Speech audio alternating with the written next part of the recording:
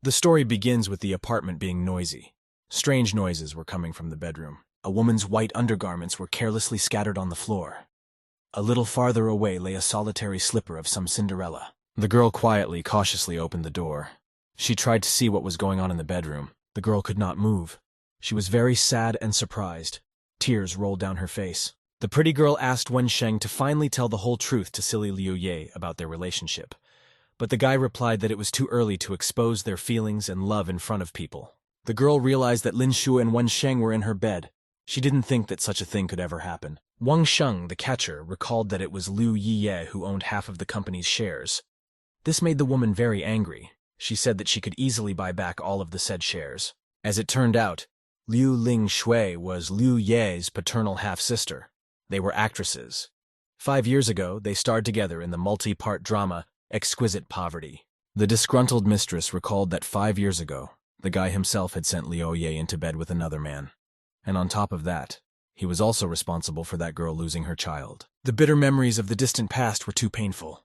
The wound on Liu Ye's heart began to bleed again. Nothing and no one can ever come back. And it's too late to repent. But we must somehow go on living with a sharp pain in our hearts. 5 years ago, on their first wedding night, Zhang Wensheng wished that Liu Ye had a child in Liu Yi. After all, then no one would be able to oppose their engagement. However, as a result, the proposal to have a child, the engagement was only part of the hypocritical guy's devious plan. The crooked Don Juan began to justify himself. He believed that his actions in the past were logical and correct. After all, the guy tried to do everything to ensure that he and his mistress had a beautiful, trouble-free future. Naive Liu Ye had specially flown to the United States to help her half-sister have a brilliant acting career internationally. And tomorrow night, she and Wensheng were supposed to go to Yuanghai to support Liu Ling Shui at the Major Star Awards. The girl deliberately returned early from the USA. She sincerely wanted to surprise her sister and congratulate her on receiving the award. The devious Ling Shui believed that her sister was quite stupid and cowardly and therefore did not deserve to live happily ever after. She also thought that her lover should be more determined and go through corpses to achieve wealth and fame. The trickster said that Liu Ye is a very smart and practical girl. Don't underestimate her. And he thought he was smart too. After all, his mistress's husband trusts and respects him completely. The lovers were very much engrossed in each other and their dreams and plans. They did not even notice that there was someone else in the apartment. My heart is shattered. The resentment gnaws at my soul and blinds my eyes. This offense is too bitter, undeserved, and unfair. From love to hate is one step. And the girl decided to take that fateful, desperate step. The vigilante's heart was full of anger. She carefully filmed the love affair between the two cooing lovebirds on her cell phone. Now the proof of the dastardly treason was in the phone. They were hard facts. The offended Liu Ye decided not to disturb the love idol. She felt like the third extra. You can't tango with 3 people. An offended girl is staying at a hotel. She needs to be alone and solve some important issues. Evidence of a secret love affair was downloaded onto a laptop. What was the vigilante going to do with the compromising video? The duplicitous Wensheng sent another message saying that he missed his beloved and was looking forward to seeing her. However, he was very tired during the day as he had to spend a lot of energy organizing the upcoming banquet. It's hard and painful to read false words. It's hard to communicate with someone who betrayed you. Wensheng once again sent a message that he was getting ready for bed. The guy wrote that he loves Liu Ye immensely. The next day was the much-anticipated Top Star Awards ceremony. Rich and famous people arrived. The beautiful Lin Shui was drowning in glory. Reporters surrounded the actress and admired her beauty. The confused Wensheng wondered why Liu Ye hadn't called him back yet. The actress was incredibly annoyed by this guy's restlessness. She wanted people to admire only her today, and all eyes were directed at her. The worried guy couldn't take his eyes off the phone. He wanted to call Liu Yiye back and find out why she was delayed. It was time to announce the winner of the Best Actress in a First-Person TV Series category. An overjoyed Lin Shui was sure that the award was in her hands. But sometimes things don't go according to plan, and what you want becomes unattainable. The file would not load for some reason, and the video would not appear on the screen. The host of the awards ceremony was embarrassed. Everything went off script. The audience was perplexed. The audience couldn't understand why there was a sudden technical glitch at the most important moment. Wensheng and his mistress were visibly nervous. They couldn't believe that something unexpected and extremely unpleasant had happened at the most solemn and important moment. The enraged Wensheng had no control over his emotions. He demanded that the video appear on the screen. The announcement of the winner was delayed. The arrogant actress was burning with anger and indignation. The party was ruined. With his wild scream, Wensheng attracted the attention of the audience. The audience began to admire his masculine beauty, and for a moment he was in a blaze of glory. The smug Liu Ye hid in the crowd and quietly watched the unplanned show taking place. She looked like the main director of this whole spectacle. The ruthless Avenger rejoiced. She was satisfied that she had successfully realized her insidious plan. But the girl was not going to stop there. A dreamy, mysterious night has descended upon the land. The city of Yonghai is quietly, peacefully slumbering. He didn't seek fame, but fame suddenly caught up with him. Besides, it was a bad fame. The actress wanted to be recognizable, popular, but now she was hiding her face and tried to escape from the public. This couple in love has really become popular. Now they're relentlessly pursued by the paparazzi. No one even suspected that the main director of this show was a supporting actress. It is not uncommon for those in the shadows to decide people's fates. The play was delightful. The main director was pleased with her work. The girl's eyes were full of contempt. She hated the hypocritical, despicable traitor. However, the girl decided to continue the game, so she answered Wensheng's call. She tried to talk calmly, as if she didn't know what had recently happened. The distraught boy shouted that he had been slandered. He asked Liu Ye not to believe the gossip about him. A frightened Wang Sheng said that reporters should be avoided at all costs right now. He also said that the reporters have surrounded Lin Shui. The actress can't hide from them anywhere. The guy was hysterical. It's like he was talking to himself. The number he dialed was disconnected. All the roles have been played, and the masks have been removed from tired faces. There's no point in pretending to be a good person. All the past needs to be put in the past, and move on. Although it is hard to move on when the future seems vague and bleak. A place for relaxation. People with broken hearts sometimes come here. All sorrows and sorrows today should be drowned in a glass of your favorite drink. And then think about why and how to go on living. The grief-stricken girl's husband and half-sister were now the center of public attention. There was a lot of information about their stormy love affair on the internet. Even in the bar, the guys were talking about their love affair. 5 years ago, her husband seemed so innocent, kind, and affectionate. He seemed overprotective of his wife. You can't tell your heart who to love. The girl didn't understand how she could fall in love with such a mean guy. And why did she believe every word of this hypocritical man? There were too many sad memories. The worst was the loss of a child. 5 years ago, Liu Ye's newborn firstborn died. The dead child was another great incurable wound in the girl's soul. And now she suddenly remembered him again. If the baby had survived, he would be 5 years old now, and they could live happily together. There's an explosion in the bar. People panic. Liu Ye was too caught up in her gloomy thoughts. She didn't even notice that the bar was dangerous. A gas cylinder exploded. The bar was engulfed in flames and choking, acrid smoke. My heel caught on a bar stool. Fear gripped my body and soul. Everyone tried to leave the smoke-filled room as quickly as possible. However, the girl was unable to do so. She fell from the chair and realized that she was visibly weakened. The girl's mind was chaotic, her thoughts confused. She couldn't quite figure out what had happened and where to run to. Suddenly, Liu Ye saw a little boy who was sitting immovably in the middle of the bar. Apparently, the little boy was very scared and didn't know what to do. The surprised girl thought she was having optical hallucinations. After all, a bar's not a place where small children can come. However, the boy's tears were very real, and his fear was genuine. The mortified girl told the toddler to pull himself together and stop worrying. She promised that she would save him at any cost. The merciless flames flared up stronger and faster. The smoke was everywhere. But the girl and the boy were desperately trying to get out of the deadly place. Suddenly, they managed to find an escape door. A little more effort, and they would be completely safe. Some bewildered guy was screaming wildly and begging for help. His eyes were blinded with fear. He must have been blinded by fear. A distraught guy pushed the girl, and she and the baby collapsed to the floor. The knee was traumatized. The pain was terrible. The girl could not get up. A panting Liu Ye said for the boy to immediately run towards the exit. There, the little one would be able to meet his relatives. But the sad boy was in no hurry to leave the smoke-filled room.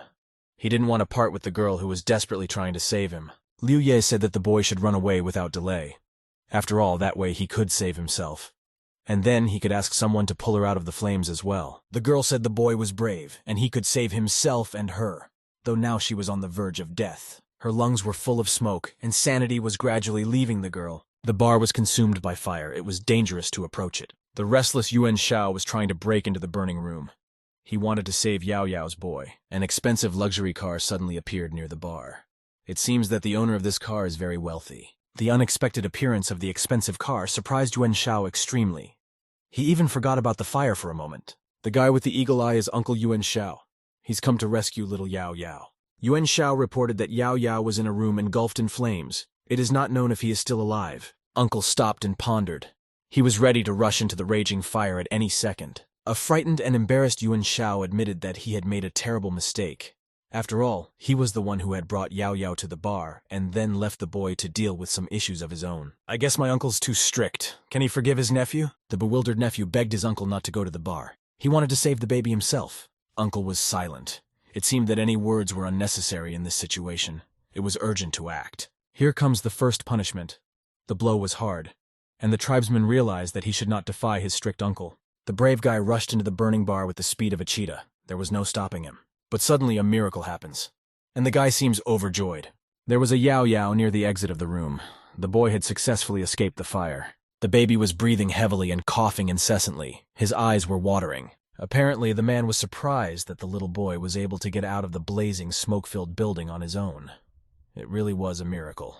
Sometimes in the most difficult, critical moments, we begin to appreciate our relatives and close people even more.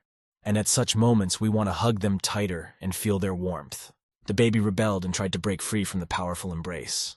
He seemed to be too anxious. A worried Yao Yao was pointing his finger at the bar. He couldn't take his eyes off the burning building. Yao Yao knew that his savior remained in the room, and now he wanted her to be saved too.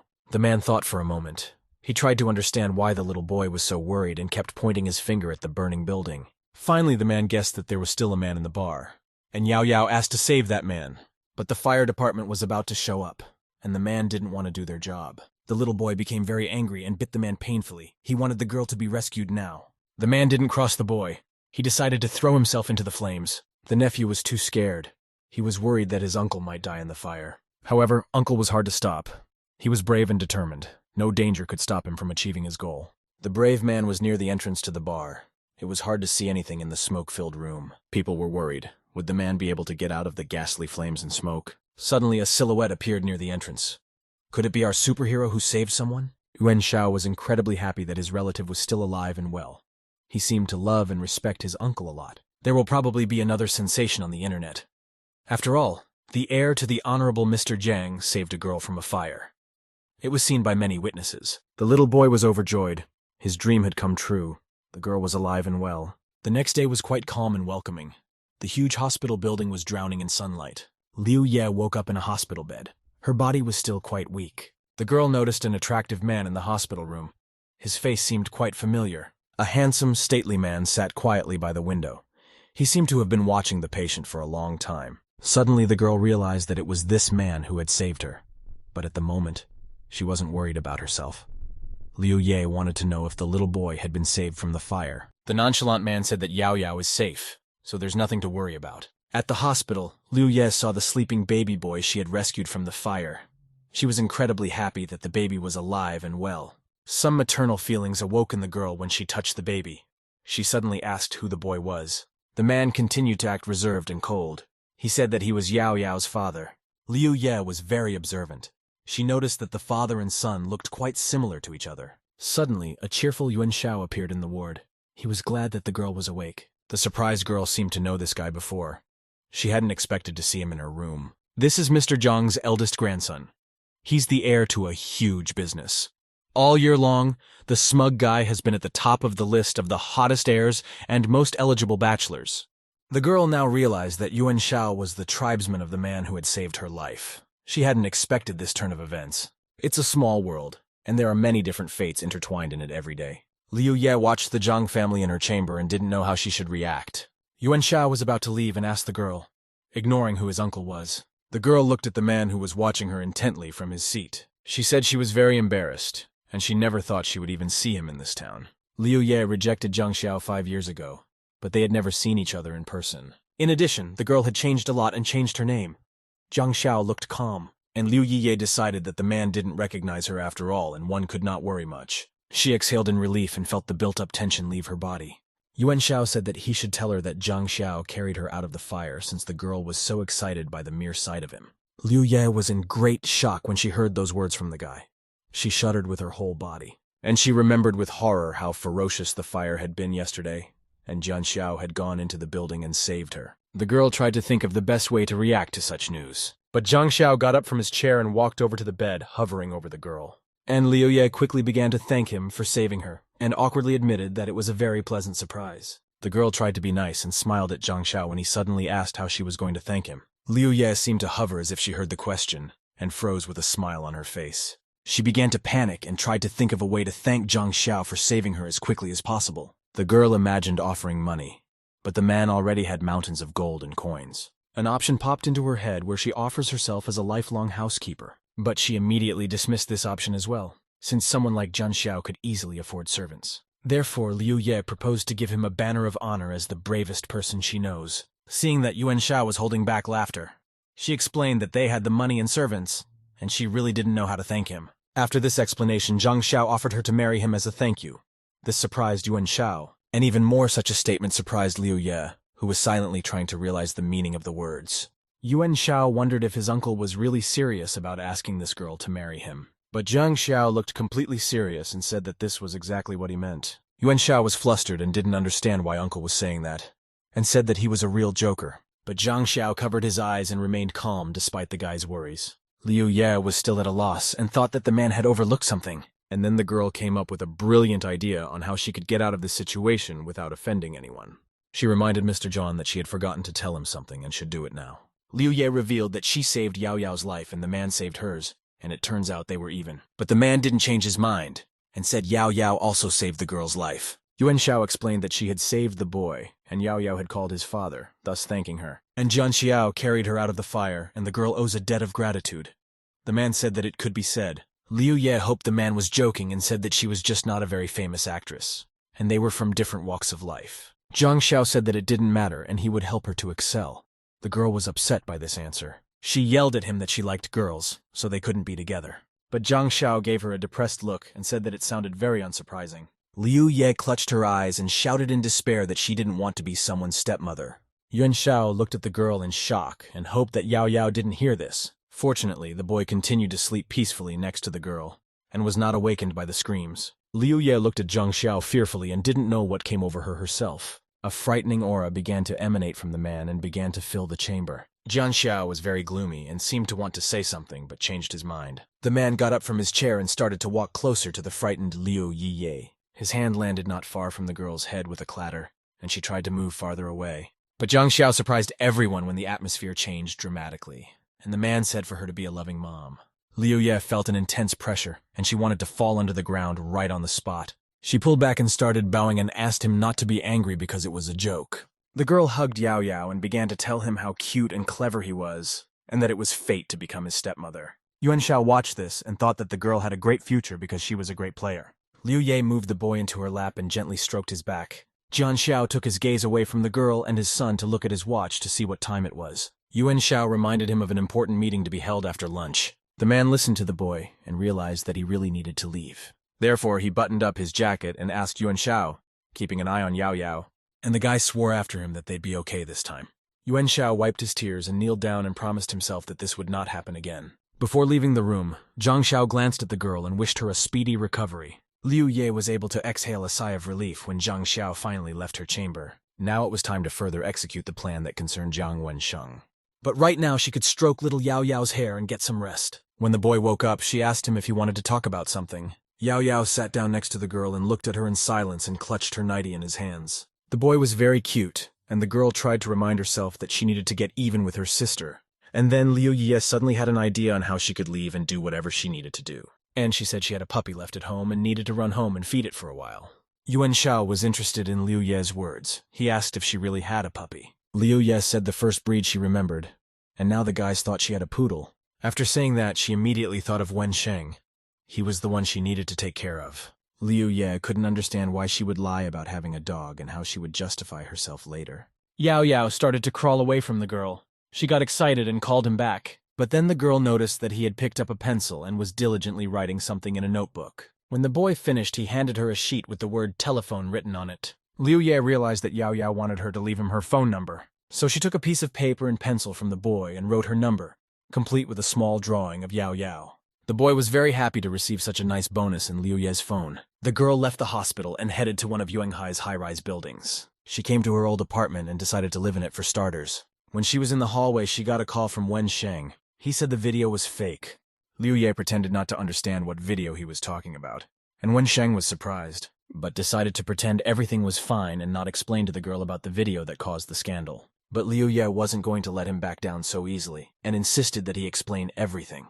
Wensheng sat on the couch and asked where the girl was yesterday, and why she didn't answer the phone. Liu Ye lied that she fell down the stairs, and Wensheng started to say that he was sorry that he couldn't take care of her. He was actually glad that the girl didn't get into the award, and Liu Ye felt that the guy was lying to her. But to him, she said it was fine and asked what the video was that she shouldn't believe. Wensheng became alarmed again and said he would explain everything when he met at the company meeting. The meeting was due in an hour, so the girl had to hurry.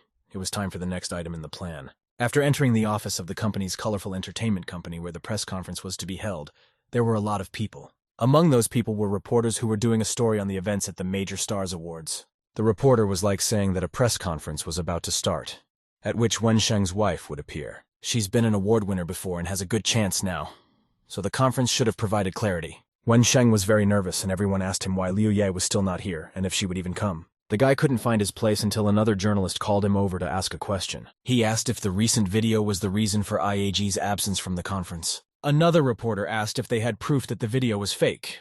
Wensheng ignored the video's questions and said that Yeji was stuck in a terrible traffic jam. The reporters continued to call out to the guy, shouting over each other as the doors to the conference room opened, and the clatter of heels echoed throughout the room as the girl stepped inside. The reporters began to part as they let Liu Ye forward and admired her appearance. Jiang Wensheng was also very happy that his consort had come, and now they could settle everything. Liu Yezi looked simply beautiful in her long white dress.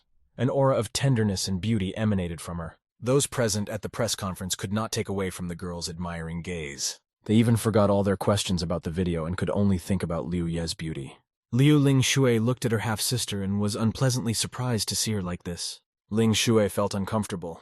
The guy was hinting to Liu Ye about the reason why she was late. The girl said she really kept everyone waiting and then said it was raining outside and asked them not to forget their umbrellas. After that, the girl sang a song and won all hearts with her care and song. The reporters started praising Yeji and asking when she would come back, because they were still her fans. Liu Ye replied that she hadn't thought about the future yet, but right now, she was insanely happy. She bowed to everyone and thanked them.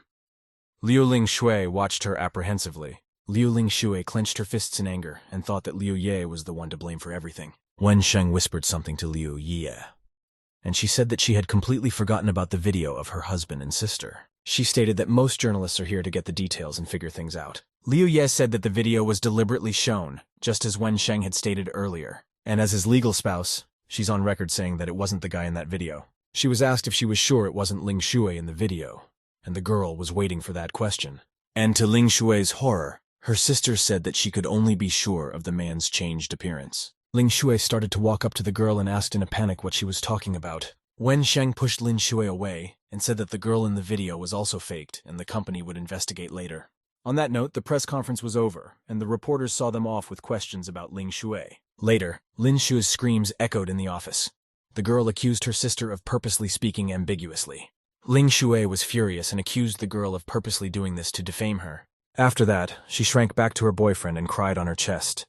Wensheng looked at his spouse with fear. Therefore he left Ling Shui and ran to Yeji, reassuring her that they were clean before her. Liu Ye asked him if the video was definitely not him, and Wensheng swore on his life that it wasn't him. Wensheng stood in front of the girl and convinced her that he only loved her. And Liu Ye clung to him and suggested to the surprised Wensheng, have a baby. Wensheng was shocked and asked why the girl thought of having a baby. And Liu Ye revealed that because of the loss of a child 5 years ago, she couldn't think about it. But now she is ready again. Then she made her pitying face and asked Wensheng if he was ready for this. Wensheng fell for this look and happily agreed to have a child. Liu Lingshui couldn't find any room for herself from anger as she looked at the couple. She tried to think of a way to distract Wensheng from Liu Yezi to draw his attention to herself. Therefore, Ling Shui decided to pretend like she was feeling really bad. Wensheng rushed over to Lin Shui and she started to lie that her head was splitting from the pain. Liu Ye watched the girl's actions with disdain and thought that pretending to be sick was disgusting. The weak like Ling Shui would only receive a moment's sympathy, while the strong would always be worthy of adoration. And Liu Ye left, and Wensheng noticed her disappearance when the girl was already far away. It was late at night, but in the Imperial Protected Natural Area, the lights in Structure 9 were on. Jang Xiao walked down the stairs to the first floor. Even though he was at home, he was still wearing a suit. Yao Yao sat in the living room and drew. Jang Xiao called his son to go to dinner, but the boy paid no attention to his dad, looking at the sheet. Jang Xiao walked closer to look and saw the phone number that Liu Ye had left him. Jang Xiao tiredly covered his eyes and realized that his son missed Liu Yeji. So he picked up the phone and called Yun Ti, asking him to send Liu Ye's address to him. It turned out that Yun Ti had already checked everything long ago he had an address, and Yao Yao was very excited. Jang Xiao got the information he needed from Yun Ti and discounted the challenge. After that, he called Yao Yao and said that they were leaving. The boy happily followed his father. Liu Ye was at the supermarket picking out groceries. She decided to have soup for dinner tonight. The girl came home when it was already dark outside. She was still living in her old apartment. Liu Ye was cooking and noticed that the broth was almost ready, and soon she could finally eat dinner. But she was distracted from cooking by the ringing of the front doorbell. The girl was surprised, as she wasn't expecting guests. She went to the door and looked through the peephole. She wondered who might have come in so late. Outside the door, she saw Jang Xiao and was very frightened. She clamped her hand over her mouth to avoid making any unnecessary sounds. The girl was worried that the man had found out that she was the one who had sabotaged the engagement 5 years ago. Liu Ye decided to pretend that no one was home and wait for the uninvited guests to leave. Jang Xiao took out his phone, and the girl remembered that she'd given the boy her phone number. She started looking for her cell phone in a panic and searched her clothes. But to her great disappointment, she found him too late because he had already called. Therefore, Liu Ye had no choice but to open the door and let the guests in. She said hello and asked how they knew her address and why they had come so late. The man showed the girl a fruit basket and said they had come to visit the victim. On the table was a glass with orange juice, which the girl served to the guests. Jang Xiao and his son were sitting on the sofa and Liu Ye on the chair opposite, but there was complete silence in the room. Yao Yao and his father were looking at the apartment, and the girl thought the situation was very awkward, because the whole thing reminded her more of a test of her nerves than a visit to a sick person. She heard the soup begin to boil and remembered that she had been preparing dinner before her guests arrived. Liu Ye pointed to the kitchen and said her dinner was ready and asked if the guys wanted to eat with her. She actually wanted them to leave, but the guests happily agreed to eat dinner together. Liu Yeji didn't expect that Jang Xiao and his son would actually stay to nibble on her food. She was trying to understand why a billion-dollar owner would come to her house with her son to eat her soup. Liu Ye fell off her chair and started screaming that her stomach hurt a lot. She hoped that if the man saw that the landlady wasn't feeling well, they would go home. However, Yao Yao was very quickly by her side and tearfully squeezed her stomach. The girl immediately felt shame for deceiving such a sweet child, and she hurriedly hid in the bathroom, suggesting that her guests start dinner without her. Yao Yao was surprised to see such a drastic change in Liu Yezi's behavior. Meanwhile, the girl closed herself in the bathroom and decided to wait 5 minutes and then come out. 5 minutes later, Liu Ye opened the door and looked at her guests in shock. They actually sat at the table and ate as if nothing had happened. When the girl came to the table, she found that not a single bite had been left for her. She stared silently at the empty plates where what should have been her dinner used to lie. Liu Ye felt disappointed and a bit annoyed by the situation that had happened. So she suggested that the guests go for a walk after such a heavy dinner and hoped they would go. But Jang Xiao sat down on the sofa in the living room and said he was so full he couldn't go. Liu Ye was mentally angry because the man ate all of her soup and now says he can't get up. The girl tried to hint that it was getting late and the baby should have gone to bed long ago, and that's why it's better for them to return home. Jang Xiao listened to the girl carefully, and then agreed with Liu Ye and said that she was saying the right things. The girl was glad, but not for long because afterward the man said they were staying the night at her place. Jang Xiao looked at his son and told the girl that he wanted to sleep and asked Yao Yao to put Yao Yao to bed. Liu Ye decided that he was taking revenge on her for breaking off the engagement and decided to make a nanny out of her. But despite all the girl's fervor not to let him do it, she found herself next to the nightlight in the bedroom. And now Yao Yao was sleeping next to her. Even though she was angry at the man, she liked spending time with the boy. Jang Xiao walked past the bedroom, and he wondered if his son had already slept. So he went to the door and opened the doors, peeking into Liu Ye's bedroom. In the room, he saw Yao Yao and the girl sleeping sweetly, snuggled against each other. The man knew that his son really liked Liu Yeji, but he didn't expect to see them in this position. As planned, the guests stayed all night and slept until the wee hours of the morning. Liu Ye woke up in the morning, and while stretching, she decided to go to the office and continue with the plan. The girl called out to Mr. Zhang and started to get out of bed. The man didn't respond, and Liu Ye thought he had left. She was unable to get out of bed as a childish hand grabbed her nightgown. Liu Yezi looked at the boy and tried to think of the best course of action, and it was decided to take him to work with him if Yao Yao promised to obey. The boy agreed to behave and they headed to the Bright Entertainment office. Liu Yezi appeared in the building with a baby in her arms and attracted everyone's attention. The surrounding people recognized the girl as Liu Ye, and everyone was wondering why she was with child. The girl herself walked confidently through the corridors, ignoring other people's gazes, and Yao Yao followed suit. The guy who saw her from the second floor called Mr. Zhang and informed him of the girl's arrival. Liu Ye walked to the elevator and was about to call the elevator and head to the right floor. But the elevator itself came down and Wensheng came out of there with a bouquet of flowers. When Liu Yezi saw him, she asked why the guy had come downstairs. Yao Yao didn't like the man, and he glumly began to stare at Wensheng. The guy was confused and asked who it was, and the girl told him that she was looking after a friend's son. Wensheng guessed that this boy was the reason they had their recent conversation about children. Liu Ye just started to think of her half-sister, and that sister immediately appeared by her husband's side. Ling Shui tried to look friendly and pulled her hands towards Yao Yao. But the boy looked at Du Ling Shui with disgust and hid in Liu Ye's arms. The girl asked Ye Zi to teach the boy how to achieve such overwhelming success. The blonde woman smiled and said that the company was gaining popularity thanks to Ling Shui in particular. Ling Shui looked at Wensheng and said that the girl still thought they were at fault. Wensheng asked his wife to put things in the past and asked if she trusted them. Liu Ye made a guilty look and said that she didn't mean it at all, and she didn't understand what was wrong with her. Since Ling Shui was here, Liu Yeji had to try and execute Plan B. She started to walk away from Wensheng, though he ran after her and kept calling out to her. But suddenly a guy appeared between them, and Wensheng wanted to fight at first, but then he noticed his identity. That guy was Yuan Xiao. The guy seemed to emit an aura of elegance and confidence. Yi Wensheng looked at Zhang Yuan Xiao and tried to understand what this person was doing in their company. Wensheng said hello to the guy and asked how he ended up in their company. Yuan Xiao turned at the sound of someone else's voice and recognized the man as Jiang Wensheng. He immediately turned gloomy and reminded that it was hard for his family members to bear Wensheng's presence. After that, Yuan Xiao told him that he could be free and headed to the car with Liu Ye and Yao Yao.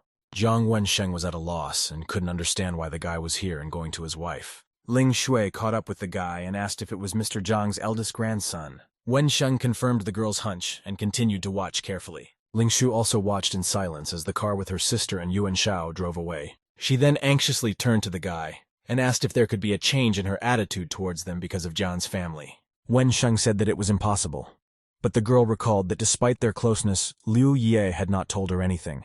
Ling Shui said that the guy should be more careful and not let Liu Ye give him horns. The guy thought about it and realized that if Liu Ye wanted to cheat on him, he would do it with incredible ease. In addition, he suddenly realized that he hadn't touched Liu Ye even once in 5 years. He began to suspect that the couple might be together and started urgently looking for Liu Ye's address. Ling Shui watched as the guy became nervous and started to try to retrieve Liu Ye. 2 days had passed since that incident, and now Liu Ye was in her apartment. The girl pruned the roses that Wensheng had given her and arranged them beautifully in a vase. At that moment her doorbell rang, but once again she was not expecting anyone to visit. Across from her at the table sat Yao Yao, and the girl left him to check who had come. Liu Ye went to the door and looked through the peephole. The girl was shocked by the picture she saw. In front of her door stood a confused Wensheng and a confident Jang Xiao. Liu Ye said that Jang Xiao had come and covered her mouth, and Yao Yao was very happy and wanted to see his father. The girl was trying to think of what she should do, as there were 2 people standing outside the door that she didn't want to see. She was helped out of this situation by Yao Yao, who decided to open the door for her daddy on her own. Liu Ye saw what the boy was about to do and rushed over in an attempt to stop him. But it was too late, and instead of her own door handle, her hand fell into the grasp of another man's palms. It was Wensheng's hands. He smiled and told me how he had been looking for her for a long time. They were prevented from continuing their conversation by Zhang Xiao as he pushed the guy away and entered the apartment. There he was met by a joyous Yao Yao, and they retired to the living room while the surprised couple watched. Wensheng began to suspect that Liu Ye and Yuan Ti had some secret, and that was why Jian Xiao came to her. Wensheng told the girl that he had been thinking about the fact that he had hindered her career all those 2 days, and was now suggesting that she come back. Liu Ye was very pleased that the guy had suggested it to her. She knew it would happen sooner or later.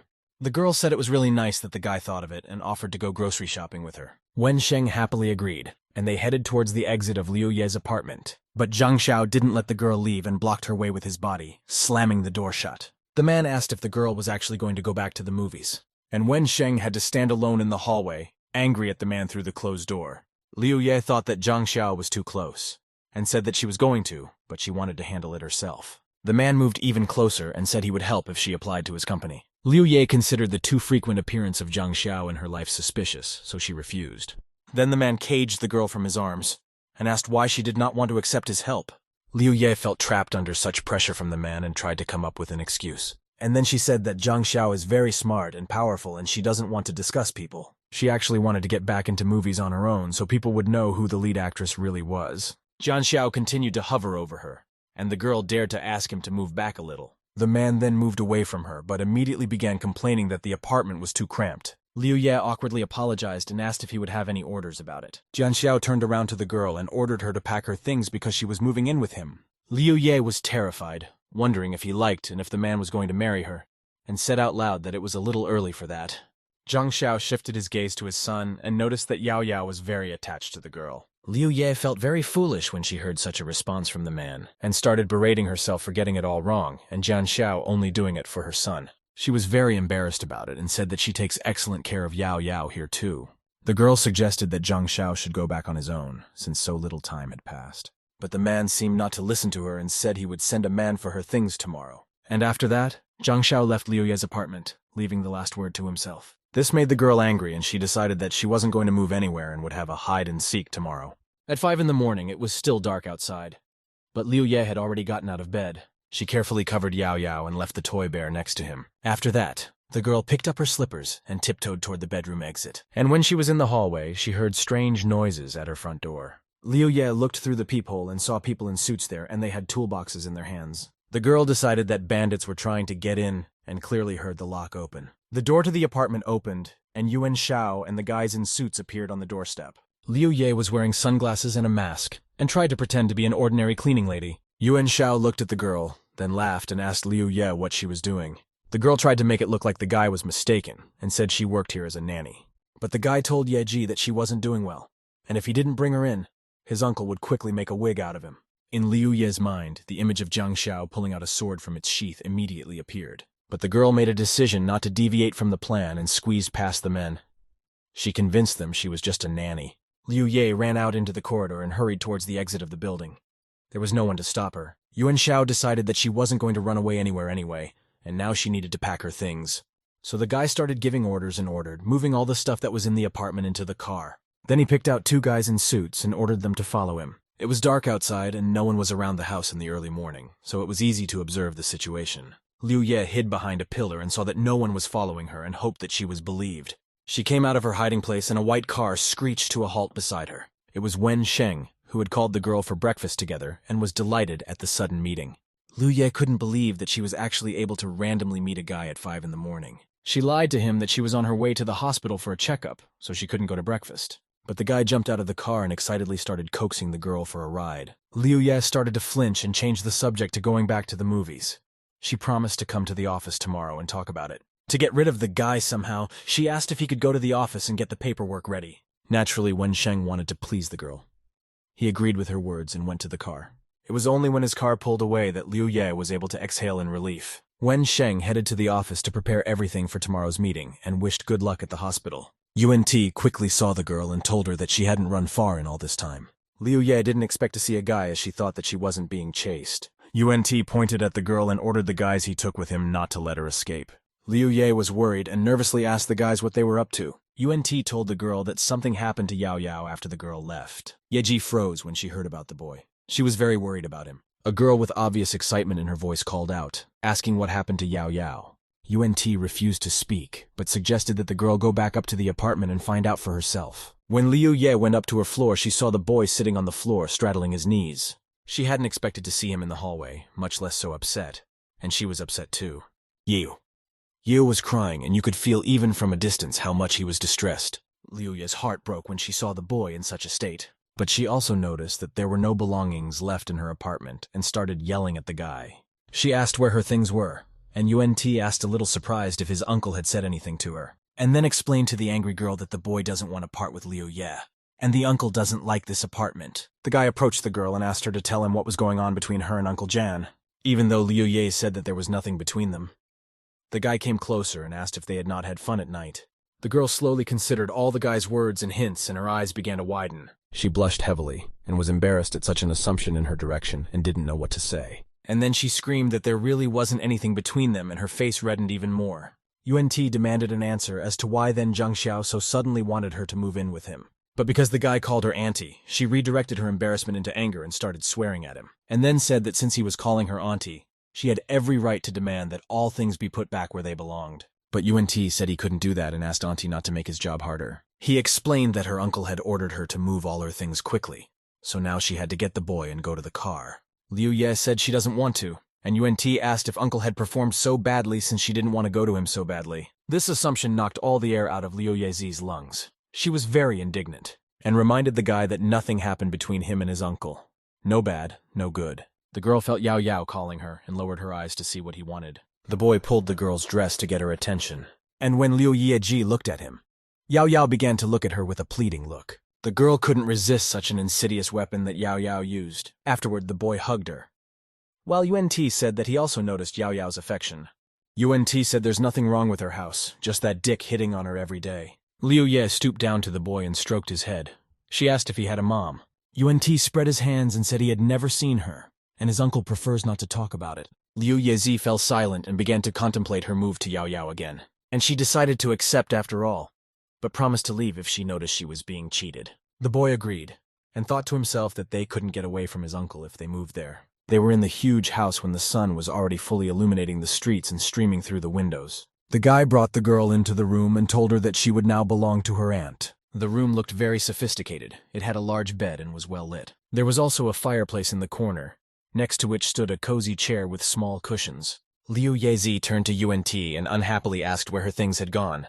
Suddenly, Jang Xiao appeared behind her. He said that they were too cheap, and if they didn't like something, they would buy new ones. Liu Ye told him that the room was all kind of messed up, and tried to find the right words. UNT started whispering to the girl that if she stayed and took care of Yao Yao, she would get a high salary. Liu Ye suddenly heard about the salary and seriously thought about it. Her share in the company was small, and the salary of the Zhang family must have been impressive. Liu Ye was unsure and asked if it was true, and the guy said that she could even sign a contract. The girl folded her arms across her chest and said she would read everything carefully before signing anything. UNT immediately took out a contract folder from his inner pocket and held it out to the girl. Liu Ye accepted the folder, though she didn't expect to receive the contract so quickly.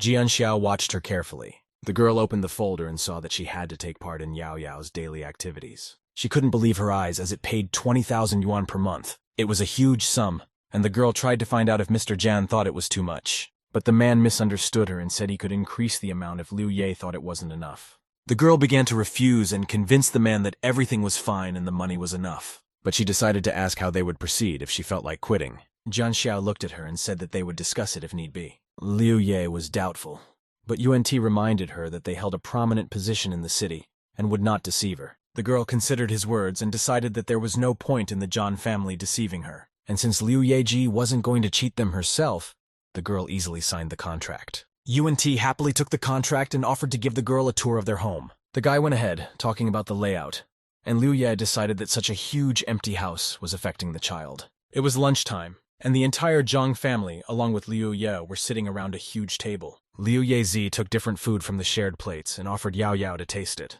Jang Xiao watched the interaction between his son and Liu Ye with a happy smile. The girl put the baby to bed and decided she was going to shower and go to sleep since she woke up very early. Liu Yeji took a towel and complained about how awfully far it was to walk to the bathroom. But her attention was drawn to the screams that could be heard from the room with the door ajar. UNT shouted that he couldn't believe that Auntie was the girl who broke the engagement. Liu Ye was in shock. The guy continued to ask his interlocutor if Jang Xiao himself knew about this fact. But Liu Yeji was already gripped by fear and she wanted to escape from this house as quickly as possible. The girl was panicking so badly that she didn't realize she was being approached, and a stranger's arm slid over her shoulders. After which, Jang Xiao appeared behind him. He asked Liu Ye what she was doing in the hallway. Liu Yezi was greatly startled by this sudden appearance of a man, but ordered herself to calm down. The girl turned around and worriedly said that she had just decided to take a little walk the field of a heavy dinner. Jang Xiao's personality instilled terror in the girl, and it was surprising that she was able to deceive him. The man tilted his head slightly and ordered the girl to come down and stroll below. Liu Ye readily agreed and dreamed of being as far away from Jang Xiao as possible. But the man surprised her when he told her that they would go for a walk together. Of course, Liu Ye wasn't very happy, and Jang Xiao noticed something in the girl that made him wary. The man asked if she was afraid of him, and the girl said that she had to be a little afraid because he was her boss. Jang Xiao started to walk away from the girl, but asked her, follow him into his office to talk about it. The girl was very afraid that Jang Xiao wanted to discuss their engagement from 5 years ago. She began to consider running away to her apartment, but it wasn't safe there. There was the option of going abroad. But in such a case, Liu Yiye couldn't properly carry out her plan to massacre the traitors, and on that score she was determined. So she was able to find the courage not to run away. Yao Yao ran up to her and hugged the girl by her dress. Liu Yeji didn't expect to see him, but the boy had presented her with an ingenious solution to the problem, which she was going to be sure to use. The girl walked to Jang Xiao's office and knocked. The man immediately allowed her to enter. She walked in on Mr. John with Yao Yao in her arms, and this surprised the man very much. Liu Ye was sure that as long as the boy was around, Jang Xiao wouldn't be able to finish her off. The man covered his eyes and asked his son to step out of the office for a few minutes. Neither Liu Ye nor Yao Yao expected this from a man and even panicked a bit. The girl looked sadly at the boy with a look that begged him not to leave her in a difficult situation. But Yao Yao didn't understand what the girl's gaze meant and calmly left his father's study. Liu Yezi humbly lowered her head and prepared herself for all possible outcomes. But she couldn't stand it and screamed that she had no choice a few years ago, even though it was too much. Jang Xiao was surprised because he hadn't explained anything yet, and the girl had already understood everything. Jang Xiao had only instructed her to check on her relationship with Zhang Wensheng, but it was already clear that she wasn't having an easy time. The man smiled softly looking at the girl, and said he understood. He coughed and said he wouldn't hurt her as she was taking good care of his son and let the girl go. Liu Ye couldn't believe her happiness. She stood outside the office and realized that she was afraid of this conversation for nothing. From an overabundance of emotions, the girl cried and thought that a miracle had happened to her. Morning finally came and everyone gathered for breakfast. There was orange juice and toast with scrambled eggs on the table. Liu Ye sat next to the boy and offered him a piece of bread. The girl felt happy. She picked up a glass of juice and began drinking it with great pleasure. But Liu Yezi choked and coughed, carefully covering her mouth with her hand. Jang Xiao noticed this and immediately reached for the napkin to hand it to the girl. The man wanted to take care of her, but Liu Yeji just stared at him and she felt very embarrassed. So she threw down her breakfast, apologized to everyone, and then ran off to her room. When the girl was in her room, she began to calm her heartbeat and tried to understand what Jang Xiao was doing. Liu Ye checked her phone and saw 12 missed calls from Wensheng and 1 from a foreign number. The girl called the unknown man back, and the guy's voice told her that he was finally back. A guy was standing in front of the entrance of the cafe. He saw Liu Yeji and started waving and calling out to her. The girl high-fived him and asked him if he had found a sister-in-law while he was abroad. The boy said his mom doesn't accept anyone but his childhood friend Yeji. The blonde pouted her lips and said that Hongdan Zui doesn't change at all and remains just as annoying. A passing girl spotted the beauties outside the restaurant, but her friend was sure there was a guy and a girl there. Jang Xiao had followed the girl and was now also watching the guys from the car. He turned to Yao Yao and asked if he had seen the guy who wants to steal his mom-to-be. The boy immediately took a dislike to that man. He puffed up his cheeks in a cute way. Liu Ye and her friend were having lunch and discussed that they could return to a stellar career together and support each other. The girl thought that Xiao Bai hadn't changed at all. He was attractive, and when he laughed, there was a warmth from him. Jian Xiao watched the couple having a cute conversation and felt annoyed. Liu Ye blushed and couldn't understand why she was thinking such things about her best friend. Suddenly Yao Yao ran up to her and hugged her. The girl asked where he had come from. She started looking around the cafe in an attempt to find Jian Yuan in the cafe, but he was nowhere to be found. Xiao Bai looked at the boy in surprise and asked if this was Yezi's son. The girl said it was a little confusing. She took the boy in her arms and offered him something to eat. Yao Yao looked at the guy, and you could tell by the look in his eyes that he didn't like him. Xiao Bai felt awkward, but he still wanted to know whose child it was that had come to the girl. At this moment, Jang Xiao appeared next to their table and irritably replied to the guy that it was his son. Liu Ye didn't expect to see Jang Xiao himself in such a cafe, and was as surprised as the other customers. The man didn't ask anything and unceremoniously sat down at the guy's table, surprising them greatly. Liu Ye awkwardly apologized and said that the food from this cafe might not be good enough for a man. Jang Xiao didn't answer anything because a waiter came to their table and brought him a beef Wellington. The man in the suit finished with all the finer points and announced that they had already bought the building. The girl realized she had to introduce the guys to each other and tried to do so, but Xiao Bai had already shaken the man's hand and said that the girl had talked about him. The man replied that he had never heard of him. Xiao Bai said that they were friends who couldn't let go of each other in any way, and this made Jang Xiao angry. So he told her that Yezi was living in his house and they would have no way of keeping in touch. The guys looked into each other's eyes, challenging each other, and the atmosphere was palpably heating up. One could especially feel it from Jang Xiao's side, but no one was going to back down. Liu Yeji tried to ignore it and offered Yao Yao a taste of the delicious huoguo. The men heard this and directed all their attention to the girl, and under their gazes, she felt very uncomfortable. So Liu Yelzi made a decision to escape from this place, and suggested that the boy go home. The men unanimously offered to give the girl a ride home, and Liu Yiye became anxious. She stood up and asked her friend to step back to talk to her for a bit. The girl took the guy aside and apologized for not being able to go with him and promised to call later. Xiao Bai accepted this kind of response from her friend and didn't impose himself, only saying that he would wait for a call. Liu Ye returned to Mr. Zhang and said that she would go with him as they had something to discuss. Liu Yezi found herself in the gentle embrace of Jang Xiao as he gently kissed the surprised girl. She looked at the man during the kiss and couldn't understand how it happened. Shortly before these events, they were in the study, and the girl was telling him that she was going back with a friend. Jang Xiao did not understand this, as his company had a more favorable environment for development. Yeji said she understands the capabilities of Mr. Zhang's company but wants to rely on her own efforts. At that moment, the door opened, and an alarmed UNT came running and shouting disaster. He showed a news article on his phone where Liu Ye was accused of being the kept woman of a rich heir. The girl read the whole article with horror, and then saw that the news portal belonged to Mandarin. She thought about it and remembered that Lin Shui's good friends worked there, which meant that it was probably her idea. Jang Xiao said that he wouldn't let anyone touch his girlfriend.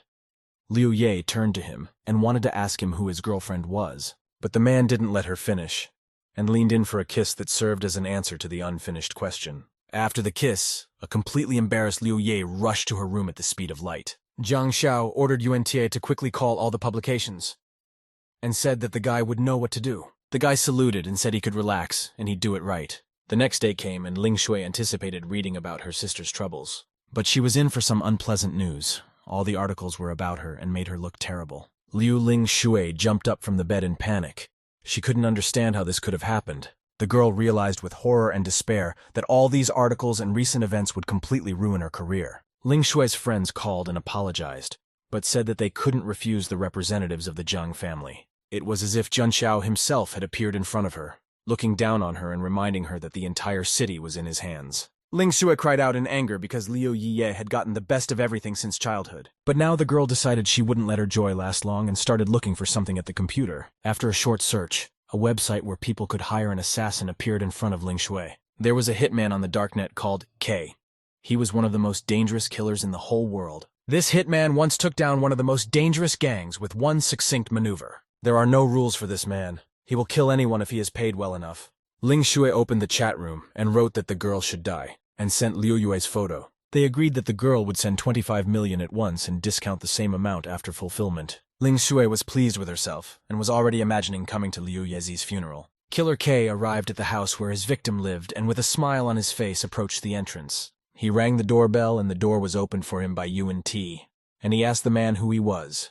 The man looked friendly and said he was from internet service and came in for a routine check. After that, UNT became serious and carefully looked at the man in front of him. He asked the man to show his ID, and the killer reached into his bag. A knife appeared in UNT's hand, which he unwound right in front of the man. Killer noticed the gesture and recognized his knife in the stranger's hand and froze with surprise and shock. He confusedly checked the spot where his dagger should have been, and tried to figure out when the guy had taken it. UNT guided the blade and said that their family had their own workers, so it was immediately clear that he was an imposter. The guy asked to say who he was in a nice way, but the hitman made decisions to run as fast as he could. UNT shouted after him to stop immediately, and guards began to arrive at the shouts. UNT and the guards ran after the man. The guy wanted to know what he wanted from the Jan family. The killer said he would have killed him if he had the dagger, and UNT ordered him to stop and get it. The hitman managed to hide among the trees, and UNT ordered increased patrols around the house. The man hid behind one of the bushes and breathed heavily, realizing that this plan had completely failed. So the next day, he watched Liu Ye in her room through binoculars. He compared the girl in the photo to make sure she was the right one. He pulled out a sniper rifle and was already anticipating getting his 50 million. Behind him was the silhouette of a guy asking who hired the man. Killer was startled when he heard the stranger's voice. The man said he didn't know who the guy was, and added that the K hitman himself was going to deal with him now. Xiao Bai jumped down to be on the same level of the roof with the man, and asked if he was a K. The man didn't even have time to open his mouth to respond when blood rushed from his shoulder. The boy held a bloody knife in his hand and asked the man who he was then. The man trembled and turned to look at the guy behind him. He was scared, because in front of him stood a real hitman. K. Xiao Bai entered the world of show business as a young and carefree guy who played only one role in an amateur play. He was standing on the set amongst a lot of people, but his attention was caught by Yeji, and it was then that he first met the diligent and hard-working Liu Yeji. The day this happened, Xiao Bai fell in love with a beautiful girl. So to earn her favor, he too began to study acting diligently. The guy gave himself completely to every role he played, even when he had to perform stunts. They had been friends for a long time, and Xiao Bai made the decision to confess to the girl when they were on the ship. The couple was standing on the deck and chatting sweetly when Xiao Bai's phone suddenly rang. The guy asked Liu Ye to wait for a while and stepped back to answer the phone. But that day he learned that his parents, who had stayed in another country, had been killed because of local gang warfare. That same night, Xiaobai left, abandoning his career. He wanted to avenge his parents by all means. The guy stood in the rain, wiping his knife clean of blood. He was covered in abrasions and small cuts. Xiaobai was sure that as long as he was gone, Yeji continued to live the same life as before. So when she decided to leave showbiz, the guy thought that Yeji was just tired. It wasn't until later that he realized it wasn't that simple, and it was likely that she had something going on that night on the ship as well. For a long time, Xiaobai and Liu Yeji did not call or write to each other. And after the guy killed the last member of the gang, he discovered that the girl was caught up in a series of events. Yi Xiaobai was certain that there was one person behind all of this who had dragged Yeji in. Perhaps it was Jang Xiao, who she was now staying with and taking care of his son. But to Xiaobai, it didn't matter much since he had the opportunity to take care of her. The boy turned away from Jan's family home and began to back away from the edge of the roof. He walked away thinking that he just couldn't afford to lose his one and only love one more time. Morning came and the John family's house was flooded with rays of sunshine as the weather was beautiful. Jang Xiao walked to the door to Liu Yezi's room and knocked, and when no one answered him, the man took hold of the doorknob and opened the door. In the bedroom, Liu Ye and Yao Yao were sleeping soundly on the bed next to each other. Jang Xiao looked at this picture with mortification and a slight smile and didn't bother to wake them up. The man took the blanket and covered Liu Yeji more tightly. He thought the girl was very cute when she was sleeping. At that moment, the girl began to wake up. She opened her eyes and looked in front of her. Liu Ye was greatly startled when she saw the silhouette of a man stretching his hands towards her. So she jumped up on the bed and slapped the intruder with a scream, defending herself. The man was silent, and there was a huge red mark on his face from the girl's palm. Liu Ye recognized the man as Jang Xiao and panicked when she realized she hadn't hit a bandit. The man glanced in her direction, and it seemed to the girl that he was very angry with her. She started yelling that she didn't hit him on purpose and grabbed Yao Yoi to protect her. Near her head, Jang Xiao's hand landed and the girl looked at the man in anticipation. Thoth looked smug and said he'd forgive the prank just for the kiss. Liu Yeji was very embarrassed, especially when she remembered their recent kiss in the study. She put her hand out in front of her and flatly refused to kiss the man. Jang Xiao took the girl's palm in his and Liu Ye was confused with embarrassment even more. She tried to take her hand away and pull back, but she failed. The man was very close to her again, and the girl froze, looking straight into his eyes. Yao Yao watched this and was very happy that his parents were getting closer, so he shouted happily, and then jumped on top of his parents despite being asked not to indulge. Liu Ye picked up the boy in her arms and carried him to the bathtub, explaining that you should brush your teeth in the morning. But Jang Xiao was not upset by this. He remained sitting on the bed, watching their interaction with a smile. Unt met his uncle in the hallway and said they needed to discuss yesterday's events. He held out a photo of the hitman and said that the man had tried to break into the house yesterday and managed to escape. Jang Xiao looked and said that he understood everything and asked if there was anything else he needed to know about. Unt said that he and Yao Yao were asked to come to the old house for a couple days. Jang Xiao listened to this information and was a little surprised that he was expected to travel. A satisfied Lu Lingshui walked beside Wen Sheng and was already anticipating what a beautiful day it would turn out to be. She snuggled up to the guy and thanked him for helping her get a new role. Wen Sheng said he was confident in her and noticed that the girl was very happy. Lin Shui said it was because of the casting. It wasn't actually because of the new role, and Ling Shui laughed lightly. She pictured Liu Ye's body, which had long since cooled down, because she was sure that the hitman had done his job. And Wen Sheng said that she was suddenly able to breathe freely for the first time in a long time. In her dreams, Ling Shui came to the right place where she was greeted and escorted by a lovely woman. Jiang Wensheng hesitantly stopped and saw Liu Ye in front of him in confusion. The girl stood surrounded by journalists and gave an interview. Everyone around her laughed and complimented Liu Ye. This was the picture that Ling Shui saw as well. Only she was even more shocked because she was sure that the girl was gone. She grabbed her phone and tried to figure out why she was here and still alive. When Ling Shui logged onto the darknet and wanted to contact the assassin, it turned out that he had interrupted their communication session. The girl realized that she had wasted as much as 25 million and began to cry at the injustice. She fell to her knees and clutched her head, trying to understand why she had to do this. Wen Sheng walked over to her. He wanted to know what was wrong with the girl, but Ling Shui grabbed his arm and threw him over himself. After that, in a fit of anger, she pounced on the uncomprehending guy and beat him on the back. Liu Ye saw them and said hello with the sweetest look, attracting the attention of the reporters. The couple found themselves in a very awkward position and realized they didn't look in the best light. Ling Shui tried to pretend as if nothing had happened, and said that she was flattered that Miss Star was talking to her. Liu Yezi came closer and said that she was just about to hold a press conference and announce her return. Lin Shu could only see the reporter behind her half-sister who was filming Liu Ye. She was also caught in the frame, so Lin Shui tried to keep her face and not ruin her image. So the girl laughed unnaturally and tried to look benevolent and congratulate her sister.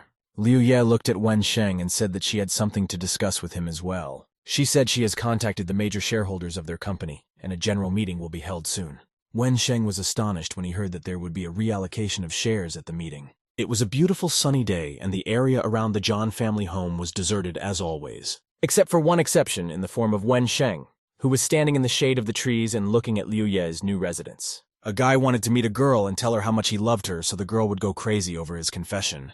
He brought a bouquet with him and was sure that then the girl would immediately forget about the shares and their division. Wen Sheng couldn't wait for her to appear as Yuan Ti walked past him, who noticed the guy. He called out to Zhang Wensheng, and the guy turned to look at him and felt awkward at such an encounter. Yuan Ti was eating ice cream, and while looking over at Wen Sheng, he saw a bouquet of flowers in his hands. He walked closer and put his arm around Wen Sheng's shoulder and said that they had something to discuss. Yuan Ti said that the guy was waiting out his aunt, but in fact she had long since left through the back door. Jiang Wensheng fidgetily said that he understood everything and tried to leave the Jiang family's territory and leave Yuan Ti as soon as possible. But he was unable to do so, as Yuan Ti's hand rested on his shoulders again, stopping Wensheng. The guy had a knife in his hand and was telling the startled Wensheng that he was ready to surprise him. After this meeting, Wensheng hurriedly returned to his car as soon as possible. When he got to her, he started going somewhere and calling Ye Zi, who didn't pick up the phone. The sky was clear, and you could hear the sounds the helicopter made as it flew. Liu Yezi sat inside and felt that she couldn't understand how everything happened, and why she's in a helicopter right now flying somewhere at the crack of dawn. She turned to see Zhang San beside her and realized it was all because of him. Yezi's cries that there was no way she would go with them to her parents could be heard far outside the house. However, Jang Xiao didn't listen to her and simply threw her onto his shoulder despite the girl's screams and demands to let her go. Liu Yezi was only released into the seat of the helicopter, and she grudgingly oohed when she landed. Jian Xiao immediately buckled the girl and hovered over her, saying that she was Yao Yao's official mom, so she was going with them. The girl cried out that taking care of Yao Yao and traveling to a man's parents couldn't be equivalent things. Zhang Xiao looked at the girl carefully and remained silent for a while, which surprised Liu Ye. He stroked his son's head and said that the child had no mother from a young age. And so every time he goes to play with his peers, the kids start laughing at him. They point their fingers at him and whisper unpleasantly behind his back. They call him a savage who has no mother. And they say that since he doesn't have a mother, he's a foster child, and Yo-Yo is suffering because of that. Liu Ye clasped the boy to her and started shouting that no one would dare bully her son. Zhang Xiao didn't argue with her, buckled up himself and said that they could fly then. The man covered his mouth with his hand, but Liu Ye still noticed that he was trying to hide a smile. It was only then that she realized that no one would dare to bully a child of the Zhan family. The helicopter along with the girl was already flying when she clearly realized that she had been fooled. Liu Ye tilted her head tiredly and admitted that it was very difficult to fight the man in any way. She was looking at Zhang Xiao's profile and she was very curious to know what he was really like. Zhang Xiao looked down into the helicopter window and told his son and Liu Ye that they had flown home. The girl leaned over the man and began to look down with interest. There she saw a whole island full of trees and only a small number of houses. Liu Ye asked if the man really had such a big house on the island, and Zhang Xiao simply replied that he actually owns this entire mountain. They started to land, and the girl was very curious if it was even legal to have her own mount. After landing, Zhang Xiao, Yao Yao, and Liu Ye got out of the helicopter and headed to the car. The driver was already waiting for them next to the car. As they were driving, the girl saw something that frightened her. A very real tiger was walking right next to the car, and a deer's throat was clutched in its mouth. Liu Ye screamed as the car passed the animal, but Zhang Xiao calmed her down and told her that the tiger was tame. The girl couldn't believe that a tiger with a deer in its mouth could be non-threatening and tried to figure out where she had gotten herself into. After a while, they finally arrived at the main house and headed for the entrance. Liu Ye led Yao Yao by the hand, and the Zhang family's servants were waiting for them near the door. Zhang Xiao was respectfully greeted and told that the master was in the hall and had been waiting for him for a long time. Liu Ye was reminded of everything as if she had entered a museum, and she laughed a little, but she didn't tell the man because of what. Jian Xiao put his hand on the girl's shoulders and pulled the surprised Liu Ye to him. He told her softly that they should play out the show, and he hoped she could play along with him. The girl stood evenly beside the man and glanced back at him unhappily, after which Liu Ye covered her eyes and touched her long beautiful hair, and threw them back, entering the image of a loving wife and mother. She radiated confidence. Liu Ye walked forward with a slight smile on her lips, and Zhang Xiao watched her in surprise. The girl was right in front of the shocked man and was correcting his tie. She called him dear and agreed to go and went to Yao Yao to take his hand. Zhang Xiao didn't expect the girl to become so assertive and confident so quickly and was slightly taken aback, but soon caught up with Liu Ye and pulled her to him by her waist, as if nothing had happened. The girl purposely poked him a little with her elbow, and thought the man was a little annoying. They very quickly found themselves in front of the entrance to the room where the whole family was waiting for them. The chairs to the room were arranged in a circle, and all but 3 were already occupied. The men who were sitting on the left immediately noticed the new arrivals. An elderly man sat in the center wearing sunglasses, and it was hard to tell where he was looking. The man and woman who sat on the right side were also scrutinizing all 3 of them. Jang Xiao nodded politely and said hello to his great-grandfather. This was the first time Liu Ye had seen the guy like this. Great-grandpa sat in the center and leaned on his cane. He greeted Xiao in return. Jang Xiao put his hand on the top of Yao Yao's head and asked the child to honor his grandfather. However, the atmosphere in the room began to darken perceptibly as the men began to look at the child. The aura that emanated from the people on the right side was no better. Therefore, Yao Yao felt uncomfortable and was afraid to walk past these people.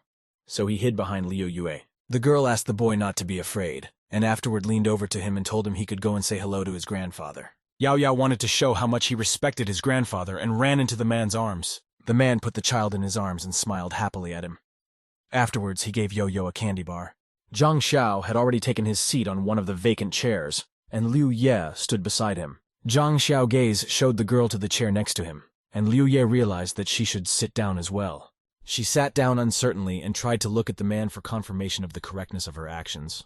When Liu Ye sat down on the chair, the atmosphere in the room changed from oppressive to surprised, and the girl asked Xiao who this girl who came with him was. Jang Xiao introduced the girl to his relatives as Yao Yao's mom. This caused all the people in the room to be shocked, and the girl jumped up from her chair. The girl who asked the question came closer and asked if Jang Xiao was sure. He replied that he was sure, but further argument was interrupted by another guy. He said that the great-grandfather should speak first.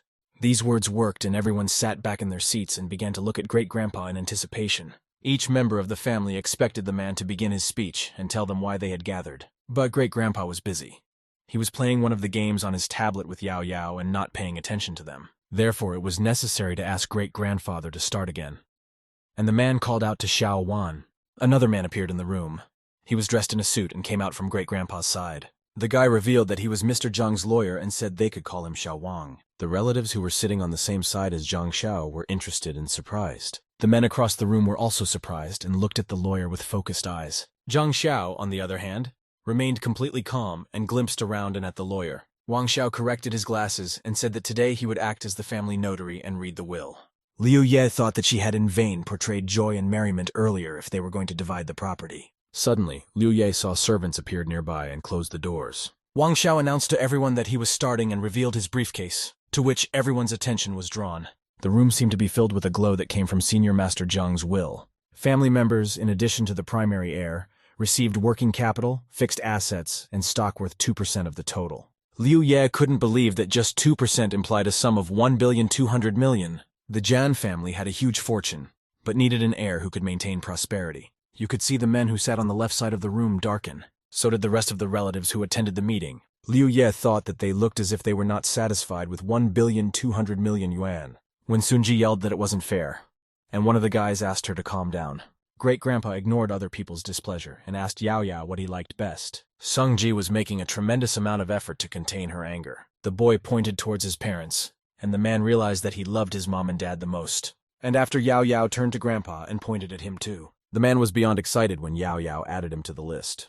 Wang Xiao went on to say that the main heir was chosen based on personal character traits and abilities, and Jang Xiao was the one who was more suited to be the main heir and receive the fortune.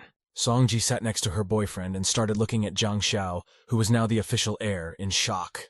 Jang Xiao, on the other hand, simply nodded at this news, not showing any extra emotion to the others. Liu Yezi was excited to hear such news and looked at her companion in shock. Songji jumped up from her seat again and started yelling that Jang Xiao wasn't even related to them by blood. And his personal life can't be called decent because no one knows who the girl is or whose child it is. Therefore, Sunji felt that the guy was not worthy of being the main heir.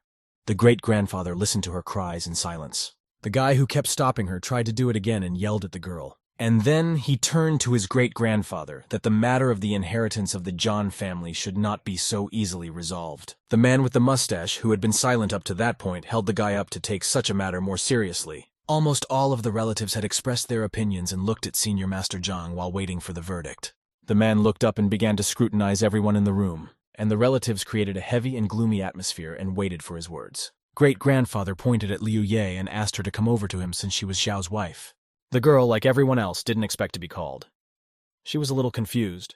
Jang Xiao looked at her and reminded her that she had been summoned by her master, and then asked with a smile if she wasn't a world-class actress and was afraid. Liu Yezi accepted the challenge and frowned. She was going to prove to the guy that she wasn't afraid at all. So the girl rose from her seat and, as if nothing had happened, made her way to her great-grandfather. Jang Xiao watched how confidently the girl played her part and smiled contentedly. When Liu Ye came over, she stroked Yao Yao on the top of his head and said that he missed his grandfather very much. After that, she bowed slightly and introduced herself.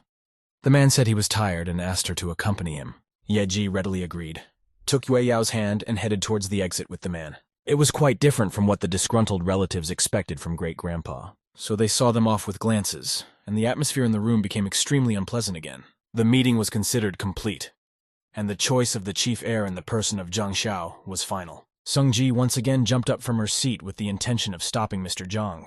However, the man told her to ask all the questions to Xiao Wang because he had no energy left for a showdown. The servants opened the door in front of them, and all three of them left the meeting room, heading to rest. Xiao Wang said that the capital would only pass to the heir after grandfather's death, but in the meantime, he would figure out what could be changed. Ye Ji led her grandfather, but all her thoughts were occupied with the fact that Jang Xiao would have to continue the family business. But she was very concerned about the fact that the rest of the family was very unhappy with this state of affairs. Liu Yezi reminded herself that it had nothing to do with her because she was a person of a different level. And while Liu Ye was thinking about it in the large hall behind her, the showdown wasn't going to stop. Sun Ji thumped her hand loudly on the table and yelled out why things were happening like this. She looked angrily at Jang Xiao, who was sitting next to her completely calm, and wasn't even paying attention to her. The guy who had calmed down Sun Ji at the meeting came over to him.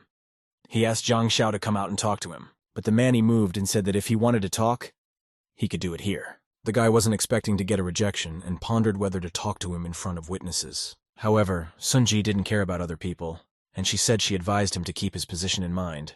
Jang Xiao smiled at her and said that all matters concerning his situation were very clear to him. Sun Ji was so infuriated by his behavior that her body began to shake with anger and irritation, and she shouted to him that the matter of inheritance was not yet closed, and the lad should not begin to rejoice before the time.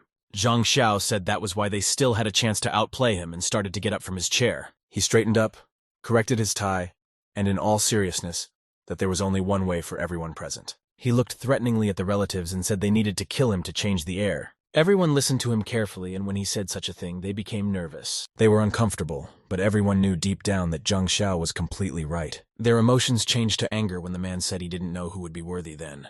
And Sung Ji didn't hesitate to show that she was angry at being treated like this by Jang Xiao. He looked back at everyone at the exit of the hall and told them that he would be waiting for anyone who wanted to try to make it. And with a calm and confident gait, he began to walk away, leaving his relatives behind. Everyone was silently watching him in complete silence, each thinking about something different. When the man who hadn't said a word earlier suddenly hit the table with his fist and shouted about how arrogant Xiao was. The man was very angry that Jang Xiao was allowing himself to talk like this in front of the fact that he was a nobody here. Two women appeared in the doorway to the great hall. One of them asked why they were getting angry in vain. She smiled and said that since Grandpa had decided that, there was a reason. Someone asked what Nan Tin meant by that, but she said she was just taking Grandpa's side. Song Ji thought that Xiao was an arrogant receptionist, also brought an obscure girl and still an honored guest. And the girl felt that if Grandpa didn't change his mind, then they needed to change Xiao's own mind. Nan Thin watched their worries and laughed quietly beside her daughter, and then told her that all these people were just a bunch of fools and nothing more. And then Ningting told her daughter that all these people were just a bunch of fools and nothing more. The girl turned to her mother and noticed her smile. She asked what she was up to. And the woman told me that all the heirs of the Jan family are very different. Some of them are addicted to money. Sunji is in over his head with his shopping, and Jang Xiao outshines them with her wit and manners. The second man is overly partial to women on whom he spends huge sums of money. So among all of them, choosing Xiao, a very wise decision on Grandpa Zhang's part. The girl listened to her mom and said that really, it didn't matter who got the inheritance. Nantai smiled and agreed with her daughter that the heir was not that important, because it was necessary for the girl to become the only important person in the eyes of this heir, and the girl was sure that Jang Xiao couldn't resist her beauty. Although the guy had a child, he wasn't married. It wasn't clear what was between him and Liu Ye, but the girl could see that it was nothing serious. Though even if there were some feelings there, they didn't matter since no one could resist her. Jang Xiao was bound to be her treasured gift. The sounds of playing could be heard from the house. Yao Yao found the robot and dinosaur toys and actively played out their battle. The elder Mr. John took pictures of the boy and played with him. Liu Ye awkwardly stood nearby in the playroom and watched their entertainment. The girl would never have thought that Grandpa John was actually like this. She bowed to Mr. Jan and said she would go and get them a drink. Liu Ye walked towards the exit, watching how happily Yao Yao was spending time with her grandfather. She saw the boy smiling happily at the camera and thought it was the first time she'd seen him like that. As the girl was leaving the room, she accidentally crashed into Jang Xiao's chest. She raised her head and saw the man in front of her. Liu Ye was embarrassedly silent. And then she looked away and said she didn't notice the man and asked what he was doing here. Jang Xiao placed his palm on the door and told him that only Grandpa and Yao Yao usually enter this room. The couple watched the grandfather having fun playing with the boy, pretending to be a dinosaur while the boy hunted him. Jang Xiao turned to Liu Ye and addressed her, drawing the girl's attention. The man pulled her against him and asked what she had done since her grandfather had let her in.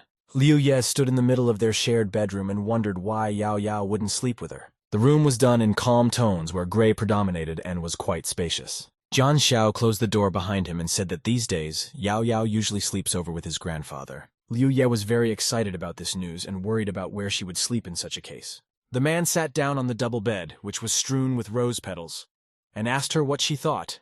He swept the bedspread, drawing the girl's attention to all the petals and the spot beside him. Liu Yezi watches this with her mouth wide open and is dumbfoundedly silent. Jang Xiao started to undress without waiting for a response, and suggested the girl go take a shower and go to bed. But Liu Ye still spoke out against it, and reminded her that they were just pretending to be husband and wife. When the man heard this, he froze, his shirt only half unbuttoned. But eventually the shirt was completely unbuttoned and unzipped, and Xiao's pumped-up torso was revealed. Liu Ye saw someone else's naked body and felt her whole skin burning with embarrassment. So the girl decided not to figure things out further and just drift off to sleep on the couch. Jang Xiao didn't argue with her and headed to the shower to wash off the fatigue of today. When he was done, he walked out of the bathroom, leaving drops of water dripping down his legs.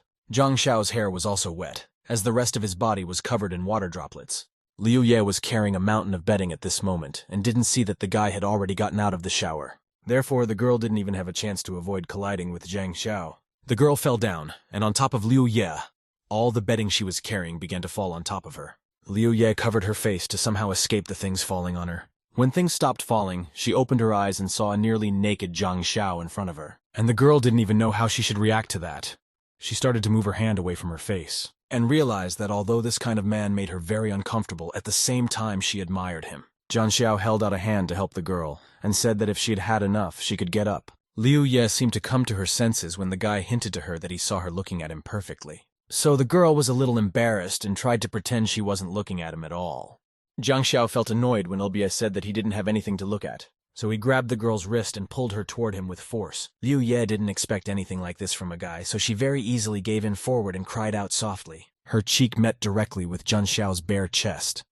This position didn't help her get rid of her embarrassment. Liu Ye wanted to move away, but the guy didn't let her do so and told her not to fidget. Liu Ye panicked a little, but she tried to convince herself that it would be impossible for Jang Xiao to induce animal desire in her. Liu Ye panicked a little, but she tried to convince herself that it would be impossible for Jang Xiao to induce animal desire in her. So the girl clamped her eyes shut and tried to ignore their proximity and the rapid pounding of her heart. Because of her closed eyes, she could only feel the guy leaning in next to her. When Liu Ye opened her eyes, she saw that Jang Xiao was holding onto the edge of the blanket that was tangled in her legs. After that, the guy smiled charmingly at the embarrassed girl and headed to his bed. Liu Ye was lying on the sofa and thought about the fact that she accidentally tripped and pulled down the blanket. In the beginning, she thought she might fall, but then she remembered her kiss with Xiao. These thoughts made the girl feel embarrassed again, and she turned on her side to push the unnecessary thoughts away. And just as she was ready to go to bed, the doorbell rang. Liu Ye wondered who decided to come to their bedroom so late, and the girl went to look through the peephole. There she saw that right in front of their door stood Senior Mr. Jan. Liu Ye panicked and realized that she had to quickly run to the bed and get all the bedding from the couch. The girl grabbed the bed and ran to wake up Xiao. She whispered to him that Grandpa had come. Jang Xiao got out of bed and went to open the door for his grandfather, not fully understanding why he had come. The man walked past the puzzled Xiao to the inside of the room and asked if they were well accommodated. Senior Master Jang walked over to the bed and saw Liu Yeji, who was pretending to be asleep. Grandpa smiled when he saw that Jang Xiao and his new wife were sleeping in the same bed. Liu Ye was very nervous about the whole situation, but she diligently pretended to be asleep. Since Senior Master Jang had already seen what he was interested in, he said that he would not bother them anymore. Liu Ye thought sadly that the man had already disturbed them, and now he was leaving as if nothing had happened.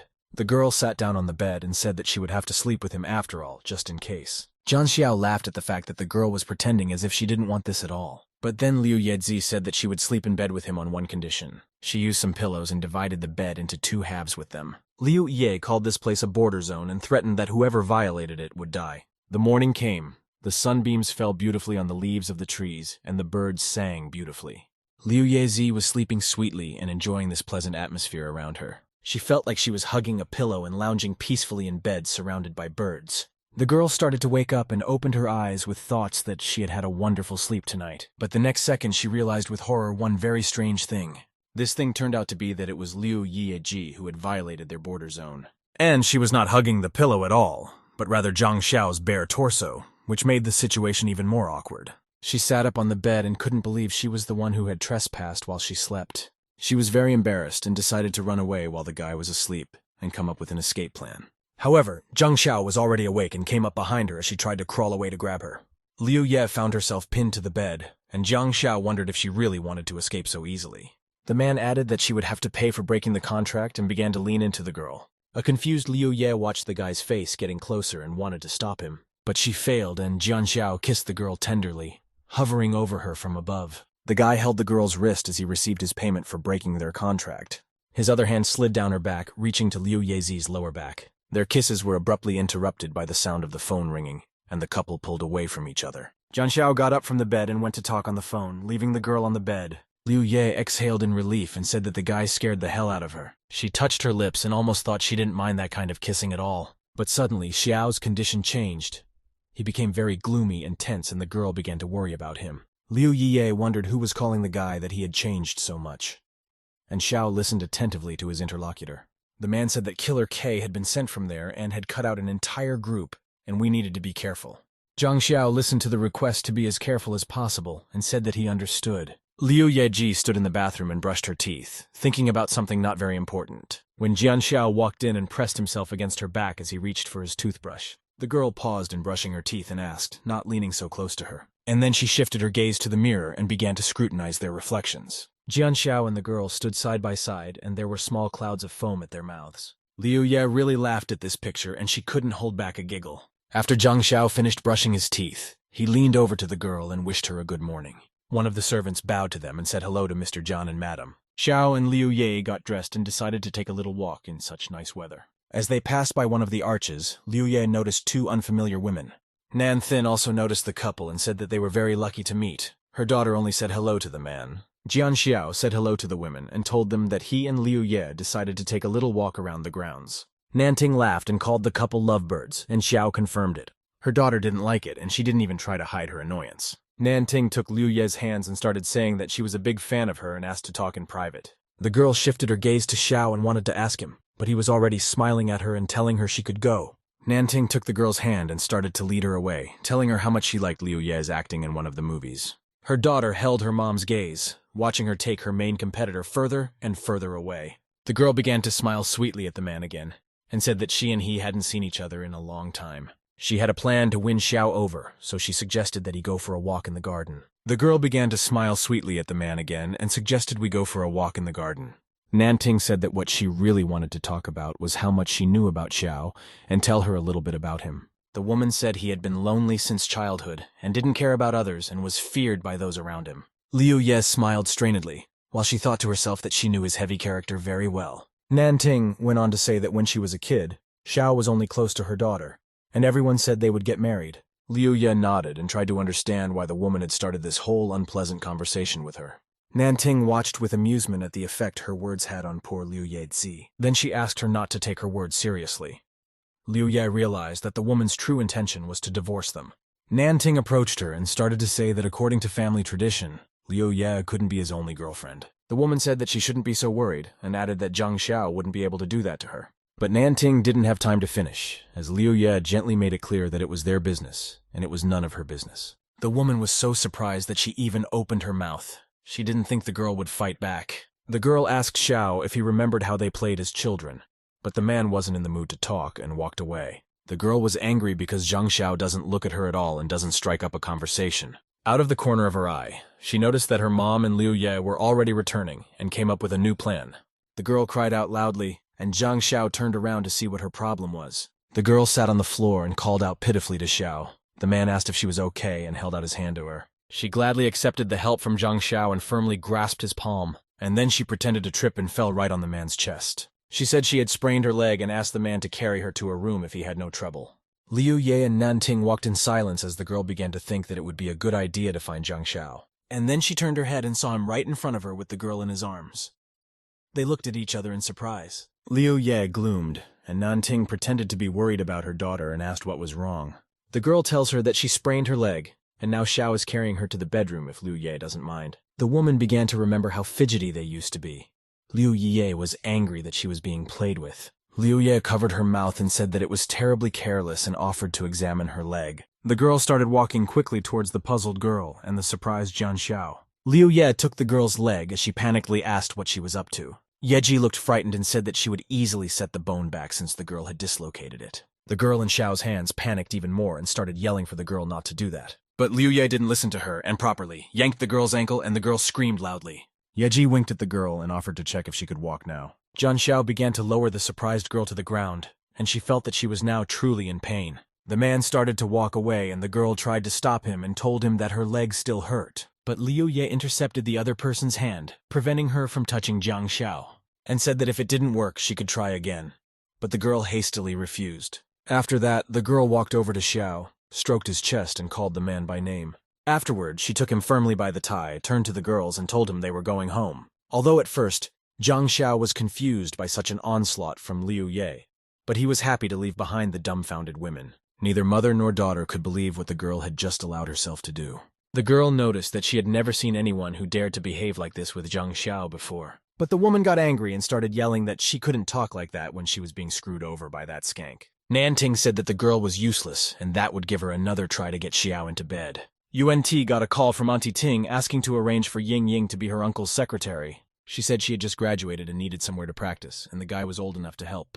UNT listened to Aunt Nanting's request, and after thinking for a while, he agreed to fulfill it. The guy hung up the phone and was already imagining what a fun show was in store for him in the near future. Liu Ye continued to lead the man behind her, using her tie as a leash. Then she let him go and wryly apologized for preventing the man from doing his heroic duty. Liu Ye turned to Xiao and said that she wasn't jealous. She just didn't want to watch a cheap show. Jang Xiao was right beside her and placed his hand on the girl's waist, pulling her to him. Liu Ye wanted to say something, but the guy whispered in her ear to keep her still as someone was coming. They stood close together and watched a man and a little girl walk past them. Jang Xiao praised the girl and said that he expected her to play the same game at the evening reception. Evening was approaching, and the evening reception of the Jang Xiao family was soon to come. Liu Yezi walked out wearing sparkling shoes. Her heels clattered on the floor, drawing attention to her. She walked out to Xiao and asked how he liked that dress for tonight. The girl was wearing a beautiful blue dress in which she all seemed to shine, but the neckline was very deep. Jang Xiao said that this dress is not suitable. Liu Ye was greatly surprised to hear such an answer. The guy said it was too revealing and asked Liu Ye to change into another dress. Liu Ye was upset, plus this dress was very difficult to take off. She changed into a more closed white dress. It was very delicate. And she asked if it would fit. This Jang Xiao liked, and the girl said that he had very old-fashioned tastes in clothes. There were a huge number of tables at the reception and everything seemed to sparkle. There weren't very many people yet. Jang Xiao and Liu Ye were met by a bunch of girls who immediately started saying how irresistible he was. Liu Ye heard someone whispering insults at Xiao for cheating his grandfather and getting an undeserved inheritance. The voice said that the guy was nothing to be proud of and that Xiao wouldn't be here for long. The girl turned around and tried to see who it was. Suddenly she heard that voice again, only much louder. And now he was saying that he hadn't seen his nephew for a long time.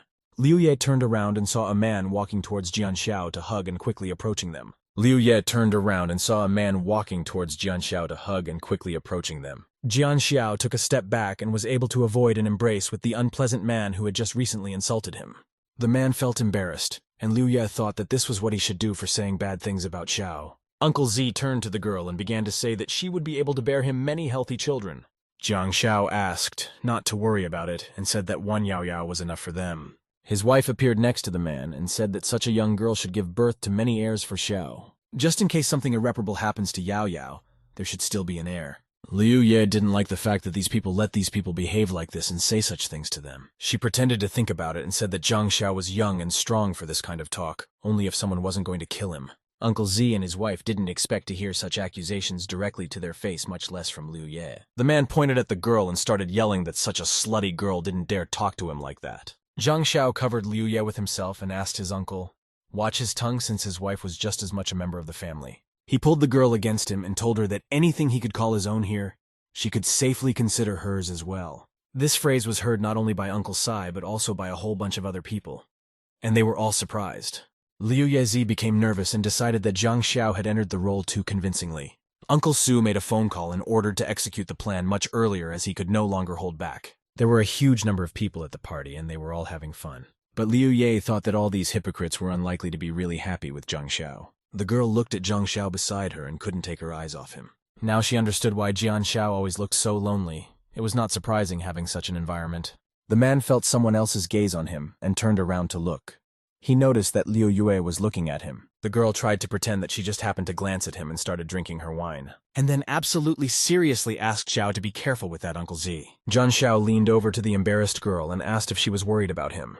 And she said that she wasn't yet. The man calmed her down and admitted that he had already infiltrated his entourage. Jian Xiao took the girl's hand and said that he would take her to a place where they could relax. Liu Ye walked in a short robe and said that she knew he would be alone because the Zhang family is very greedy. The girl called out to Xiao while she herself began to watch the water splashing. Suddenly, she saw a man who was wearing only a bathing suit and was heading in her direction. Jang Xiao walked over to her, and the girl just watched him and couldn't say a word. The guy took Liu Ye to the hot spring and asked the girl to be careful. He approached the girl and said that she had done a good job. Liu Ye said that it was nothing special. Yi felt that she couldn't be around Xiao without feeling embarrassed, so she started to move away. She lied that it was hard to breathe here and said she would go to the other side for a while. Liu Ye stepped back and leaned on the edge, enjoying her body relaxing in the hot water. The girl herself did not notice how she fell asleep and spent half an hour in that position. She was awakened by the splashing of water very near her, and she opened her eyes slightly, not realizing what was happening. She saw a worried Zhang Xiao asking how she was feeling. Liu Ye said that she was fine and she just accidentally fell asleep and started falling right into the water.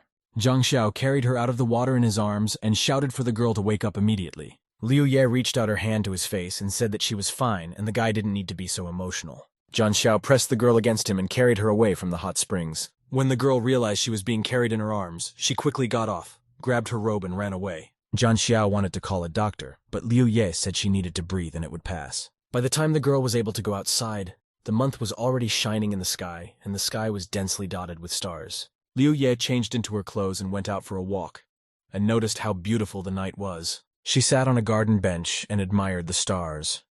She realized that it had been a very long time since she had seen them. Suddenly, the girl felt someone's tongue tickling her leg and thought it was a cat. But when Liu Ye looked down, she was horrified to see that right in front of her lay the very same tiger. Suddenly, in the middle of the night, a loud female scream was heard. It came from deep within the territory. Jian Xiao was finishing changing his clothes when he heard a shout and recognized Liu Ye's voice in it. Suddenly, he realized that there was usually a tiger walking in the western part of the park, and he was very scared. Jang Xiao threw on his jacket and ordered, immediately search for his wife and rescue her at all costs. The guy ran while thinking about the wild tiger that almost no one could escape alive. He hoped it wasn't the reason Liu Ye was screaming. Jang Xiao didn't stop for a second and started shouting out the girl's name in an attempt to find her. But what he saw when he did find it struck Xiao to the very core. Liu Ye sat next to the tiger and stroked the top of his head, telling him how obedient little Zhang was. The guards who accompanied Mr. Zhang on the search were shocked to see it too. Liu Ye noticed that someone had come and was standing behind her and turned around to see who it was. Xiao was there and the girl told him how cute and fluffy little John was. The boy wondered why she named him that. And Liu Ye thought this because he also looks fierce and just as unsociable. He was little Jang Xiao. Xiao gawked at the tiger, and the girl thought it was strange for a tiger to be afraid of humans. But the Zhang family weren't exactly ordinary people. The man sat down next to Liu Ye and said that in all these years, he was the only one who had managed to befriend a tiger. He asked how the girl managed it, and Liu Ye said that she possessed the rare art of cat caresses. The guy took off his jacket and threw it over Liu Ye's shoulders, explaining that it was cold outside. The tiger that lay at their feet watched the actions of the humans with interest. The girl became very embarrassed again and started to leave. She said it was too cold and it was time to go home. The next sunny day came, and everything around played brightly with colors. The servants who were tending the flowers in the garden could not believe their eyes and opened their mouths in amazement. Liu Ye was walking along the path not far from them and leading a calm and happy tiger on a leash. Everyone was shocked that a tiger approached the main house, especially on a leash. No one expected this from Liu Yiye. The girl walked into the main hall, and Senior Master Jang expressed his admiration for her. He said he'd heard she'd tamed a tiger, so he'd also taught it commands. Yao Yao, who was sitting in Grandpa's arms, pointed to Mommy and told her that Daddy was listening to her too. Liu Ye felt awkward and asked the boy not to say such nonsense. Grandpa said that he could retire peacefully now that Xiao was in such good hands. Grandpa said he hoped she could be relied upon and handed the girl an envelope of money. Jang Xiao's family headed towards the helicopter and they were asked to go back and take care of each other. So they boarded the helicopter and began their long-awaited trip back home. Liu Ye and Yao Yao were very tired, so they fell asleep as soon as their helicopter took off into the sky. Jang Xiao gently put his arm around the girl's shoulders so as not to wake her up and watched her with a smile. The girl woke up because her phone started ringing, and in her sleep started looking for it. When Liu Ye took out her phone, the screen said that Xiao Bai was calling her. Jang Xiao was wary when he saw who was calling the girl, and Liu Ye was very surprised. The girl answered the phone and promised that she would meet the guy tonight. From the phone ringing and the movement beside him, Yao Yao also woke up and called for his mom. Liu Ye said she had to have dinner tonight with an old friend and asked the boy to behave himself at home. Yao Yao agreed, and Liu Ye asked Jang Xiao for time off for the evening, but he refused her. The girl got angry and reminded her that she was their employee and needed her days off and couldn't just be exploited. But shouting didn't work, so Liu Ye turned to her begging and pleading gaze. Jang Xiao tried to resist her charms, but he realized that this was a fight he had lost. Therefore, allowed the girl to leave for one night. Liu Ye was glad that her cute pretense always works. So far they had flown home, and when the girl got free, there was already a month and stars shining in the sky. She was on her way to meet Xiao Bai, who was standing at the entrance of the restaurant. The girls nearby were discussing his attractiveness. Liu Ye thought that Xiao Bai had always been popular, but right now, he didn't look like his old self. However, when the guy saw the girl, a wide smile appeared on his face and he greeted her.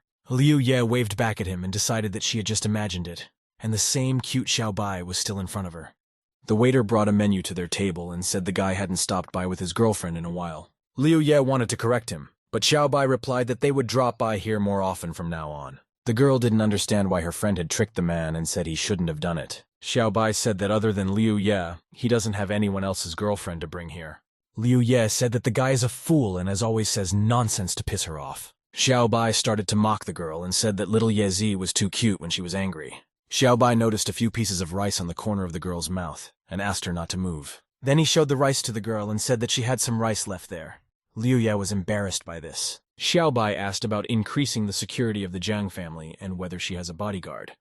And the girl said she did. But Jang Xiao doesn't have much contact with outsiders, and Bai said that he looks like a person who carries a gun. The girl was surprised and said it was nonsense because the man was not the head of the mafia. Liu Ye said that he may look angry and formidable, but he is actually an ordinary person.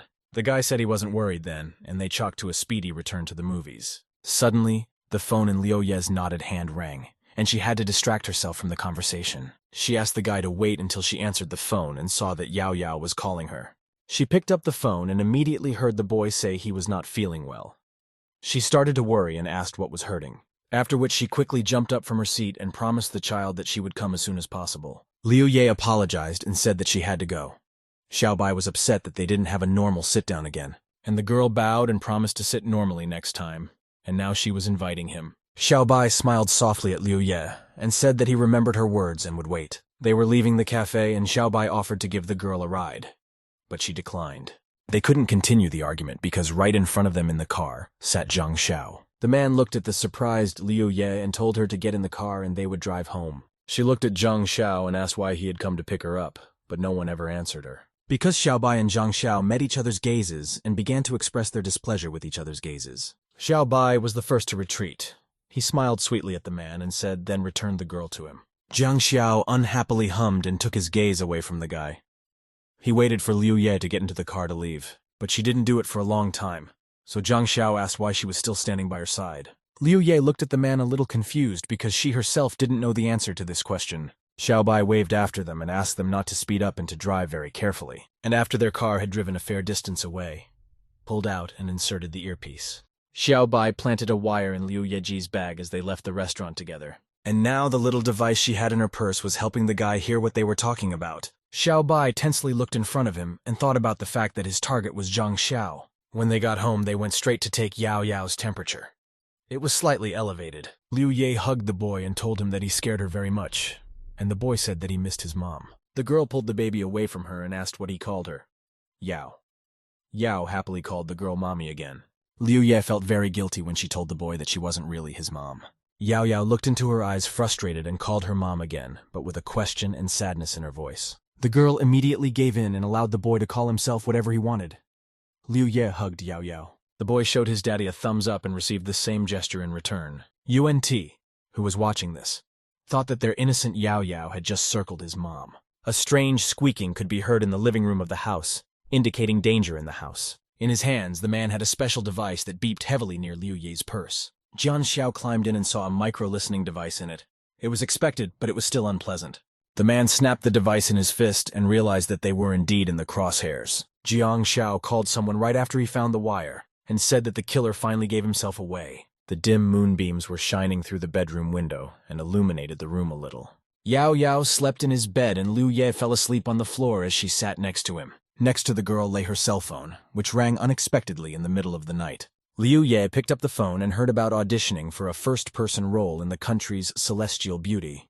The girl excitedly told Liu Ye that it was a hot project about palace intrigue. Liu Ye smiled awkwardly and admitted that palace intrigues were not very interesting to her right now. But the girl said that Ling Shui was also going to participate in these auditions, and Liu Ye immediately changed her mind and agreed to participate in this casting. It turned out that the project was produced by the Zhang family, so Liu Ye had the lead role in her pocket. She realized that Jang Xiao had taken her seriously, and she was very curious as to why he would do this. The girl headed to Xiao's room and knocked, asking if he was asleep. The man allowed her to enter. Jang Xiao sat in a chair near the window and dangled a wine glass in his hand. Liu Ye saw such a Jang Xiao, and for some reason she was very surprised because of this picture. The girl felt as if this situation was familiar to her, as if she had seen something like this before. Jang Xiao worriedly got up from his seat and started walking towards the girl. He asked what was wrong with her. But in Liu Ye's memories, the guy looked like he was a completely different person, and that was strange. And then the girl couldn't understand where such images involving Xiao even came from in her head. She had a terrible headache, and Liu Ye screamed and grabbed her. Jang Xiao ran to the girl, and Liu Ye kept seeing images in her head involving Jang Xiao, even though she had never seen it before. She remembered Jang Xiao's beautiful, sincere smile, and she wondered if it really belonged to the guy. Liu Yeji always seemed like she had forgotten something, and it was something very important. These memories were from the year she studied at the Beijing Film Academy. Back then, Zhang Wensheng was courting her, and she didn't reciprocate him in a special way. On the contrary, Ling Shui talked about him all the time, but Liu Yiye felt that he was not the person she wanted to be around. Later on the eve of graduation, Liu Ye's group went on a small trip to the mountains. Liu Yeji had an accident while climbing a mountain. The girl fell off a cliff. Then she hit her head hard, and Zhang Wenshun found her, brought her down to the foot of the mountain, and carried her to the hospital. After that incident, Wensheng kept coming to the hospital, and that's when Liu Ye started having constant headaches. But she soon recovered and entered the showbiz circuit and began to rapidly develop her award-winning career. Wen Zhen helped the girl run the business, and she gave the guy a small stake as a thank you. But then she left the movie industry, hoping to get married. She was provided for by Wensheng, and then it turned out he cheated on her. But right now, Liu Yeji didn't think that any of her memories weren't quite right. She has always been passionate about her career and loved her job since Wensheng convinced her to leave. Previously, whenever Liu Ye was busy with work, Wensheng would always bring her coffee. Liu Ye wondered how she could have previously overlooked the connection between Ling Shui and Wensheng. All the previous years the girl had been naive, foolish, and simple-minded. Suddenly she remembered her medication. Everything that was going on in Liu Yeji's mind was so confusing. She wanted to understand what she was missing. But why did she see a different person in her memories? But at the same time, very similar to Xiao. That memory also gave her a massive headache and the glass fell out of her hand. But back then, Zhang Xiao was very concerned about her condition, and she could see the frightened expression on his face. Now, as she sits on the floor and agonizes over her headache, she sees the even more concerned face of the man in front of her. Liu Ye couldn't cope with the headache and lost consciousness. Jian Xiao tried to wake her up, but the girl had already lost consciousness, and it was useless. Therefore, Zhang Xiao was silent and pondered his next actions. He gently lifted the girl from the floor and picked her up in his arms, and then carried Liu Ye towards the bed. He put the girl down and stroked her hair. The man was very worried about Liu Ye. Jian Xiao walked over to one of his racks and reached for the jars that were on the topmost shelf. This jar contained a calming essential oil to help treat memory disorders. Jian Xiao unscrewed the cap and dripped some into the scented diffuser. He promised that the girl would remember everything soon. The scent of the reproduction oil began to waft around the room, and the man promised that he would keep Liu Ye safe. Jang Xiao kissed the girl's forehead and told her that she would remember everything very soon and come back. Lin Shui performed at the casting for the country's celestial beauty and bowed to the judges at the end of her performance. The girl thought about the fact that Wen Sheng's friend had authored the script and she could ask him to help. She mentally told the other girls that they had come in vain and mocked them. Suddenly, all her joy dissipated when Liu Ye appeared behind her and called out to her. All the girls who came to the casting also heard Liu Ye's voice and couldn't believe their eyes. Liu Yezi smiled kindly and welcomed everyone. She looked beautiful. Ling Shui was annoyed and surprised. She asked why Liu Ye had come to today's casting. And then she started telling her sister that since she had just returned, she shouldn't take on such serious projects. There were many Liu Ye fans present at the venue, and she greeted everyone, and replied to the evil Ling Shui that she should try her best if she didn't want everyone to be able to bypass her and destroy her reputation. Ling Shui forced herself to calm down and wished her sister good luck, and reassured herself that she was familiar with the scriptwriter. Liu Ye thanked and said that she actually came here just for the sake of appearances. Ling Shui didn't understand what she meant. And then Liu Ye hovered over the girl and asked if the girl had watched what kind of company was making this movie. Ling Shui didn't look, but now she had her suspicions. So she quickly took out her phone to take a look. Her major fears were confirmed by the first article she saw that the movie was being made by Star Entertainment. Ling Shui immediately turned gloomy and felt her body stiffen slightly from shock and despair. And then she heard Liu Ye behind her saying that she had made a deal with someone not long ago, and wants this issue to be resolved in a fair manner, not because of some ulterior motives. Ling Shui turned to her sister, who was telling her that the movie would only come out good with the right actresses. And then Liu Ye went up to her sister and said that she wouldn't do something against her because she had a conscience. To those around them, the scene between the sisters looked very cute and they were discussing how close they were. Ling Shui, on the other hand, was just seething with anger at this moment. And Liu Ye was saying that she could take the useless jerk for herself. The girl said that she didn't need him, but Ling Shui should know that he would soon have nothing left. Liu Ye said that she didn't know if she would need him then, but they had true love, so Liu Ye promised to wait for them. Just at this moment, a man came out of the room and called Liu Ye to audition. Liu Ye put her hand on her sister's shoulder and wished her luck in her display, and smiled softly at her. And then she turned around and headed for the listening room, leaving her angry sister behind her. Ling Shui felt humiliated and mentally promised herself that she would definitely deal with her half-sister. Liu Ye played her role as if she was already wearing the right costume and had the right scenery around her. Though the girl was actually standing in the middle of an empty room in a plain white dress, no one saw it. The jury was delighted with such acting and could not wait for her appearance in the movie. Liu Ye shook everyone's hands while accepting the praise and said that she was looking forward to their productive cooperation. Although Liu Ye wanted to just rub Lin Shui's nose in it at first, she wanted the role herself. The script was really great. The plot of Heavenly Country Beauty is as exciting as love itself. It tells the story of love. The story of a girl and a guy who loved each other but lost their memories. And for some inexplicable reason, the plot seemed very close and painfully familiar to Liu Ye. There were two men hiding behind the container, guns in their hands, and nervous because they didn't see a police officer. Suddenly, the silhouette of a man appears behind the criminals, and he can be seen jumping off the container. This is the policeman. He lands on the floor not far from the criminals and reaches for his gun. And immediately, with a couple of light and quick movements, he shoots at the men in front of him. The criminals scream, but don't have time to do anything. They fall lifelessly to the floor from their wounds. The policeman can now afford to relax and throws a confident glance at one of the cameras. The people on set are just thrilled with this scene, and everyone starts praising the guy's acting. Xiaobai is praised and said that despite his long hiatus, he's still just as on point and has no equal. There were girls crowded around the guy. Some of them were fixing his makeup, and some were offering him water. Xiaobai asked to give him his phone, charmingly smiled, and took a picture. He sent the picture to Liu Ye to evaluate his image. The girl replied right away. She wrote that he looked amazing. Just at this moment on the set, he praised Xiaobai's mannerisms and movements and said that he was a true professional. Everyone present looked at UNT. The girls didn't immediately realize who was in front of them, and the guy was not very happy with him. Then someone from the team shouted out that this guy was Mr. Zhang's grandson, and everyone started to look at UNT.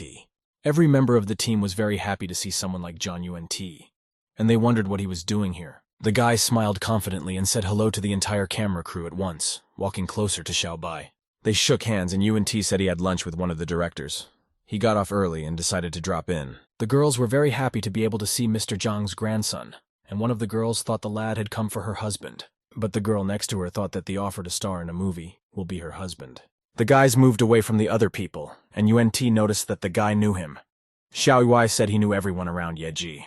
UNT looked at the guy and said that he was even braver than he looked if he dared to court his aunt. Xiaobai said that they were just childhood friends, but Jang Xiao had already made himself look bad many times. UNT reminded the guy that the Jang family has enough power to prevent the guy from rising to the top again. But Yubai said that he knows, but he also knows that his uncle won't do such a thing, and UNT's threats are useless. The guy asked that John UNT should leave the idle talk and go over and say why he came.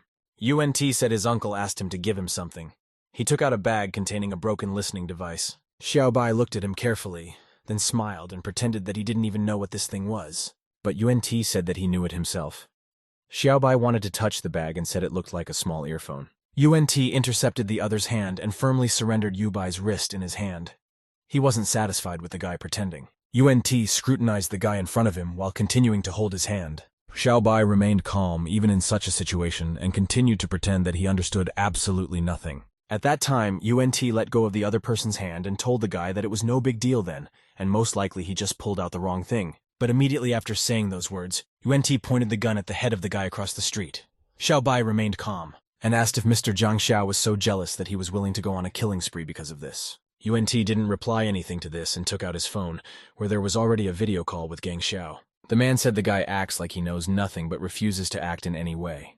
The guy's indifferent composure gave away. Afterward, Xiao told the guy that this was his last warning.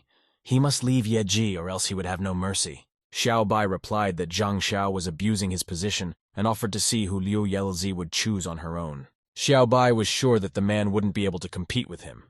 But Jang Xiao said that the girl had already chosen him anyway. This made the guy freeze, and the man revealed that Yao Yao was their mutual biological son.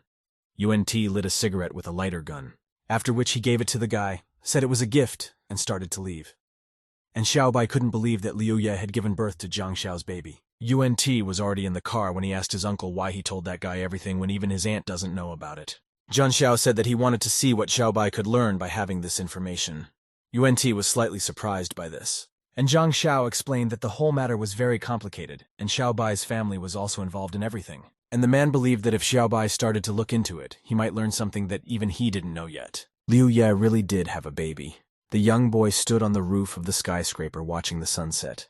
He remained in his thoughts. The picture shows a cute little boy with his mom. Looks like Jang Xiao wasn't fooled. It's her baby, there's no doubt about it. He gets a message on his messenger, cell phone, and gives up a distinctive beep. Who could have written? Liu Ye shows Xiaobai the test photos from the photo shoot. She is now promoting the drink. She wants to get his opinion. He looks at me with a smile. It's what he used to do for a living. The life of an actor and a photo model is not easy. He appreciates the cool clothes she's wearing, and the look the costume designers gave her. Looks good, it's right in the national style. Xiaobai asks her not to dredge up the past. All movie stars and models have done it. But you have to make a living somehow. That year he started his career when he wasn't working at all, so he did a commercial for a children's drink. Nothing dishonorable about it, though. It was remembered with a funny story and a picture of him in a cow costume. Who'd have thought she'd remember all that? Yeji, if she remembers it so well, why did she forget she had a baby? Something doesn't add up. It doesn't work like that. She cheered him up. She told him he had the right looks for a baby commercial, and told him not to get mad. Xiaobai gazed pensively at the sunset. There was only one thought on his mind. He had to find out for himself. Yeji, looking at the correspondence with her friend, stood and laughed. She's in the dressing room herself right now. She's ready to work in advertising. Suddenly, someone called her out of the blue. She quickly put her phone aside. She looked where the call had come from. Wei Wei stood simply and cried. Wiping herself with a handkerchief, she called out for Yezi. Wanted to see her as soon as possible. It seemed like Wei Wei was suffering a lot in her loneliness.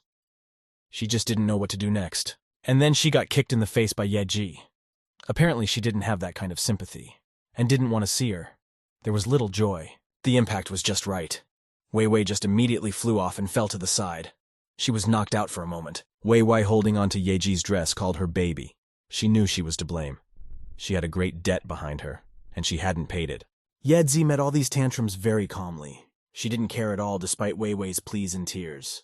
Wei Wei is a brilliant agent that countless companies and stars are eager to contract. She had taken each of her charges to the pinnacle of success.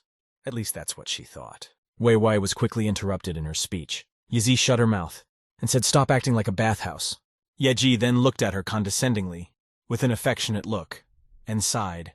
After all, she had done quite a few good things to Ye. She's happy to see her, her little worker bee. She always plowed for the whole hive, and she's always done a fine job. Yeji started waving Wei Wei away, and said, "Don't you dare hang on her." She was probably afraid for her clothes, that she wouldn't wrinkle them. The director and his assistant came into the dressing room. Little Wei is here. He's been looking for her for so long.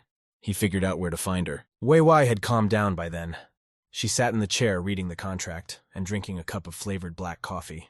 She said hello to Director Zhang and producer Wang. It had been a long time since they had seen each other. But in this situation, Wei Wei acted like a professional. Director Zhang couldn't believe she just came back from Hollywood. Now it's for sure that the whole show business won't be able to resist her. He quickly invited Wei Wei to dinner. No excuses. She thanked him and said that his kind words meant a lot to her. Ye Ji knows Wei Wei is the best agent she's ever had. She's a bit of a weirdo, but looks can be deceiving. She has the grip of a shark. She was in her element, and she was never the victim. She was always the hunter, and she had a knack for talent. When Ye Ji ended her career, she was very upset. She packed her bags and moved to Hollywood, because there was nothing left to hold on to. The big question is why she's back now. What's the reason? What could be so serious? She's obviously out to get her sister, to get back at her ex-boyfriend, who she thinks is a loser, and to get back her mentee instead of a top actress. Yezi didn't speak, but for a few years she worked very hard.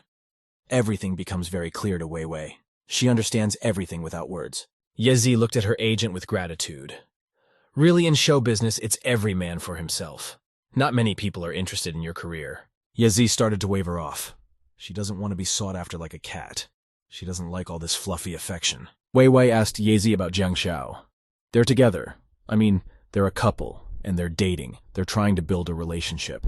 Yezi was slightly embarrassed by this question. It was unexpected. Her personal life, she tries not to talk about it. Wei Wei faltered at the explanation.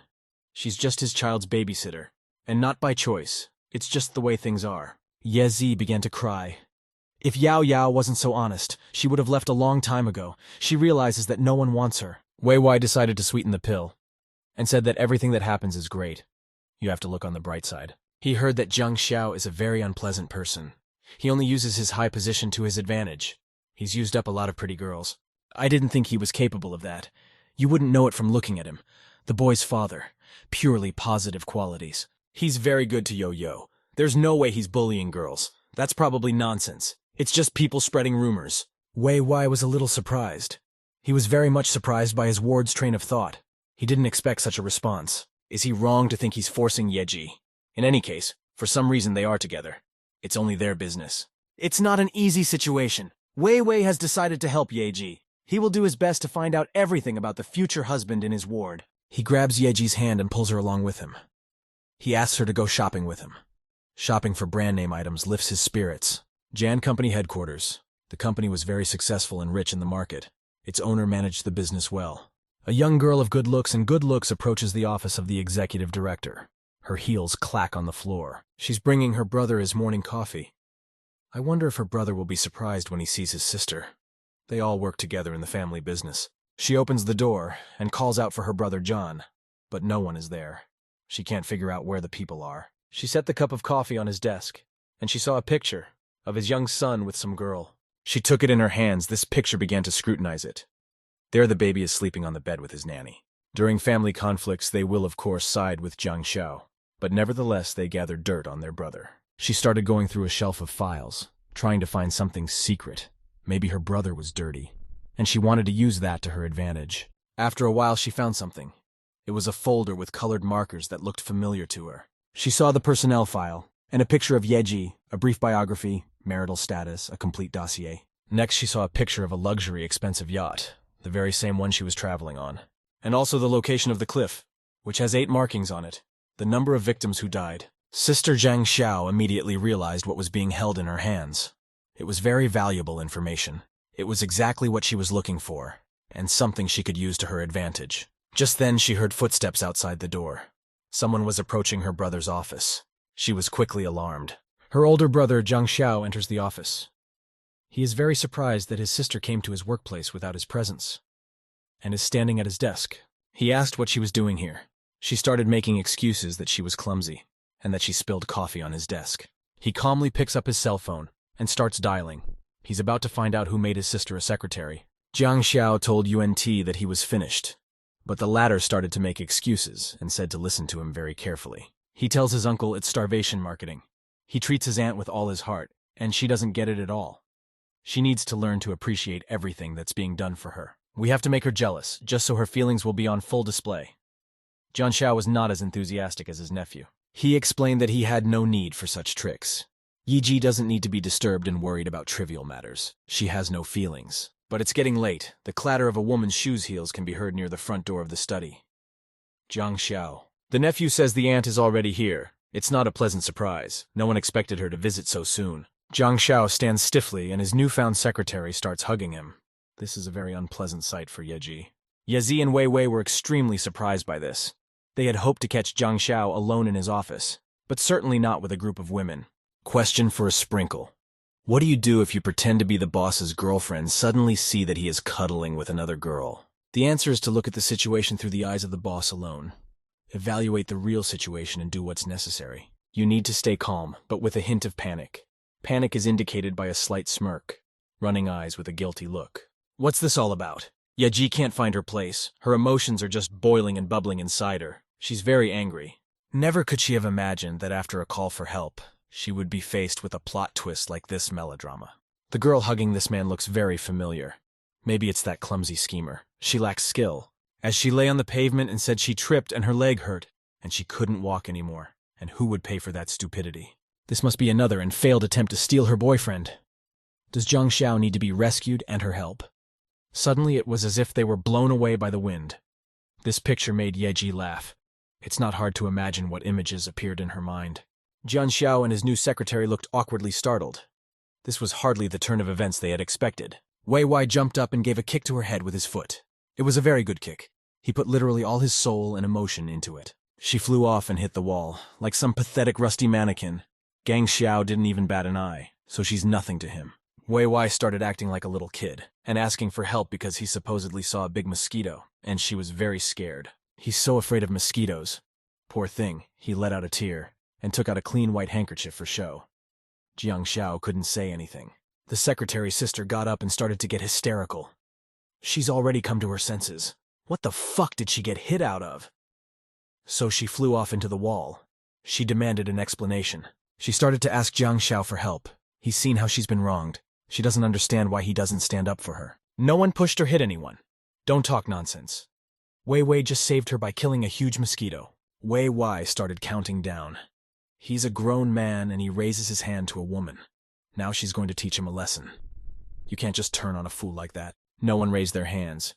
He just got a new manicure, so he killed a mosquito with his foot. And he's not a guy. He's a girl. She is despised. She will not be able to seem sweet and innocent. In fact, she is a hypocrite and a dishonest girl. A common-kept woman. The secretary started yelling that it's not true. She's demanding that Jang Xiao kick her out immediately. Jang Xiao calmly replied that if anyone needed to leave, it was her. He wants to know what she was sniffing around his office first. He contacted security and told them to check the security camera immediately and see what she was doing here when he wasn't here. She didn't see any cameras when she came in, and now there's no way to get away with it. Words are one thing, but video footage is the real proof. If they find anything, they'll sue her for stealing information from the company. There will be no mercy. She stood there, her face convulsed with anger. She realized it. The surgery wasn't going to work. She wouldn't do anything to her brother. In anger, she jumped on Yeji and accused her of seducing her brother, calling her all kinds of mean words. Jang Xiao liked this turn of events. He is excited to watch this show. The fights between the women are very entertaining. Yeji easily knocked her hand aside. It was as if she had professional self-defense techniques. Then she grabbed her attacker's arm with coolness. She didn't immediately realize what was happening. She was taken by surprise and made a throw over her shoulder. It was masterful. She just slammed her spine into the floor. You could even hear the bones crunching. And she's lying there in a semi-conscious state, and she doesn't know what she's doing. The blow was very quick and hard. Only a groan is heard. Wei Wei is absolutely delighted. He praises her and asks Yeji how she got such brilliant skills. It's obvious she's been working on herself. She was a little embarrassed by the compliments. She was acting on automatic. She didn't even realize she had such abilities. And then I wondered, how does she have this knowledge? It's probably her body's reaction to being raped. It was like she did it all by herself. Every time someone came on to her. It used to bother her, but now she realizes it's really weird. Every year in the middle of the bridge in the park, she's here waiting for one person. No matter the weather, good or bad, she just waits. She hasn't lost hope yet. Even standing in the pouring rain, sheltering under an umbrella, she waits for this man. Maybe this time he'll come. And finally she will be able to wait for him. Her faith and patience will be rewarded. She can't remember what he looks like, can't remember his name, but the warmth of his hands she will never forget. As soon as he appears, she will recognize him. Just a passerby walking past her, so it's just a stranger. It's not someone she's expecting. And then she felt a tingling sensation in her palms. An unexplainable sensation. The sensation immediately reminded her of the man she was waiting for. The sensation was unmistakable. Tears came to her eyes. Her heart could not deceive her. Yes, the moment has arrived, and his legs are trembling with excitement. A simple passerby. It's definitely him. It's exactly the man she's been waiting for all these years. There was no limit to her happiness. The director says it's a great shot. Yeji is standing in front of a green screen, and there's a bunch of microphones above her. Wei Wei praises Yeji. Well done. Her acting skills are still amazing. She's the best actress. Yeji asked her agent if he wanted to be her foster mom. It's a small pavilion, and she can handle everything herself. But her agent says she hasn't seen her in a long time. By the way, she's fantastically great for this role, as if she were written from her. That doesn't happen very often. But what's weird is that the screenwriter's name is hidden. It's unusual to keep the name of the scriptwriter a secret. Wei Wei checked it thoroughly, but I can't find it anywhere. The script gave her a creepy feeling of something very familiar. She would have loved to meet the scriptwriter in person. Now it turns out his identity has been concealed. The more unusual this whole story gets. It's very unusual. Wei Wei looked at her actress thoughtfully. As her personal agent she is and knows very well, and instantly picks up on changes in her mood. Yeji is determined to find this man. And if she's already got something in her head, it will be impossible to dissuade her. She's asking Wei Wei for help. We need to go with her now and get Yao Yao out of class. This is real life. She's really like a mom now. Only it would be bad if the paparazzi saw it. But there's no difference. Jang Xiao won't let that photographer get away with it. That's not the point at all. What really matters is the connection between her and Jang Xiao. That's what really matters. It's a very ordinary employer-subordinate relationship between them. They have to hurry up and kind of hurry up, otherwise they'll miss the moment. Yeji gets into the car and is driven to the boss boy. She waves back at Wei Wei and says goodbye to her briefly. The other girls are very jealous. They say she's definitely a kept woman in John's family. Somebody's lucky to be alive. Wei Wei heard this gossip, and it's very unpleasant, especially from people who don't know what's going on. The mediocrities are gossiping and slacking off again. As long as the producers don't keep an eye on them. Is it really necessary to report this to the bosses? Yedzi must be hearing a lot of gossip about herself. She must be very unhappy. She can be very pitiful at times. It's probably all happening because of one loser, so there's not much of a choice. I'll have to go out and have some fun, said Wei Wei's echidna to herself. Yezi saw her boss, Jang Xiao, and wondered what he was doing here. But he can be anywhere he wants to be. If he's in charge, why not? By the way, her boss's company is sponsoring this video project. She's currently starring in a drama called Heavenly Beauty of the Country. Jang Xiao already realizes that she wants to replace her partner with a supporting actress director. He is now ready to fulfill her every whim. No, she didn't mean any of this. She doesn't use her position with her boss to hurt other people. She wanted to ask for help finding out the writer for this project. I really need it. She wants to see him live and talk to him. But she couldn't answer clearly why she wanted to do all this. Just a couple details she was interested in. That's all. She's getting more and more cavalier each time. He can help her set up a meeting with this screenwriter. She doesn't understand what he wants in return. So he goes in for a kiss. In surprise, she asks him what you're doing. Strangely, she could push him away now, but for some reason she doesn't dare. And now she doesn't want to get in his way. She doesn't want to think at all. Yeji is back at the John estate. She can't calm down and sleep. She lost control, and now she blames herself for it. And why she kissed her boss again, for the umpteenth time, turning over in the huge bed and left to right. And there's no way she can sleep. You really can't do that. She's just the boss's son's nanny. Her only responsibility is to take care of Yo-Yo. This has nothing to do with her responsibilities. She doesn't know what she's doing, but it's hard to resist. Such a rich man. The temptation is too great. She thinks there's something going on between them. That's what girls always think, thinking it's something serious. It can't go on like this. She's already thinking about quitting her job, but she doesn't know what she'll do afterwards. Even though Jang Xiao seems heartless in her eyes, but if you ask nicely, she feels like he won't embarrass her. She heard the lock on her door click. Someone must have come to visit her late at night. That's the boss's son, little Yo-Yo, a very sweet, well-mannered boy. Looks just like his father. He's brought the paper to his babysitter, and he wants to show her something. Probably to show her off. He likes the good attitude of his teacher.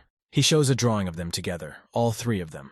walking in the park, his dad, Jang Xiao, his nanny, Yeji, and himself. She naively asks the boy he drew this himself, and shows his masterpiece to Yeji approvingly. That menacing uncle was probably his dad. He really did look very menacing. And he's always dressed all in black. Yeji laughed really hard when she saw her boss looking like that. Children don't deceive. They see the world with their hearts. Then he points to the drawing again, and he says the word mommy. It's understandable. The boy's growing up without a mom. Yo, that really surprised Yeji. She knows she's not his mother, and she doesn't have any children of her own. Well, let's keep it that way for now. She doesn't mind. He needs a real mom right now. The boy's growing up all alone. He needs a mother's warmth. That's why they hired her. He saw the door to the nanny's room open, and a tall, dark silhouette appeared. It was his dad, Jang Xiao. Well done. You'll get your well-deserved reward tonight. How quickly other people's children grow up. Little Yo is getting tricky. Who put an interlock lock on the tire of his car? No imagination at all. He probably parked in an unplanned spot. Well, it's all the little things in life. He'll just call a cab to get to Mr. Zhang's meeting on time. Someone accidentally pours hot coffee on his snow-white jacket. That's a shame. Now he looks like a slob. And that's exactly how the boss will see him. Who did it who stained his suit? And now how to date a partner. We have to get home right away. He was greeted and told that today was the official opening of the hotel, and he seems to be in a very unpleasant situation. They also provide laundry service.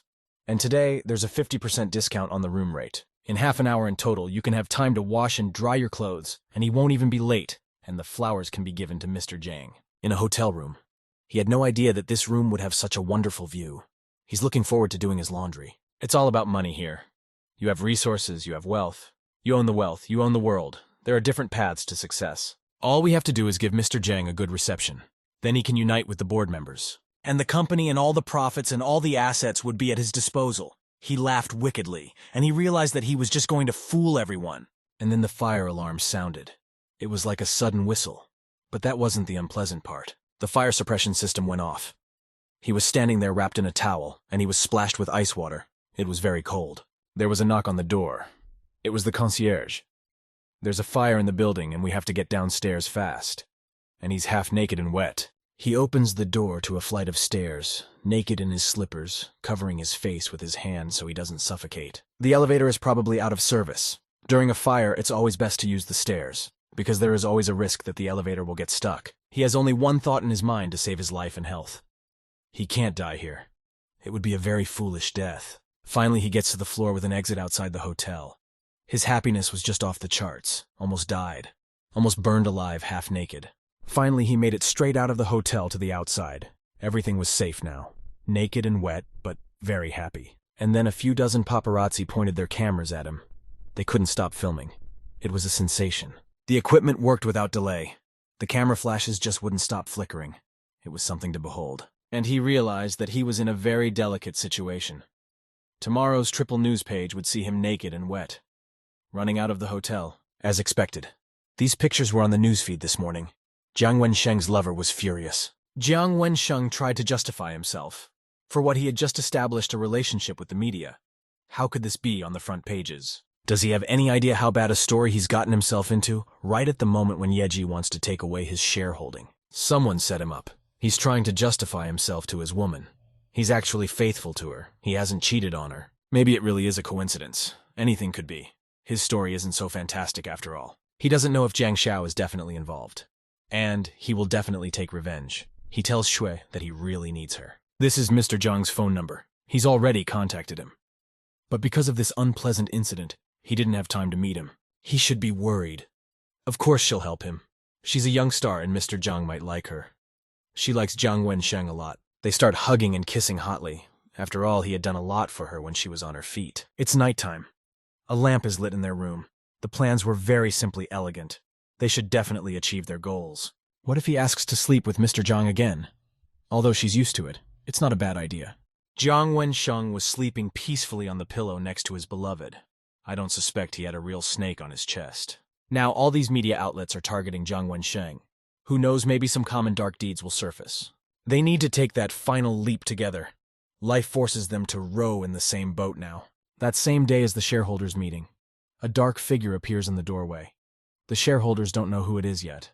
Jiang Wensheng peeks through the doorway with a miserable look. He realizes that he shouldn't expect a good reception. He frantically calls his mistress Shui and asks how it went with her. She reassures him and tells him that everything is taken care of. Now he swings the door open loudly and walks smugly into the shareholder's office. He has nothing to fear. He apologizes for the delay. The 4 shareholders all look at him very carefully. There are Liu Ye's relatives among them. There is little joy in their eyes. Jiang Wensheng is starting to sweat with fear. Something's getting uncomfortable for him. Maybe it's not as smooth as his mistress told him. So it seems the shareholders' meeting can begin. Considering that Jiang Wensheng's inappropriate behavior has cast a shadow on the company's reputation. According to the terms of the signed contract, there is every reason to decide his shareholding and its further redistribution among the shareholders. Jiang Wensheng began to make excuses as best he could. The latest news was nothing more than a provocation. It's not that serious, and besides, he has the veto power. Voting is in progress. All shareholders present in the room, whether they agree to the reallocation of Jiang Wensheng's shares. The 2 sitting next to Yeji, they are her relatives. It's obvious that they would be against Jiang Wensheng's shareholding. Him and Mr. Jiang. There are already 2 votes against, so the proportion in favor will not exceed 2/3, and the motion will be null and void. IEG's 2 relatives express their agreement, as one would expect from the predictions. Jiang Wensheng has high hopes for Mr. Jiang, and asks him mentally not to let him down. At this crucial moment, Mr. Jiang agrees as well. Jiang Wensheng is just in a state of shock at his decision. In an instant, he lost all his wealth. Well, it's all over now. Why did Mr. Jiang go against him? Couldn't Lingshu convince him? He remembers how the shareholders' meeting was held. He tried to pressure Yezi to exploit their feelings. Allegedly, she had undone everything between them. She didn't need any more embarrassing news about Jiang Wensheng and his mistress. All these scandals had a big impact on the company's reputation, and thus the profits. This can't be happening. It's like some kind of scary dream. Jiang Wensheng relives these moments over and over again. All the information regarding the years of tax evasion and embezzlement of company funds was given to Ye Ji by her dear sister Lin Shui. No way Ling Shui couldn't betray him. There's still hope in him that it's all a lie, and that the problem will be solved. The door opens. A bunch of reporters are standing there. Ling Shui gives them a soul-searching interview. She's literally shedding tears of pretense, and accuses Jiang Wensheng of framing and fraud. Even the shameful video was fabricated. Jiang Wensheng was simply speechless when he stepped out into the hallway. He didn't expect such words from his mistress. She couldn't resist, and he forced her to do all sorts of dirty things. She's actually a victim of circumstance. The reporters began to wail. Jiang Wensheng turned out to be a terrible bastard. He had trampled the reputation of an innocent girl, and he was also Ye Ji's boyfriend. What kind of bastard she had in her bosom. Jiang Wensheng tried to justify himself, but he was very bad at it. He realized his helplessness. His hand was cuffed immediately, because he was committing an illegal act, and was detained immediately. The police read him his rights. He is detained on suspicion of embezzlement of corporate assets. He started hysterically screaming that it wasn't him, that it was all Ling Shui's fault. He started begging Ye Ji and call for her love. And then he got hot coffee splashed in his face. He wasn't expecting that. I sobbed. Stop yelling like a woman, have some dignity, Jiang Wensheng.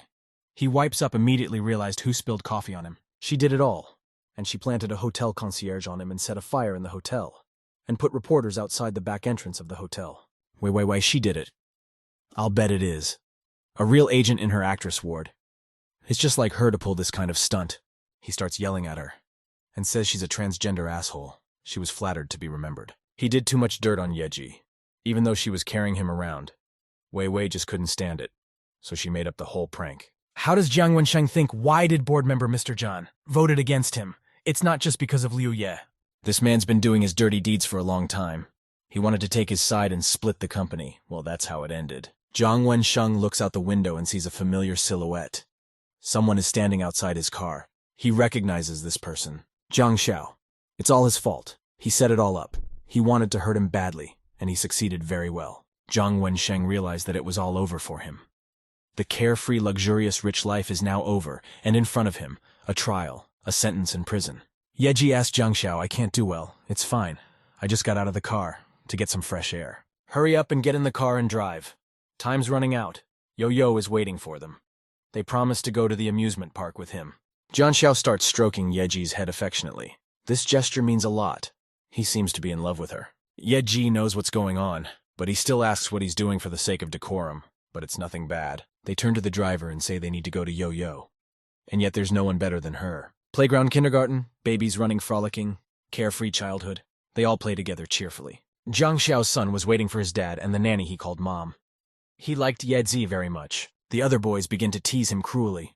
Why does he keep looking at the gate? He must be waiting for someone. They start laughing cruelly that he's supposedly an orphan, that he's been abandoned, and he doesn't have a mom. Children can be very cruel by nature. Yao Yao got very angry, and he kicked a bully boy as hard as he could, and told him he had a mom. Very angry, he climbed up the slide, so that everyone around him could see him and hear him, so that no one would have to ask him several times. He has a mom. He started shouting it, looking down at the others, like a desperate little boy trying to prove to the others that he was as good as the others. Everyone was just stunned. They didn't know he could talk. He used to be very quiet, and now he's screaming so much. Yedzi appeared at the gate and called out to him. Her voice was like nothing he had ever heard before. It always sounded special to him. He shouted joyfully, and everyone was just very surprised and turned around. They couldn't believe that the little boy really had a mom. Yedzi asked him why he was so happy. He just ran over and hugged his babysitter very tightly. The satisfied father watched. He started proving and showing everyone that it was his mom, so they wouldn't make fun of him or joke about him anymore. All three of the Zabayaka who had teased him just stood there staring and silent. They no longer had anything to say that offended them. Yedzi told Jang Xiao to take Yao Yao in her arms, and everyone saw it, both the kids and the caretakers. Now no one had any questions. The other little guys didn't know what to say. Mommy was very beautiful and familiar to everyone. She's an actress. She asked the guys. They must be his friends. She said hello to all of them, and she said, "Let's be friends." And she handed everyone a cookie. They agreed. And from now on, they won't bully Yo-Yo anymore. They'll only be friends with him. All the little ones asked for her. Could they give her a hug? Because they all liked her very much. She was really beautiful in appearance. Yo-Yo jumped out and told everyone not to hug her. It's only his mom, and he can only hug her. Oh, if they'd known beforehand, they wouldn't have teased him, and he would have let them hug his beautiful mom. Yao Yao is holding on to Yeji's hand, and she's thinking how funny all these babies are. Yes, it's hard to hold back a smile of amusement. Jang Xiao looked at everyone with a jealous look. With that dangerous, predatory look, we're not old enough to hug his wife. And all the kids ran away. This uncle is very scary, and this uncle has a lot of power. They had already been handed their family tickets at the amusement park. Everything was ready for fun. He would keep his promise to his son. It was as if they were in a magical fairy tale. Behind them stood a beautiful castle. From outside, they seemed like a happy and beautiful family. It's amazing that such a handsome man could find time to buy tickets and come here with his wife and child. The ticket seller was very jealous of them, but in a kind way. An animator in a rabbit costume greeted them and wished the dear guests a bright vacation in their amusement park. The rabbit held out 3 badges to them on his pen. These are family badges donated by the park administration. Yeji put a baby badge on Yao Yao. He was very happy about it, besides the badge being beautiful. It was also a good memory. She also suggested that Jang Xiao wear a dad badge too. But then she remembered that he was wearing a very expensive suit. She hesitated, though. She changed her mind. He took the badge and put it on his jacket. Yedzi was struck to the core by this act. It was something she had never expected. And then he pinned a mommy badge on EG's dress. She was honored. She really appreciated it. She really appreciated it. The rabbit animator told all 3 of us to get ready. He wanted to take a beautiful picture as a keepsake.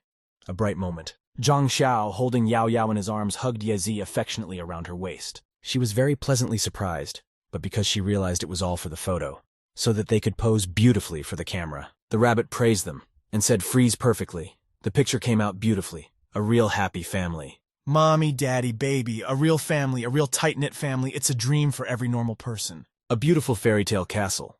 Animators walk around in fairy tale character costumes and go happy running to them for hugs. Yi Ji warns the baby not to run anywhere. Otherwise, you could fall. Play with care. Yao Yao is very happy at the moment. He's been on so many rides, electric cars, wooden horses, and lots of candy. So much energy from the kids. Yaji just can't stand it. She sat down on a bench to rest after an hour. Jang Xiao kindly pulled her a can of cold drink, just the orange flavor she liked, straight from the refrigerator. She thanked him. Just a little coolness would do her good right now, and the gesture itself seemed very gallant. One sip of your favorite beverage is a great fatigue reliever. You can also dream about your favorite shrimp. It was a double surprise for her. Her good mood just doubled. She was as happy as a little child herself. We must eat soon before the baby comes back. You can't give spicy food to little ones. He'll definitely want to try it. I wonder if he bought all this for her alone. And he knows her preferences, what she likes and what she likes to eat. Although she was confused about something. For someone like Jang Xiao to stand in line for some shrimp for her, it's like some kind of dream. He put on a plastic glove. He took 1 shrimp from the box with his hand and brought it to Yeji's mouth. The gesture was very beautiful. Once again, she doesn't understand how to make sense of it. At first, she remains silent, then she asks what's going on. Jang Xiao just tells her not to think about anything and eat. That's all she needs to do right now. Will he kill her if she doesn't eat it? There's nothing to be done. It's a matter of life and death. So she dutifully starts chewing. The shrimp is good. Very tasty. Just the way she likes it. I can't say no to a treat like that. She asks Jang Xiao if he'll eat too. She doesn't feel comfortable eating it all by herself. She has to share. And then the animator rabbit's head fell to the floor with a great crash. He was standing very close to the couple, and he was enjoying the spectacle. He must be out of his mind. Uncle feeds his aunt in front of the whole street, and he peels her shrimp himself. It's unbelievable. There's not a minute to lose, not another word. He'll take a picture of everything first, as a memento for himself. That's great. We need to save these pictures until April 1st, and then send my uncle these pictures as gifts. I'm sure he'll be hysterical. At the same time, she continues to enjoy the shrimp. How stupid is Jang Xiao to refuse shrimp? And they're just magical. After these treats, it's best eaten with a mint, because the flavor of shrimp is very distinctive, and your breath stinks. Too much shrimp is very unhealthy. Aiji will have a chance to finish her lunch later. Why should she finish her lunch? She's on set every day. She works out and takes care of herself. In normal times, she doesn't let you have shrimp at all. You can only eat them twice each month. 10 pieces at a time. You can have 2 more squid kebabs, if you wash it down with iced lemon tea. Jang Xiao took her hand. He said that Yao Yao would be back soon. We should hurry and meet him. The good will do so. What's even going on? Why did Jang Xiao peel shrimp for her? And now he's taking her hand and dragging her somewhere. Scolding. That's so warm, he's not pretending. Jang Xiao wonders what he's thinking about right now. Yeji is dreaming somewhere in the clouds. It's impossible that such a prominent man would start courting a mere actress. I can't believe it. There was the sound of gunfire. Somewhere in that direction, gunfire was being fired. Yeji was startled. The baby's still gone. They start frantically looking for Yo-Yo and calling for him. The people are very frightened and run away at the sound of gunfire. Human panic is a scary thing. The crowd runs at you like a mad beast. The only law it obeys is fear. All screaming like crazy and screaming that they're shooting. People are fleeing as fast as they can, running in different directions, not paying attention to anything. Yeji screams and calls for the baby. She tries to find him with her eyes, but she can't do anything. It makes eating very frustrating. Jang Xiao grabs her hand quickly, so that she won't get lost and to make her pay attention to him quickly. He instructs her to leave quickly. He'll figure it out on his own. It's scary. Really scary. 4 guards line up behind her. They tell her to go quickly to the safe zone and stay there until the operation is complete. The only thing she could mumble while looking at Jang Xiao was for him to be careful. And don't go into the forest. The situation is very dangerous. Jang Xiao calmed her down, stroked her head, and told her not to worry. He'll be fine. He'll be alive and safe. 4 guards, led by their boss, went looking for little Yo-Yo, into the crowd despite the panic. He looks at the animator, with a hare's head, and asks where his son is. He better know the answer. Otherwise, we're in trouble. 3 of Yo-Yo's security guards have been killed. But don't worry, the park's already been secured. They can't take the baby. These scumbags just can't seem to settle down. It's like they're a family together. He genuinely wanted to keep them alive, just because they're blood relatives. Don't forget, Yo-Yo is his son. If someone raised a hand against him, they started the countdown to their own death. Haunted Castle. It's one of the park's amusement park sets. It's the perfect place to hide. The 3 are inside. They realize the park is cordoned off and they can't get back up. The robbers have a very difficult situation. They thought it was a little family outing. How were they supposed to know there'd be so much undercover security? Now the park is cordoned off. Even the police can't get in. And anyone who wants to go out is thoroughly searched. A criminal in a gorilla suit calls on the phone and says he doesn't know what to do now. Things haven't gone according to plan. Wait for the police to come in and disperse the crowd. There are people among the police. At the right moment, they will come to the rescue and take out the criminals. It's just a little kid. What can he do? There's no need to sweat it. We just hide in the castle of ghosts and wait. And if agents find them, then what do we do in that case? The only way to get away from them is to shoot back. It's not even the police. You don't have to talk nonsense. You have to use your brain. Even though their main client is old Mr. Jang, the child is the most important thing. Not a hair was to fall from his head. This child is a guarantee of their safety. It can be used as a human shield. It's a great cover. You can escape without the support of the cops. The idea is actually a really good one. They all looked at the baby as a little money tree, to be nurtured and cherished. And then all 3 of them realized that instead of a baby, there is a doll in disguise. And the baby has disappeared. Everyone got hysterical about where the baby is. Everything in the human shield is gone. Naturally, they panicked. Without that baby, they're screwed. How was it possible to have missed it in the first place? All the visitors and staff had fled. All that's left are the props. We need to find that kid now. Someone behind the bars started coughing, behind a thug dressed in a Ninja Turtle costume. He heard it. He immediately pulled out a gun and told everyone he knew where the guy was by pointing the gun at the bars. He thought he was going to scare the guy, but then he got a swift kick in the head from his ringleader. You need to put that gun away now. Does he want to kill the last hope of salvation and wealth? He sends him out to find the kid, and he warns his partner in crime. God forbid he sees a scratch on that kid. He doesn't want to go. He's scared. You're a haunted castle. It's one of the rides. The perp was very impressionable. How old is he? And he's still afraid of kiddie rides.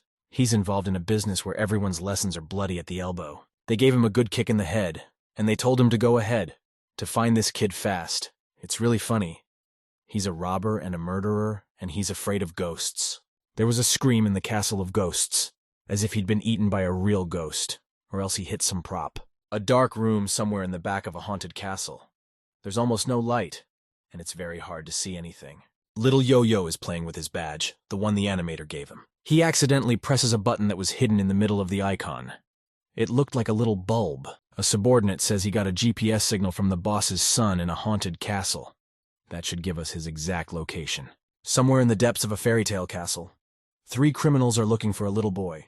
He's their living shield and salvation from the police. It's just a little kid. We should look for him and stop making stuff up. One of the robbers is very afraid of the dark. A criminal must have no weakness and certainly no fear of the dark. They agreed to take separate routes. Well, orders the turtle to go inside and lure the little boy out, and kicks him like a dog in the ass. All the mechanisms that could have been turned on, his accomplice has turned them on. He sincerely doesn't understand what there is to be afraid of. Walking down the dark corridors of the haunted castle and saying that Uncle Turtle wants to play with the baby. You have to be calm. There are no ghosts. There's nothing to scare you. After all, he's a criminal after all. And then he's told from somewhere that someone is ready to go play with them. It made Turtle's face all wet. That's where that sound is coming from. He's waving his cell phone around, just to see. Where's that kid Uncle wants to play with him? Crime Turtle is desperate to find the kid. Grabs him by the right leg. Perp's just scared worse than death. He's already thrown himself. He falls to the floor and hits his face. The hand that grabbed his leg quickly disappears. He's going to have a lot of bruises. And then he remembers that his boss took his gun away from him. He doesn't have a gun. God forbid he scares the kid. There's no need to panic. It's just a little kid. He doesn't even need to be caught. He'll turn into a criminal turtle. And then the hand grabs his leg again. But he grabs his wrist. He's already glad he got the kid. But then he notices that the hand is very cold. And then there were traces of blood on his suit. It's unnerving. He doesn't know where he's going. He falls on his back in fear and screams hysterically like a little girl. His arm breaks off. And she starts bleeding fake blood all over the place. It's almost as good as the real thing. Criminal Turtle was just speechless. What's going on? Who this is? Fear makes him wet himself and starts to run away. Not a criminal, but a clown. And then he saw that he had a prosthesis hanging from his leg. As he was running, he heard a metallic sound. He didn't die of fright over some poor doll. You could get a heart attack that way. Aren't the mechanisms disabled? Then why is that hand grabbing him?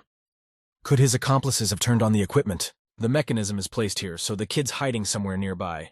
He's bringing his cell phone to light up the dark place. He sees a plastic doll lying in a dark place, full human size. Looks like this doll just got jammed. We'll have to deal with it later. We gotta find the kid first. Either it's his imagination or it's the doll looking at him in a sinister way. It's easy to get scared. It all seems to come naturally. We have to keep looking. You can't go back to your boss with nothing. Otherwise, he's gonna get his ass handed to him. No matter which way he climbs. No matter which way he climbs. And this ominous puppet keeps looking at him. From every angle. Well, at some point, the angry turtle realized that the doll was alive. She stared at it with her eyes fixed on it. The boss started asking himself why the hell that asshole was yelling.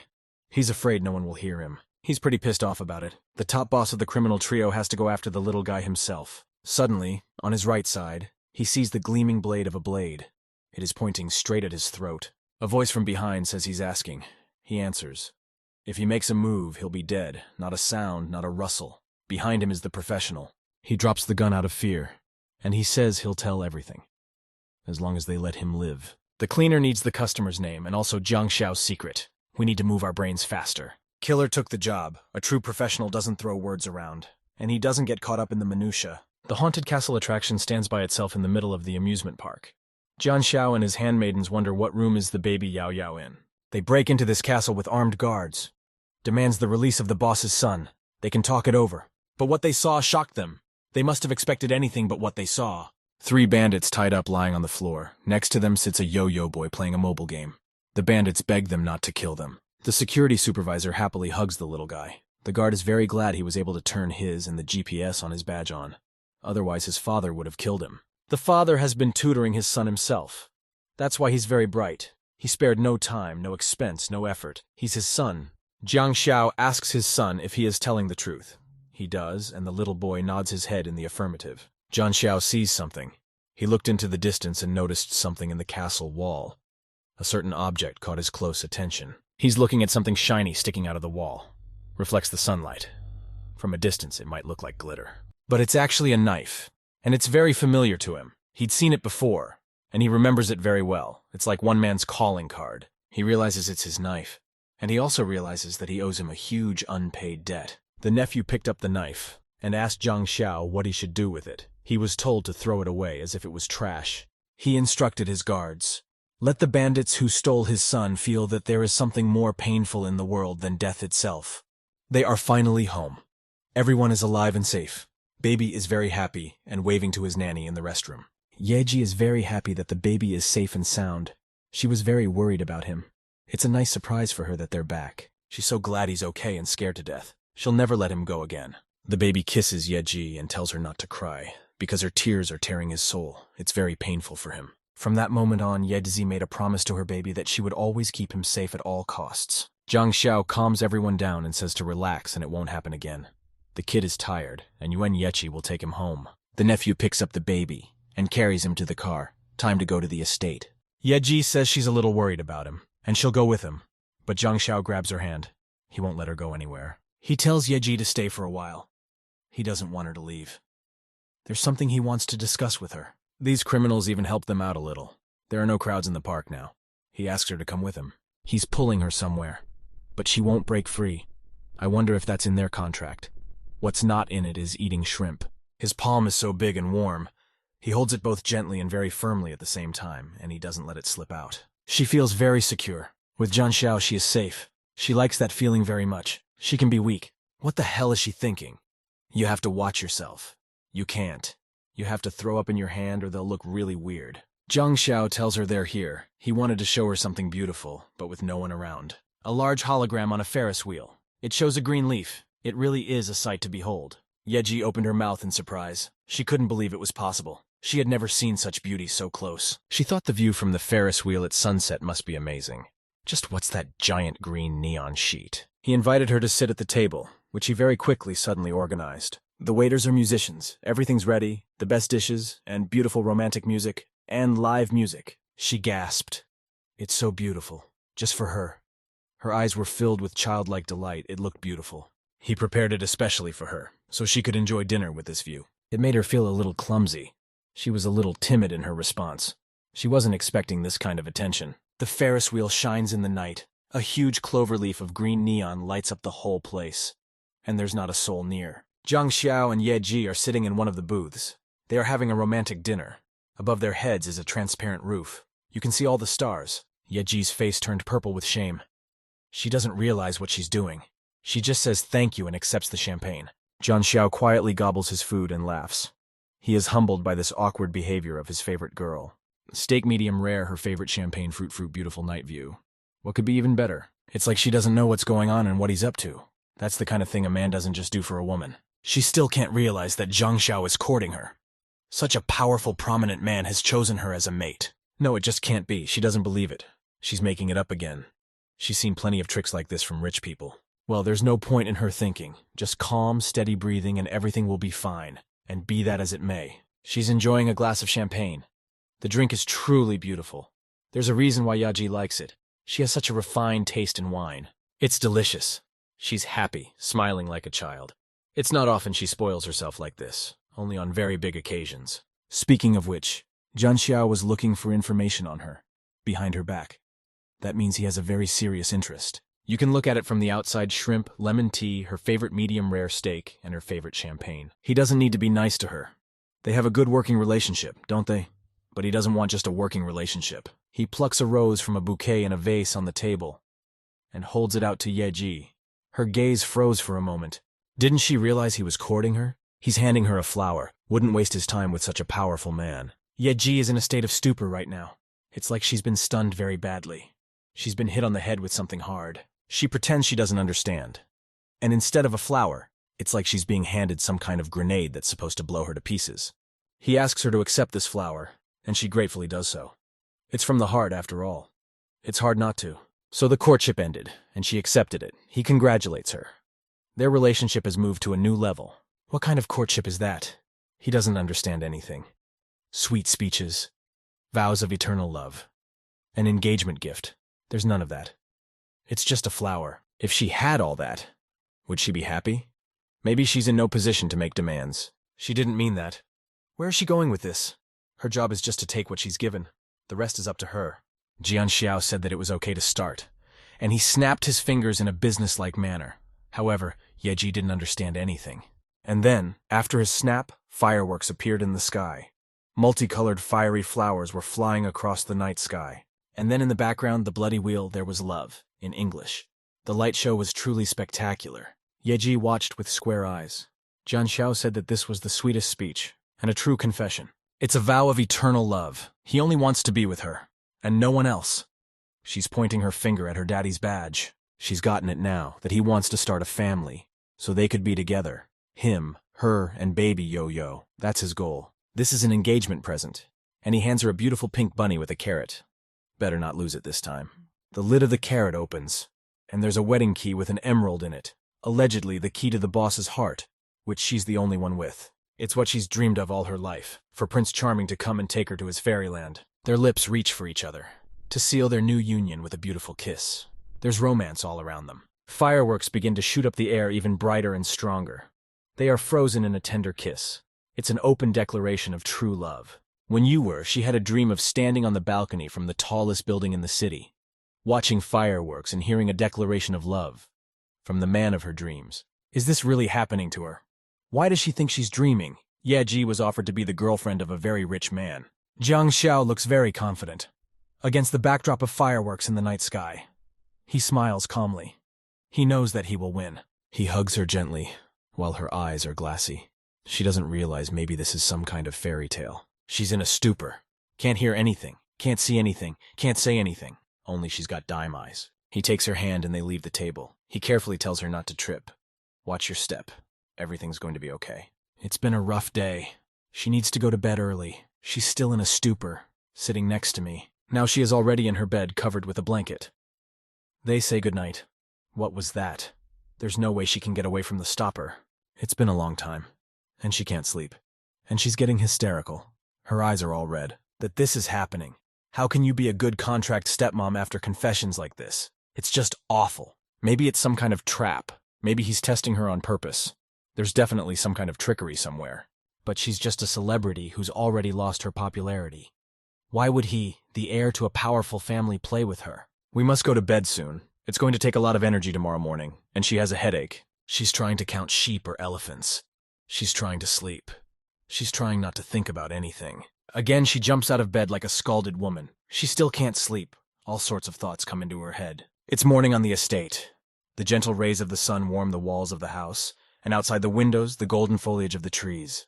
Yeji said hello to everyone, but she just looks disgusting, all wrinkled and chewed up. She's been up all night. Yao and his uncle were very surprised to see her. They guessed that she had insomnia.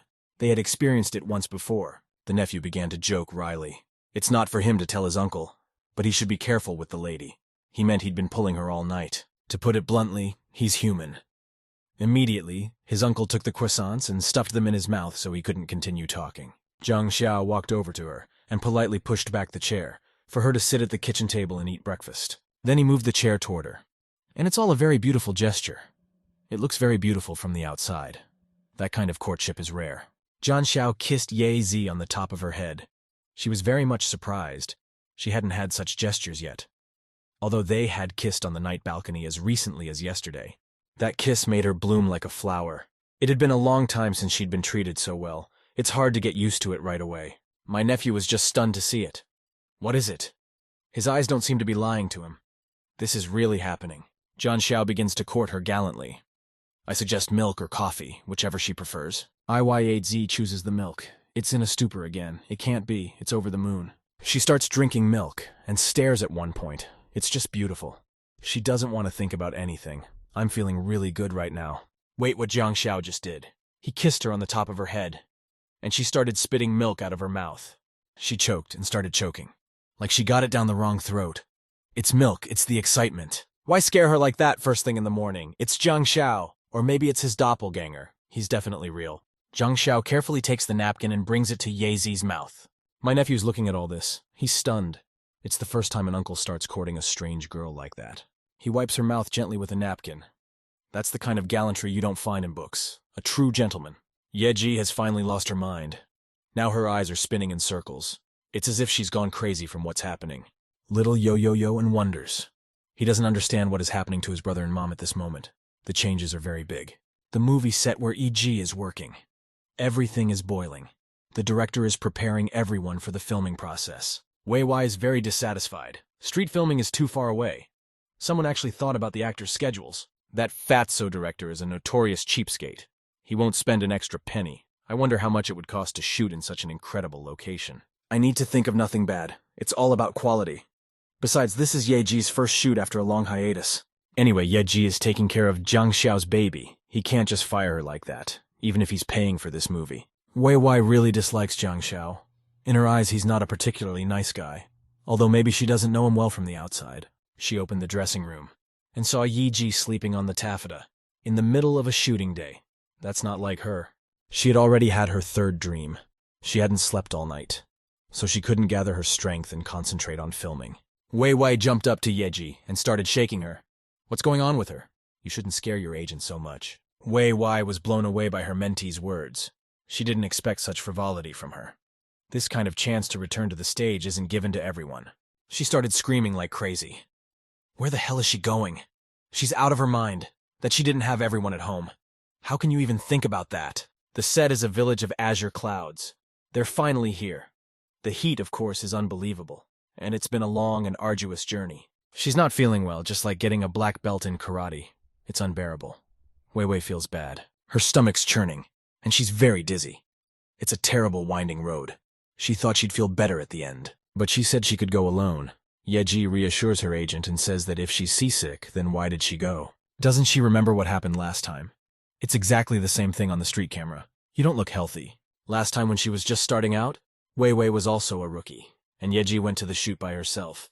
It almost cost her her life. She got lost in the desert. Sheng Du's competitor misdirected her, and she just got lost in the desert. They made it look like she did it on her own. From that day on, she vowed not to let something like this happen again. That's why Wei Wei always follows her client. Things have changed so much in that time. Hasn't she had enough shoots in recent years, especially out in the field? She would have found out sooner or later. Her agent points her to a large crowd that's gathered. She's surrounded by some woman. The actress who will be shooting for a commercial in the same location as Yeji. The paparazzi surrounded her. They're interviewing her and taking pictures. That was Shen Du, the same actress scoundrel who almost killed her. She gave her the worst dehydration in the desert. She just found out yesterday she's shooting a commercial in the same location for a top herbal essence. There's no other way to call it fake. Sometime after that incident, No flew to Japan to build her career. When she had powerful connections, she wanted to mess with Sheng Du. Last month, she returned from her divorce from her husband and decided to further develop her career here. After all, she had not been forgotten in her homeland. Wei Wai vowed to keep an eye on her and would be on constant alert, waiting for her to do something sneaky. Yeji says she shouldn't dwell on the past. He who remembers the old is the eye of the beholder. What's past is past and gone. No, she's not a vindictive person at all. As long as Shen Du behaves in an appropriate and friendly manner, she won't care. Let her work and live. But Yeji didn't believe her. Of course she's like a vindictive person. She's the kind of person who hoards things and then spews them out. Maybe we should say hello to her. It's good manners, even if you're saying hello to a viper. It's been a long time. We didn't expect to find her here. Wei Wei said it was just fate, no other way. Such a meeting. Wei Wai and Yeji looked gorgeous together. They're already maturing and experienced. They've been in the business for years. They know what's what. Sheng Du pretended to be very happy and surprised at such a wonderful meeting. Although everyone knew it was a mask, Sheng Die, she started complimenting Wei Wei, allegedly that she was very beautiful and well-groomed. Next, that viper crawled over to Yeji and started hugging her and called her baby, like she really missed her. But she's glad she's back. What a brilliant as a Turk playing in public. She won't believe they're close friends either. Genius. How skillful of her to block the camera lens. Does anyone know if she's actually a venomous creature? She's got more venom than a viper and a scorpion combined. Although she's not such a silly actress anymore. She might as well put on a nice show too. Experience allows. She missed Shangdu so much too. Why did she come back from Japan? Definitely need to meet somewhere this time. Yeah, that's a beautiful thought. She's thinking the same thing. Unfortunately, she has to shoot a commercial now and she'll find Yeji later. She lives around here too. She doesn't know why, but it makes her feel very comfortable. After all, she's only just moved back home. Great, she brought a lot of goodies with her and invites Shangdu to her room to have afternoon tea together. She started fixing her coworker's hair, and supposedly she had something tangled in her hair. She didn't want to look bad in the commercial. Reporters and photographers pick it all up, and they're clucking about how beautiful these girls are. What a wonderful, warm relationship they have. The young photographer managed to take so many pictures, Wei Wei remarked, but they can't be posted anywhere. Under the terms of the contract, only photographers accredited by the production company can take all of Aedzi's photos. She has to go work. She's got a lot to do. They'll see each other later. If you want to take away Yeji's popularity, then you have yourself to blame. The former star wants her former glory. Show business is too dirty. She really wanted a normal relationship. She tried her best to connect, but she was very duplicitous. Wei Wei and Yeji are being spied on by the man in black. He was specially introduced by someone. The target is in place. He's still following them. Agent Shangdu is very angry. She's angry. No way. In her eyes, Yeji is just a butt in every barrel. Wei Wei spoke to the photographer in that tone of voice, although he was just taking pictures. Who the hell do they think they are? Don't be mad. They just got back. And nothing can ever be the same. The best thing to do for now is to reconnoiter. Her agent said his charges are very kind. It's a shame they have to deal with such a nasty person like Yeji. And the two photographers are reasoning. The photographer's former classmate is on her camera crew. He can ask him to take a sick day and he'll fill in for him. He could do a really bad photo shoot. Shangdu asked everyone not to do that. That really threw them into a stupor. They thought their mentee wanted to get even. They are, after all, colleagues and friends, and even if she decides to do something bad to her, she doesn't want to return the favor. That's really how real stars behave. Her team started praising her again. She's so generous and kind. Suddenly, the phone rang on silent vibrate mode. Someone is calling Shangdu. She apologized to her team and said she had to take a call. It's urgent. She can't stand it. The doors have closed behind her. No one is looking at her. She's alone with herself. Now she can assume her true colors, and it's insidiously venomous, like the merciless, deadly cobra. Liu Lingshui is calling her. It must be really important. She met Yeji. Yes, she's changed a lot. She didn't recognize her from afar. Only when she approached. Luckily, she found out in advance where her shoot was going to take place and set up her own there as well. She took full advantage of the opportunity. She starts playing around. She doesn't know what she's being told. She pretends to be a good girl. But she's not. And all the people around her who know it well realize it. She only met her younger colleague by chance. No one had planned anything in advance. She was still white and fluffy then. She told her everything. She was her favorite sister. She remembers that Yeji almost died in the desert. Then who hurt her? Nothing comes to mind. No thought crosses her mind. No conscience gnaws at her. That's what he means. But she was just careless that time. This time it'll be different. She heard they're filming near the precipice this time. You could fall off and fall over, which nobody wants to do. Her sister is very vindictive, and you have to keep that in mind at all times. After the failed assassination attempt, it made her crazy in a way. The words made him laugh a lot. One day she'll be a former popular star before she knows it. And she hung up the phone. Her hysterical laughter was always imprinted in Shangdu's memory. Ling Shui is right about something. One day she will turn into a former popular star before she knows it. But if she wants to use her as a weapon, she won't let her stay in the shadows. At the same time, in the beauty parlor, Yeji with a mask on her face. She just lies back and enjoys the treatments. She's dressed in a silky pink robe and sits in a comfortable leather chair. What else does a woman need for a real high? Next to her is Wei Wei. The two of them are really good together. They're just enjoying it, taking rejuvenation and beauty treatments. Tomorrow's schedule needs to be approved. Wei Wei hands Yeji the schedule. She agrees to it. You have to get up at 4 a.m. to drive to this precipice. At first light. But why so early? IG is indignant. Maybe it's the director's whim. Maybe it's not necessary. Wei Wei calmly told her that means you have to go to bed early tonight. The director is stubborn as a lamb. He's stuck on this very spot. She doesn't really want to go there either. Agent Oi's life is not easy. Also full of difficulties and mishaps. Life. They'd like to just lie there and do nothing, just enjoy life. To tell you the truth, Yeji can afford it. As soon as they finish filming, she's on Jang Xiao's payroll now. He's the head producer of this commercial shoot. If she shakes her head, he'll move whatever he wants. In fact, she's had patrons before who have shown her special care. But this is the first one to care so much. He's the head of the family, John is the head of the company. Is he really going to court the girl? Wei Wei suggests that she should think with her head. It makes Yeji very angry, like a rabid dog. Her agent's words really hit a nerve. She jumped up from her chair and quickly ran out of the room.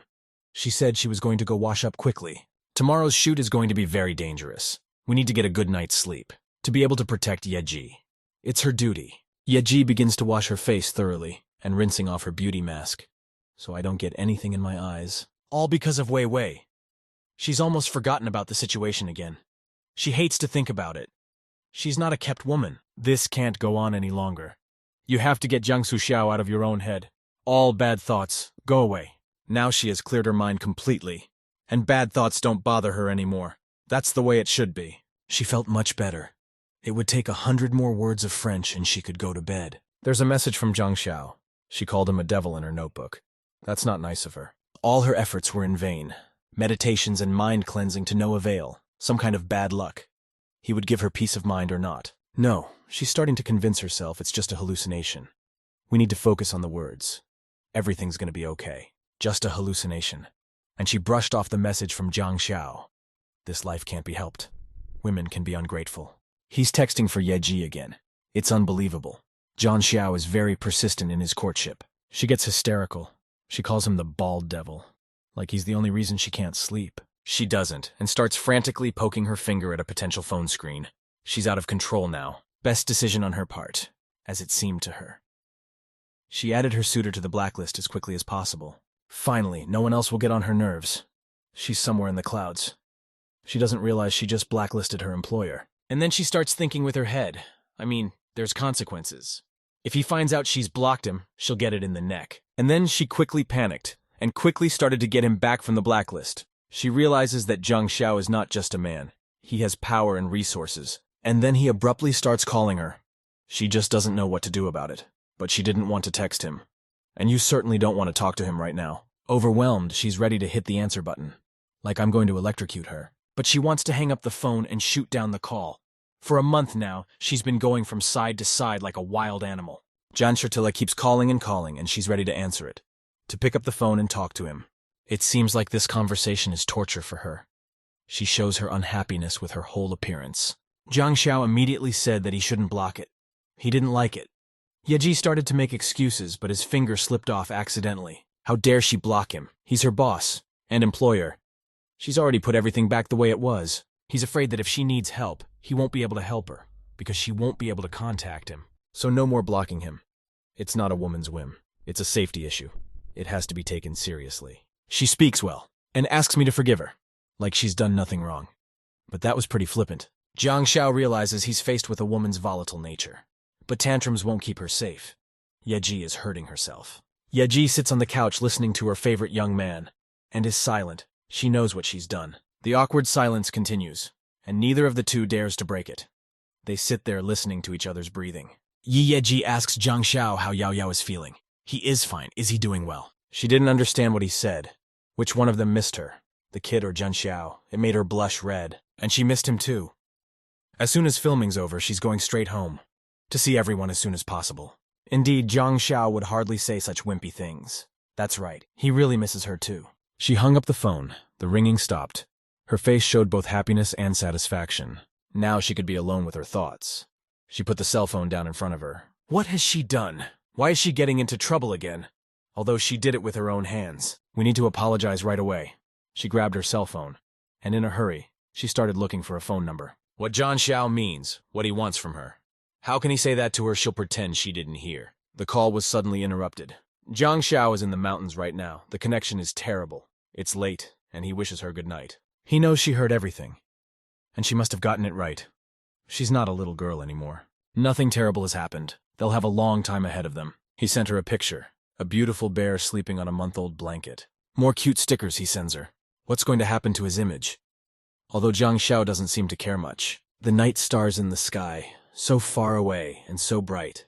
It's like a fairy tale scattering of gems. Yeji is sleeping on her pillow. She's already having her 7th dream. She's sleeping very soundly now. She thinks she's being yelled at by an angry bear. Who's standing next to the month? Why, she doesn't remember him. She was very much frightened by this evil, furry little bear. She woke up screaming. It's a good thing it was just a dream, because it's a lot worse to meet someone like that in real life. Yeji came to the dressing room from the morning. She said hello to Wei Wei. She looked terrible, with black circles under her eyes. Wei Wei was afraid for her ward. She asked if she was all right. She was shocked. We need to apply a cold compress right away, and some concealer. It's okay. She just didn't sleep well tonight. Shendu happened to walk into the dressing room. Acting very concerned, she asked if her colleague was all right. Yeji's expression of surprise was pleasant. What a meeting. What fate had brought them together here. She found out that she was filming and there was no decent breakfast in the village this early, so she made her mushroom soup. She got up at 5 in the morning to make breakfast for Yeji. Everyone started whispering behind her back. They're almost like sisters. Thank you so much to my colleague Yeji. That's very nice of her. She must be very tired. Subtext, if she leaves as soon as possible, she'll be much safer. What she's up to in her old age. She wasn't tired. They agreed to have tea yesterday, but she never waited for her break. I need to be overconfident. She's bound to follow through on her plan. I'm sure she will. The whole neighborhood just admired Shangdi's care. She made time for her friend. She came to see her because she was busy. Even she won't try it in her soup. I mean, she worked really hard. Eat it before it gets cold. It's like there's poison in it. She's insisting on offering it. Shendu is very sensitive. Then she'll definitely try the soup you made for her. She was just about to take a sip, barely brought the bowl to her mouth, to at least taste it. But Wei Wei quickly snatched that bowl out of her hands, and said not so fast. She doesn't believe Shendu's sincerity. She thinks the soup is poisonous. She said there were goji berries. She started this play on purpose in front of everyone, so that they wouldn't think Yeji was rude. You can't eat these berries, Wei Wei continued. Yeji is allergic to them. The last time she ate one or two, she was hospitalized. People around here couldn't believe such an allergy existed. That's not very funny. Of course it is. When she had her seizure, Shendu was with them at the time. She must have just forgotten. No wonder it's been so many years. Shendu didn't know that Yeji was actually allergic to such foods. She didn't want to do any harm, supposedly. It's actually such a special condition. Allergies can be triggered by weather changes. She tried to snatch the bowl of soup out of Wei Wei's hands. She was so eager to taste what was cooked for her. But her agent wouldn't give her anything. And I started running away from her with this bowl of soup. Said she wouldn't give it to her, so she wouldn't give it to her. She doesn't want any more trouble for her ward. Shendu watches calmly with a stone face at the whole spectacle. She realizes that there is no way to hurt Yeji. Eventually the bowl of soup fell to the floor and no one got to taste the poison. That's the way. There's no need to worry. Everything's fine. There's no need to take any risks. If Yeji is really allergic, there's nothing to do. You need to take care of yourself. She started to apologize to Shendu. She will cook something delicious for them by herself later. The two of them will definitely sit together and chat. Shendu said she's going, and wished everyone a productive day at work. She said goodbye and went on her way. So she really did bring the truth to the soup. Wei Wei's been watching her for a week. She hasn't noticed anything strange. Shendu knows she doesn't have any allergies. She's really up to something. That soup was not to be eaten. And it wasn't eaten. Poor Shendu. She's so fixated on Yeji. All she talked about yesterday was them. Ungrateful, and now her soup is spilled on the floor. Allergy stories are bullshit. She signed her own death warrant. Shendu helped her get the job. But she ran into someone as ungrateful as Yeji. Shendu's assistant was very angry. She realizes that Yeji is a star with huge popularity, but she is behaving inappropriately. The assistant has figured out how to take revenge on Yeji herself on behalf of Shengdu. She doesn't want her supervisor to get involved. In the mountains is not scary at all, except that there are so many ants. That is why insect repellent has been distributed to everyone. She'll add honey powder for the bees to fly into Iji's makeup, so that she'll be bitten by the insect properly. Shengdu's assistant offered to help Yeji with her makeup application. She gladly agreed to accept the help. The honey powder will do the trick. The bees will quickly turn her pretty face into a real pig's snout. Xiao Chen was asked to hand over the setting powder. It's a necessary ingredient to hold makeup on. And she handed the brush to Miss Momo. She didn't even know what was on it. This layer of powder is applied to Yeji's face, as if nothing had happened. She sits in the makeup chair calm and peaceful. Miss Momo notices it's not the powder they usually use. That's what it means to be a professional. Shengdu's assistant said she forgot to bring it, so I'll have to use this one. They have almost the same finish. No, it's very foggy today, plus it's windy in the mountains. I need a moisture-resistant, proven product with sun protection. Wei Wei saved the day. She gave me her powder. She and Yeji have almost the same cosmetics. She was quickly thanked for her promptness. Xiao Chen was left with her nose. She was really pissed off. Miss Momo began to count out Xiao Chen. For her mistake. They are paid a salary for their work, and the work must be of high quality. And instructs me to bring 2 cups of coffee. She apologizes, and apologizes profusely. Don't dig a hole, you'll fall in it. Miss Momo and Wei Wei didn't look at each other ambiguously. It meant something. Yeji realized that something was starting to happen. She had seen such looks from her agent before. What a corny trick it was. No imagination at all. The bee powder trick was already done. Sheng Du's competitor had already been bitten by wasps. Since then, every cosmetic product that was destined for Yeji has been thoroughly tested. Yeji praises her assistant Miss Momo. She owes her for looking so good, no matter what angle she shot from. She almost sailed away on a smuggler's boat. There was a time in her life. She doesn't even want to remember. Still, even though it was an extremely low-level trick, we need to be more careful. Who knows what she's capable of? I need to relax, is what Wei Wei is trying to say. In the dressing room, Miss Momo has to control everything. Outside is Wei Wei's job. But we need to strike back. She'll take matters into her own hands in no time. This kind of meanness from Shang Die is unforgivable. She'll report everything to Jang Xiao. He'll blow anyone's head off for his woman. At those words, Yeji simply fainted. An unexpected turn. Miss Momo started screaming, what's wrong with her? Damn her to hell. That Wei Wei for her stupid ideas. What is she saying, why bother Jang Xiao today? And then she quickly remembered how he gave her a pink rabbit. The carrot that holds the key to Jang Xiao's heart. Why on earth would she put that thing around her neck? Some kind of key. Shouldn't she have stuffed it in a box and hidden it in the farthest corner? What the hell is she doing? She has no control over herself. She's only controlled by her emotions and her hormones. Miss Momo asks Wei Wei, is Yeji all right? She's definitely fine. You can't tell from her behavior. Wei Wei is just stating a fact, that Yeji is dating Jang Xiao. She's just mad as a big fury. She started broadcasting and saying that she's not seeing anyone yet. Like she wants to prove otherwise.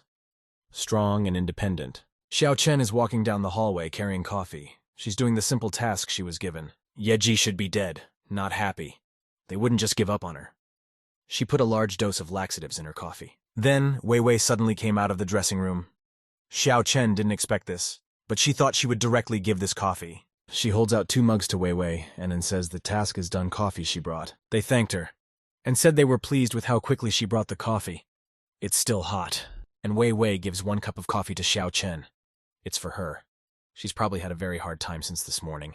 Not a moment's rest on her feet. Xiao Chen started to refuse. She had already drunk coffee in the morning, now she didn't feel like it. She must realize what kind of poison she put in it. Wei Wei insisted. They're about to go to the mountains where it's freezing cold. Yeji wants to make her feel good, so what's the big deal? She grabbed the mug and started drinking. Reassuring herself that 1 sip wouldn't make the laxative kick in. Wei Wei hopes Xiao Cheng tastes good. Yes, she enjoyed it immensely. She'll give the other mug to Miss Yeji. Since she tasted so good, then both cups are for her. Xiao Chen was told to drink both cups to the last drop. Xiao Chen just fell to her knees with a mug of this coffee. She didn't expect things to turn out so coolly. And what is she waiting for? Why isn't she drinking? She's worked so hard to make this flavored coffee so well. The dawn is just beautiful. The bright rays of the sun touch the tops of the mountains. The foggy haze is dissipating. The sight is marvelous. Yeji is so beautiful standing on the edge of the cliff. Her colorful hair is loose, and a light pink dress. The best makeup. Starting the photo shoot in the early sunlight. Yeji is a real professional at what she does. She's just great at holding it together. The director is very pleased. This work is definitely going to be a success. He praises it and says it is a great beauty. Yeji tells the director maybe he forgot something. Maybe some detail he overlooked. She didn't have time to say the advertising slogan. You don't need to include another close-up. The camera should be pointed at her hands. The director says to hell with the advertising slogan. He's not going to ruin such a beautiful shot with some chit-chat. He's up to his old tricks again. Something has to be done about this. Wei Wei reassures his ward and says he'll straighten things out with the director. Wei Wei walks up to the director and quietly whispers in his ear. It is most likely reminiscent of terms of contract. It comes to his attention that the consequences of not honoring the contract will be very expensive for him. We can get back on track. We need 2 more cameras. They've got half an hour before sunset to get it right the first time. Permission from their superiors, they stop filming the commercial. Now it's filming for the promo of IG's first music video. Yeji is said to be a professional dancer, and now is the time to showcase her talent and skills. I wonder what happened to advertising. Why they canceled it. They change everything at the snap of a finger. What kind of fickleness is that? They'll shoot a few random shots for the commercial, and that will be enough. The director is more concerned with the music video. She's so hungry, but it doesn't matter. If the client agrees, let the director do what he wants. The client pays. The director gives the command to set the lights and music. We just have to move as fast as we can. Sunset time is slipping away. I wonder where the music is, Yeji thought to herself. Everything is changing so fast. She's just fascinated by the pace. Out of nowhere, a melody appeared. It was so harmonious and beautiful. It just floated through the air. Wei Wei took a Bluetooth speaker and connected it to her phone. And the music started playing. Well done, and most importantly, very quick. Yeji as a magic bird began to move and dance in the sunset light, right on the edge of the cliff.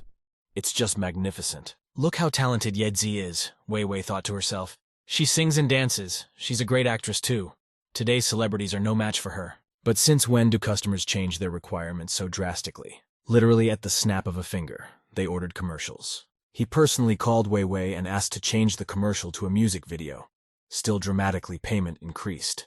Who knows what's going on at the Southern Star Agency? They've been taking on some strange projects lately. South Star bought out 30% of the stock from this agency, but they're very careful to hide it. Wei Wei looks at the correspondence and studies it carefully. She's gotten some very interesting information. Turns out he was bought out by Jang Xiao, the youngest and most eligible bachelor, patron of the entertainment industry. In fact, he's the owner of the agency, and he is also Yeji's boss. But most importantly, his child calls her mom. Wei Wei looks at Yeji dancing by the cliff. He can't believe that Jang Xiao arranged all this. It was Jang Xiao who arranged a promotional shoot for his girlfriend in these mountains. He specially organized the photo shoot. No, it's just a bunch of nonsense. A powerful man like that could take down show business at the snap of a finger. People like that have their whole day planned out to the minute. And here he's hanging around Yeji. And his son hangs around her and calls her mom. So Jang Xiao helped Yeji. After all, she works for his company now, and he's her employer. This is all very strange, Wei Wei thought to herself. It's not that simple. There's a catch. She turned sharply to the side of Yeji's exclamation. She always keeps her eyes open. Because without Wei Wei, she's completely hands-off. A piece of ground collapsed underneath Yeji's feet. It was scary for her. The whole crew started shouting Yeji's name. They were all very scared that she was going to fall into the abyss. Only one piece of rock fell away under her feet, and there were no shoes on her feet. Thanks to her graceful dance training, she did a leap in the air and stayed standing on the tip of the cliff, standing literally on her toes, like a high-class ballerina. And the whole thing was filmed by a camera crew. Everyone was just thrilled. Her fall, her jump, and she's back on the edge of the cliff. Wei Wei exhaled a sigh of relief, and the director and his assistants just shouted in admiration. It's unbelievably beautiful. And then another piece of rock begins to crack under the weight of Yeji. It starts to collapse into the abyss. She leaped aside like a graceful panther, where there were no cracks in the ground. Her flight in the air was also captured on video camera. She fluttered through the air like a morning butterfly. She finally lands on another section of the cliff. Well, that section is starting to crack under her, too. Everything crumbles beneath Yeji's feet. She can't hold on, and she falls into the abyss, and she realizes it. The director and Agent Wei Wei are terrified. They realize that now she'll either be a cripple or a corpse. She's flying off a cliff, and a thought occurs to her in a flash. The fall of a single stone can still be explained. But something like this, it's not just an accident. Yeji flew into the abyss along with the rocks. A great table of dust and rumble rises up, and there's no escape. As she flew, she saw a branch growing in the rock. It's a real chance to grab onto it and stay alive. She clung to the branch, even though she bruised her ribs. But she's alive. She's lying at the bottom of the canyon. Lucky, she's happy for herself. Yeji was on the verge of death. Just a little more and it would have been the end. She notices a beehive on a branch. So it's Shengdu's hand. She's been trying to get wasps on her from the beginning. So she also organized a rockfall. Shengdu is clearly trying to kill her. The huge wasps are flying straight at Yeji. Now falling off the cliff is not the biggest problem. And what she's gonna do now? She can't escape. She can't swing her arms. She's holding on to a branch. And a blade flies through the air, swiftly piercing the air, screeching and whistling, and it just shines in the passing sunlight. The blade hits the hive with precision, and knocks it off the branch.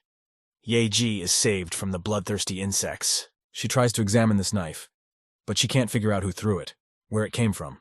And near the branch is a man in a black uniform with a mask on his face, who he is, and why he saved her from certain death. He's reaching out to her, so she can grab hold of it and stay alive.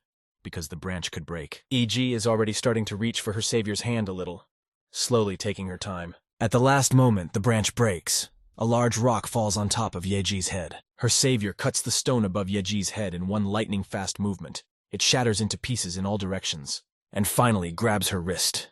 He stopped her from falling to the bottom of the canyon. Now she'll stay alive. He seems familiar to her. Yeji looks into his eyes. She has a feeling that she has seen him somewhere before. What makes her think he's a good man anyway? Not everyone who saved you is your true friend. Somehow, she wasn't afraid of him. She knew he wouldn't hurt her. Otherwise, what was the point of saving her? He tied her to him on a massive leather belt, and started climbing and jumping on the rocks like a mountain goat. Strangely enough, for some reason she was sure they wouldn't hurt her in the slightest. So she remained calm. The whole camera crew is panicking. We've got to call 911. We need to get a rope. Everyone shouts and tries to find Yeji on the edge of the cliff with their eyes. You can't get too close. There are consequences. Wei Wei wanted to get a closer look at where her ward had fallen, but the director operators held her by the arms. How could this even happen? She'll check every rock, every inch of these cliffs. It's just not possible. Shendu came to the scene of Yeji's shooting and started exclaiming how horrible it was, as if she didn't really understand what had happened. No one else she hopes is hurt needs to be careful not to go near the edge. Everyone realized we had to wait for the rescue team. Wei Wei couldn't stand it. How can you go down and wait? What about Yeji? It's not right to leave her to die. Shendu began to calm her down. They are all ready to rush out to find, but who can keep them safe? Wei Wei realized it was Shengdu's doing. She's the one who set it up. There's no way to prove it yet, but her instincts are good. Shendai started asking provocative questions. She had just arrived. How could she know that it was Yeji who had fallen into the abyss? I started making excuses and said I was right there. She heard the screams and came running. Everyone around me was shouting the name of Yeji. She's trying to get Wei Wei to lose her temper, but it won't work. Sooner or later the secret comes out. Wei Wei rushed to the cliff to see what happened to Yeji. The whole crew looked on in horror. Shendu began to justify Wei Wei's actions in the eyes of the director's cameraman. She is just very worried about her friend. Don't get angrier than that. What else is there to do? She knew where the filming was going to take place a long time ago, and secretly planted the silent explosives in advance. Many years ago, Shendu was introduced to her new scene partner, Yeji. She was brought to the set. It was obvious she was just an aspiring actress. She didn't know anything yet. She was a green newbie. However, her abilities delighted the entire Shendu crew that day. Even the directors, born usually very strict, praised her. She was really good. They started discussing her great potential and possible future status as the country's leading actress. This made Shendu very angry. She couldn't forgive Yeji for being so insolent and impudent. This is not a joke. Shendu is the lead actress here. She's just a newcomer in a minor role. How on earth can an actress in show business not have a sidekick these days? Hell knows how many bedrooms Shendu has been in. And she's so pure and innocent, she says she's going to start her own company and would advance her career on her own. From that day on, she realized that Yeji can't be allowed to go on like this. Otherwise, she'll beat her. That's when Shendu had an accident in the desert. She made Yeji get lost, but she didn't die that time. She wasn't even badly hurt. Why her? After all, she started her own company, relying only on her own strength. Yeji really became the best actress. She's the winner of the most prestigious award. She's now #1 in the industry. She's at the top of Olympus. Isn't that a spit in Shengdu's direction? Yeji is just making fun of her. You can't forgive someone like that. So when she received a call from Ling Shui saying that they were going to be filming, she didn't hesitate for a second. She had to get rid of that rival, once and for all. Every day of her life made Shendu feel superior and insulted.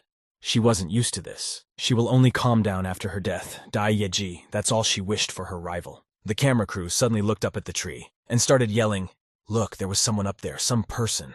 There was an IAG in the tree, safe and sound, as if she had never fallen off the cliff. Even her clothes were fine. Wei Wei was very happy that nothing bad happened to Yeji. She had been so worried. The whole crew, and the director and the cameraman and the makeup people exclaimed with joy. It was a miraculous rescue. The director started yelling to the cameraman. He had to keep shooting. He was ready to make a masterpiece of cinematography. Yeji gracefully grasped the end of her dress with her fingertips. It was a gesture of the standard of femininity. It was a thing of beauty. She slowly began to descend from the tree in the glow of the departing sun. It was beautiful, even though it wasn't according to the script. It's the perfect ending. The landslide, the sunrise, and the unwavering mountain spirit. He just idolizes Yeji. And to everyone around her, she seems like a real angel, with wings growing behind her back. Some unknown light force has preserved her. Her savior stood calmly at the foot of the mountain. It was thanks to him that she remained unharmed. He examined the rockfall site. He found a shrapnel from a silent bomb. That's solid evidence. Starts running through the conjectures in his head. Who would want to kill Yeji? There must have been a good reason. He pulls his medallion from his clothes. Some symbol seemed very familiar to him. The symbol on the medallion and the symbol on the silent bomb fragment match. It's a remarkable resemblance. The director is happy, and he gives the word that it's all shot. The whole crew is just thrilled. Up there on the cliff, Wei Wei is just happy that her ward is alive. She scared the hell out of everyone. She apologizes to everyone for making everyone worry. She didn't lose her head in the face of danger. Shendu is very angry. The plan failed. She was unlucky today. Let the opponents have no hope. Next time luck won't be on their side. Wei Wei called out to Shendu and told her to wait immediately. She wanted to sneak away from everyone so badly. Where is she going? We haven't talked to her yet. I have a lot of interesting questions for her. I'd like to ask her. Shendu has turned on her innocence. She doesn't understand what's being asked of her. She's just here to make sure everyone's safe. Yeji stops Wei Wei and tells her not to get heated. They don't have any proof. She understands. She's not a naive child. It won't be long before she evens the score with her. And she won't be in debt. She didn't eat enough porridge to fight her, and it wasn't the kind of man she put in her place. Don't overestimate your abilities. By the way, EG is definitely in one piece. We should probably take her to the hospital. Wei Wei volunteered to help her. Who is the mysterious man in black? Where he came from? He risked himself and saved her. An undercover agent observes Wei Wei and Yeji, and starts calling a cell phone number on his cell phone, ringing a bell at an abandoned construction site. It's been a long time since anything's been done here. All that's standing there is the skeleton of a building. Jang Xiao's nephew gets a call. He picks up the phone and says to answer it quickly. They're busy beating the debtor out of his money. Trouble on the set. There's been a dangerous accident. Everyone is alive and well, but the cause must be found out. He quickly rushes to the car with the guards, realizes he has to go there, and drop everything he's doing. Jang Xiao is sitting in the car. Reluctantly, he listens to the report from his nephew, what he has brought him. For the safety of Yeji, they had deliberately chosen a quiet and secluded place. It was almost impossible to find. Jang Xiao became furious. The bones in my fingers were already crunching. No one has the right to harm his loved ones. The nephew swears to his uncle that he'll fix it. He believes him, and he gives him a free pass. Jang Xiao went to the set to take Yeji home. The nephew only saw the boss's car dusting behind him. Shendu is nervous and angry. She blames her accomplice for the big screw-up. She said everything would go perfectly. How is it possible she didn't go off the cliff? She has no wings. She can't fly either. Yeah, she snapped. The rock shattered. But Yeji didn't have a scratch on her. What the hell was going on? She didn't understand. How could she be unharmed if the rock crumbled? It collapsed, and that's impossible. She sent a man to plant a silent bomb under a certain area, but there was no way it could destroy an entire rock. She's pretty sure of it. Shendu was already beginning to fear the dire consequences. What if they come after her? She went to a lot of trouble, time, and money to get this thing. A mistake is out of the question. Shengdu says she has a very urgent matter. She'll call back later. She hangs up quickly. Liu Lingshui is getting nervous. She yells hello and demands to be answered immediately. She didn't expect to hang up. Shendu tries to open the door, but she doesn't understand why it won't open. It's all very strange. And then in her side vision, she sees a blade pressed near her throat. Looks like she's been ordered to a specialist. She starts screaming and begging for help, and begs me not to kill her. She'd give anything, just so they don't kill her. The one who saved Yeji and kept her from crashing down one canyon holds a shard of silent explosive under her nose. The man in black tells Shendu that this sign must be very familiar to her. There's no point in denying it. The mercenary in the dark suit jumped out of the window of the room with great agility. There was no sign of him, as if he never existed. Shendu and sat beside the chair on her lap, in a state of great shock, and nearly had her throat slit. It was a sign she'd seen once before, on that man. It's very hard to forget. It's immediately imprinted on the memory. Her husband had just left her, and she was left on the street with no livelihood, no home, no support. And then she met a stranger, and he asked her to return to her beautiful life before. She didn't remember his facial features well, but she got a good look at his clothes. He stood in the light of the street lamps. There's a new crowd favorite almost every day, and she's not young anymore, and it's not going to be easy for her without help. And they held out the original contract, a lot of sheets, and she saw this tattoo on his wrist, with this symbol. SMCC is a giant company almost unanimously dominated by Hollywood. This offer could not be passed up. If she signs a contract with this company, her material wealth and riches will be just the beginning. They've already prepared the first draft especially for Shengdu. It's going to be something special. Opportunities like this don't just appear. Shengdu got it. They used her to destroy Yeji. I didn't think she was stupid enough to cross those people. She got off her knees. It's all nonsense. You don't need to pay attention. We need to come to our senses. She walks down the hall and calls someone on her cell phone. They need to meet. There's an urgent conversation in the parking lot at night. It's pretty poorly lit, even though there are a lot of cars parked nearby. Wei Wei is accompanying Yeji. It's really okay. She can go alone, but the doctor said she's in shock. Shen Du is running away from the hotel where she's renting a room, and she's moving very fast in heels. She didn't see Wei Wei and Yeji. She slammed into them with all her might. They hit their heads. It hurt. Shen Du fell to the pavement, and Yeji supported Wei Wei. Is she all right? The agent began to ask her sharply. Shen Du is mad as a Mahara, yelling for them to get their eyes out of one place. What the hell are they both doing here? Wei Wei smirked, as if her hearing had failed her. Our sweetest lady should say that. Maybe she misunderstood her. Shendi pushed Wei Wei away and said that she had a hearing problem. She heard what she said, and ran quickly on her way. Don't pay any attention to anyone. She probably didn't have much time. Where is she going so late at night? On what business an actress who has lost her popularity can try to sneak out late at night? Wei Wei said not on her shift. Yeji can sleep well. She'll arrange everything to perfection. The next day, Yeji looked simply stunning and radiant. Her blue dress just fit her. It was like a mold. What kind of goddess had come down from heaven to them? The news from today's press conference would definitely make the front pages of all the newspapers. Wei Wei rejoiced like a child. She's probably exaggerating, but she's counting on having learned something. That's what she wanted to tell Yeji. Shen Du that her past relationship experience was allegedly too traumatic, and she spent the night with some unknown man. Wei Wei took the photo she'll have to try to keep her reputation. After that, so as not to slap her face in the mud. Shen Du accidentally overheard their conversation. What are they talking about? What's that picture they have? She started shouting and demanded to be given the phone back. She did not give her agreement to be filmed. Why was she so nervous? Had she done something so dangerous and terrible and now she was afraid? The reporters will be here soon. They have to go now, so they won't be late. It's not like she pushed her on purpose. Shen Du abruptly grabbed Yeji's hand and shook it hard. She didn't want to just let her go. Why all the falseness? There's no one here. There's no need to pretend. She has long suspected who was involved in the incident in the desert. One has to believe that Yeji's rainbow dreams are not destined to come true. She strongly advises against pouring out the person in this picture. Wei Wei winks cheerfully at Yeji and gives her a thumbs up. Everything is going according to plan. Don't let Shen Du hold back. So it was all her. Yesterday's collapse. The incident in the desert. Yeji couldn't even believe she was capable of such a despicable act. Shen Du did it. She didn't expect that there would be nothing left of the rock at all. But Yeji managed to save herself anyway. And then she realizes she's being videotaped very intently. It's an open broadcast, and everything she says is being recorded. The reporters and videographers were just overflowing. They were crawling out of every crevice like cockroaches. They found the scoop. And it was all captured in the camera lenses. Wei Wei did a great job.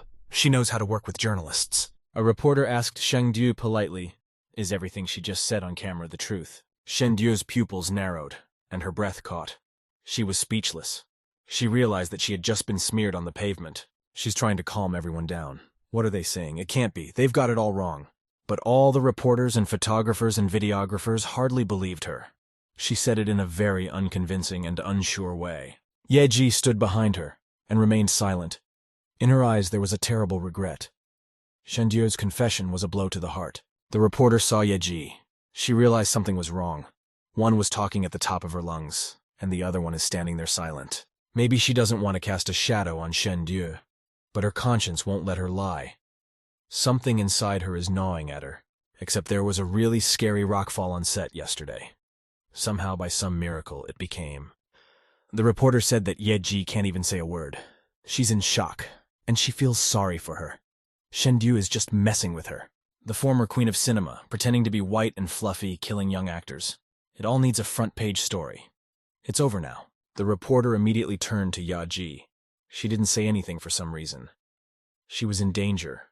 She was too kind, so she was an easy target for crooks and envious people. Shen Du went after Yeji. It's all her fault. She's in this situation because of her. Wei Wei's cell phone number. If anything, the freak show is long over. If she dared to take even one more step towards Yeji, they would all only see her name in courtroom reports. Yes, she made a mistake, but there's no need to hope they can beat her next time. Yeji's reputation is bad. Yeji felt like she'd been hit over the head with a rock. How she knew what happened 5 years ago. How she got that information is a mystery. Those reporters can't seem to calm down. They've made Yeji very tired. But she was already longing for such a pleasant fatigue. Wei Wei tells Yeji to get in the car, and she needs to go and get a few things. She'll be back soon. Just then she sat down and began to bridge on the cozy seats of the comfortable car. As the locks quickly slammed shut and the car sped off quickly, Yeji was jammed into the seat from the speed. She asks the driver why you're driving so fast. You're more important where they're going. Wait. They didn't bring it with them. The car bounced up the hill. It left a column of dust behind it. The passenger screams and screams that she's been kidnapped and begs for help. Half an hour later, the car comes to a stop. There is a mountain in the background and a beautiful green lawn. The locks on the car doors open.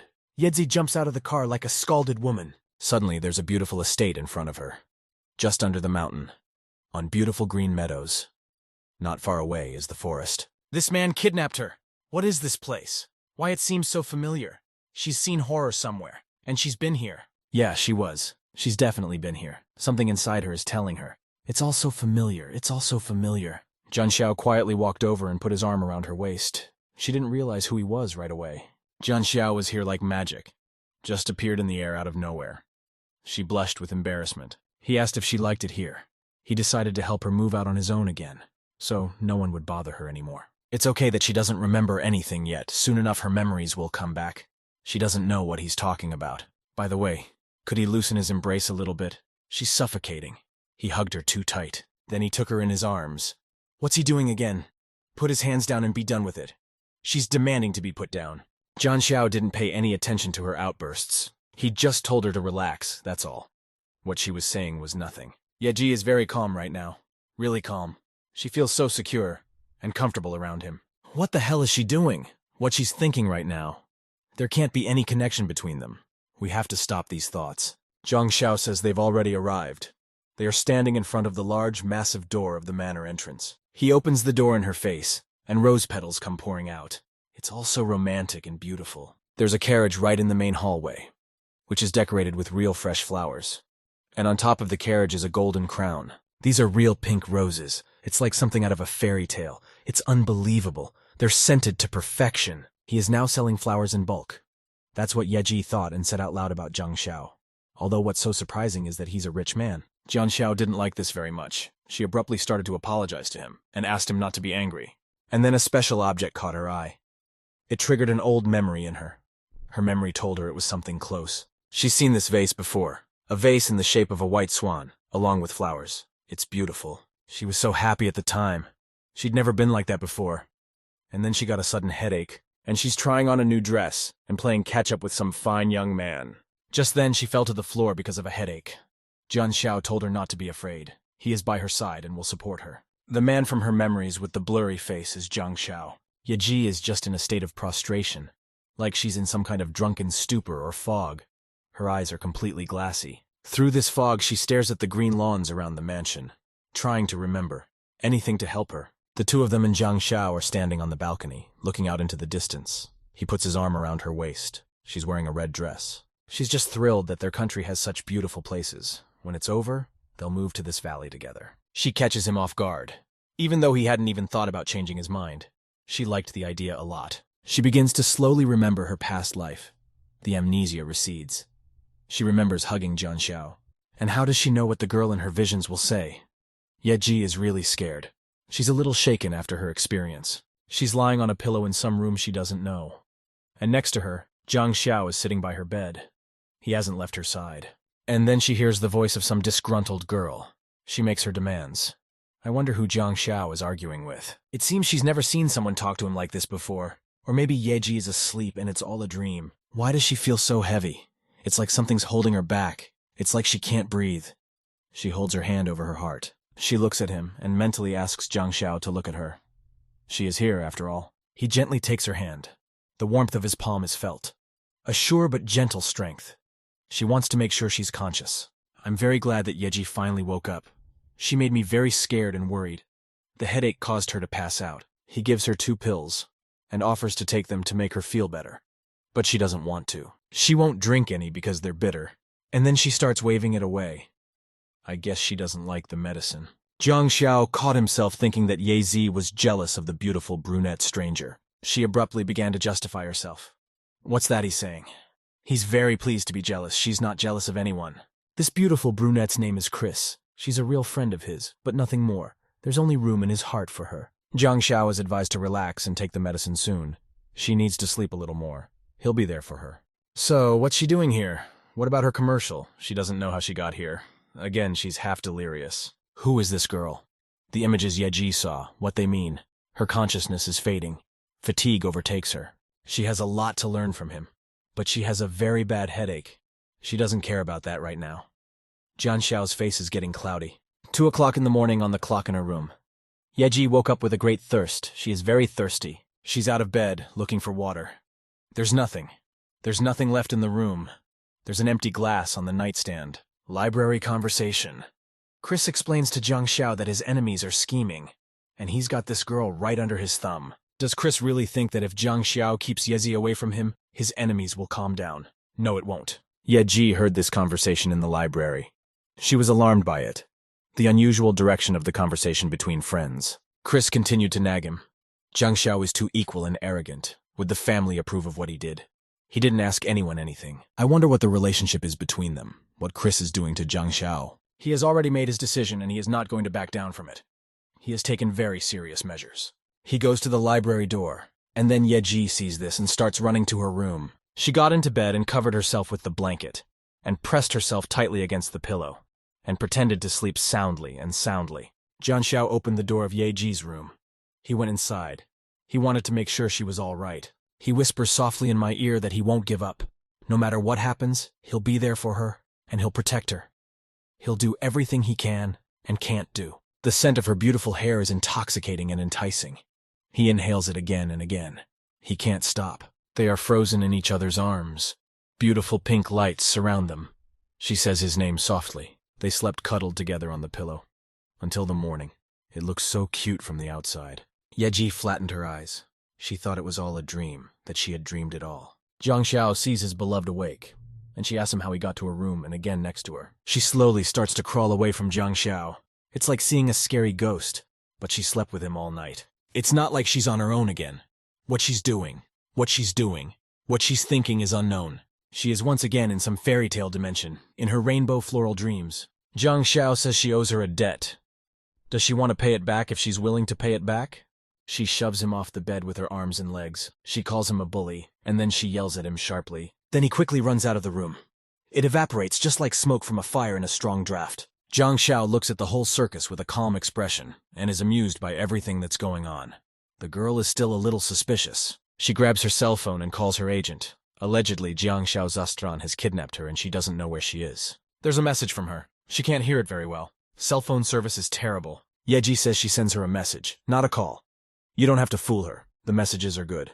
How did Mr. Jang know about such a beautiful place? He had never felt so good before. Wei Wei was getting high. He took selfies and sent them to Yaji, and wished her a very good date, that she would enjoy herself. Yeji is just like that. As soon as she doesn't like something, she immediately blacklists everyone she comes in contact with. She pouted her lips like a princess with displeasure. Who would even want to date that asshole Jang Xiao? Is this really a real date? Jang Xiao stealthily approached her from behind. Why is she loitering here? The canteen is in the other direction. Why is she seeing those images again? And when it was in her life, it must have happened. Otherwise, the images wouldn't be in her memory. He covers her eyes with his palm and takes her out onto the balcony. She asks him suspiciously where he has taken her. He opens her eyes and she sees a beautiful view. A night landscape that just takes your breath away. A whole field of fireflies. The moon is in the night sky just above the mountains. Clouds float quietly across the sky. Yeji says it's beautiful. How does he know she likes fireflies? Jang Xiao says he'll do anything for her. Anything. She's been tormented by one question since last night. They used to go out with him. They must have been a couple. Jang Xiao answered affirmatively that yes, they used to be together before and are very close. That's why he feels that way about her. Only he made a big mistake last time. Now he has no intention of giving up. He won't let her go. When he looks at her and he's so close to her, she doesn't want to resist at all. He kisses her gently. The kiss leaves Yeji stunned and frozen in place. She just can't move. They stand together. With their arms around each other, they kiss, and there are swarms of fireflies all around them. When it all started, suddenly Jang Xiao's friend Chris calls him to the library. She has a serious conversation. It's urgent. He's leaving Yeji for a while, and he will be back very soon. The girl stands disgruntled. She found a way to wait a week. Then we can get all of Yeji's memories back. This estate is not the right environment for treatment. Chris says we should go to her French office. There are people who are watching Yeji. If he sends her to France, they won't miss an opportunity to harm her. The next day, Yeji and Jang Xiao arrive back home. They're finally home. So much joy, so much happiness. Yao Yao, all decked out like Halloween, runs up to Yedzi and screams "Mama." Just the sight of him can scare you. She asks who painted the baby so badly, and starts to wipe off the paint and makeup. Jang Xiao abruptly started calling out to Jianling. He is waiting for her to come to him as soon as possible. Uncle is back. She's been waiting for him persistently for days. A beautiful girl appears at the call of Jang Xiao and runs to him. Yeji is a young girl who's very confused. What is she doing in Jang Xiao's house? But it's like she knows her. She didn't manage to hug Jian Xiao on the fly and just plopped into the ground. Jian Xiao stood there with a stone face. She wondered why she had come. There was a very stupid look on her face. She didn't know what to say. Of course she came to see her new aunt. It's not every day there's a new aunt. Nantin's aunt asked her to come and stand up for Ying Ying. They want to ask her to withdraw the lawsuit and let her go back home. And she said that if he leaves Ying Ying alone, he can find out his girlfriend's big secret. I mean, Yiji's secret. I wonder which secret one she meant. She also said she had something to do with Yeji's past. Jiang Xiao must be very interesting. The only secret from her past was that baby. But there's no way she could have known about it. Yeji is carefully hiding it. Jiang Xiao knows enough about Yeji. No need to worry. They should keep all these secrets of intrigue to themselves. He must know everything. In fact, she used to. But Jiang Xiao didn't let her finish. There was anxiety on her face. He took her under a tree with pink flowers and kissed her on the forehead. He has complete faith and trust in her. He said he knows everything he needs to know about Yeji. They won't be able to intimidate him. Niece quickly texted her Aunt Nan Thin. He replied that he wasn't interested in all those secrets. Jang Xiao, Yeji, Yao Yao standing together hugging each other like a real close-knit family. Just a picture. Everything she's been asked to do, she's done. She's just begging you to stop being prejudiced against her. And don't look at her like that. Besides, she wants to praise her uncle. Yeji really liked it. She approves. It's a good choice. The woman's hand hit the wooden table very hard. The cell phone was barely intact. What the hell is this Yeji doing? How could she earn Jiang Xiao's trust? He's just unbreakable. Wouldn't he care about that either? A document certifying a medical examination. Pregnancy ultrasound. She gets a text message back very quickly. Let her try to risk her life and health. In that case, it's every man for himself. And she's very quick to call in colorful entertainment. She has just the scoop for them. Jiang Xiao's house. It's a beautiful, calm evening. Lights from the windows are shining everywhere. I'm lighting up a house many, many kilometers away. Jan Lin kindly washed the fruit and brought it to Yao Yao's room when he was painting with Yeji. She started playing the innocent victim. She hopes Yeji isn't angry about what happened this morning. She's so cute. She probably knows about the secret that Nantin can tell. If she'd known sooner, she would have overheard a lot more. Zhang Lin turned out to be a real piece of work. That day, she overheard her on the phone with some actress that they needed to meet urgently. It's probably that actress Sheng Du. She's the only one who could have found out about it. What evidence did she get her hands on? That's the question. Just then, Yeji's cell phone rang. While the girls were sitting quietly on the floor, Wei Wei dialed Yeji. She's hysterical. It's just a terrible disaster. Everything's just gone in one fell swoop. Wei Wei was told that someone had sent materials to the media claiming that Yeji had a child out of wedlock. There's nothing they can do this time. We need to come up with an emergency plan. Yeji correctly realized that she had come back a different person than before. The wasp and powder story was her idea. The next day on the set, Yeji is looking for Wei Wei with her eyes. She should have shown up by now. Something must have happened. She had already shown up, but she had a very sad look on her face. She couldn't do anything, and she wanted to help her friend so badly. She really was right. Shendu is not what she used to be. Despite Wei Wei's connections, she couldn't find out who was behind her. She started to calm her down. After all, she's a fine actress unlike that fool Sheng Du. That's good for them. If something happens, it's not the end of the world. Will Jang Xiao help you? If he finds out about that child, will his attitude change? He'll be very disappointed. Ye Zi, as her name, was called by a voice familiar to her. Behind her back was the silhouette of Jang Xiao. He walked towards her from the back slowly. This is the heir of the Zhang family, and he came for Ye Ji. All the women were whispering, "What a beautiful groom. What a perfect match." Jang Xiao says that their perfume brand in France is planning to release a new fragrance. It will be necessary to go there for filming in the near future. Their brand needs a new famous personality. And Yaji needs the patronage of a big company. It's a lucrative contract. Since when did Zhang Xiao's company become lacking in popularity? A big brand contract in such a difficult time. Yezi thanked Zhang Xiao. It's a real salvation for her. There's just one thing. Yeji realizes her reputation has been destroyed. She's about to get caught up in a major scandal, and she really doesn't want to get him involved. But he's done so much for me. He has some influence over people. Don't forget that.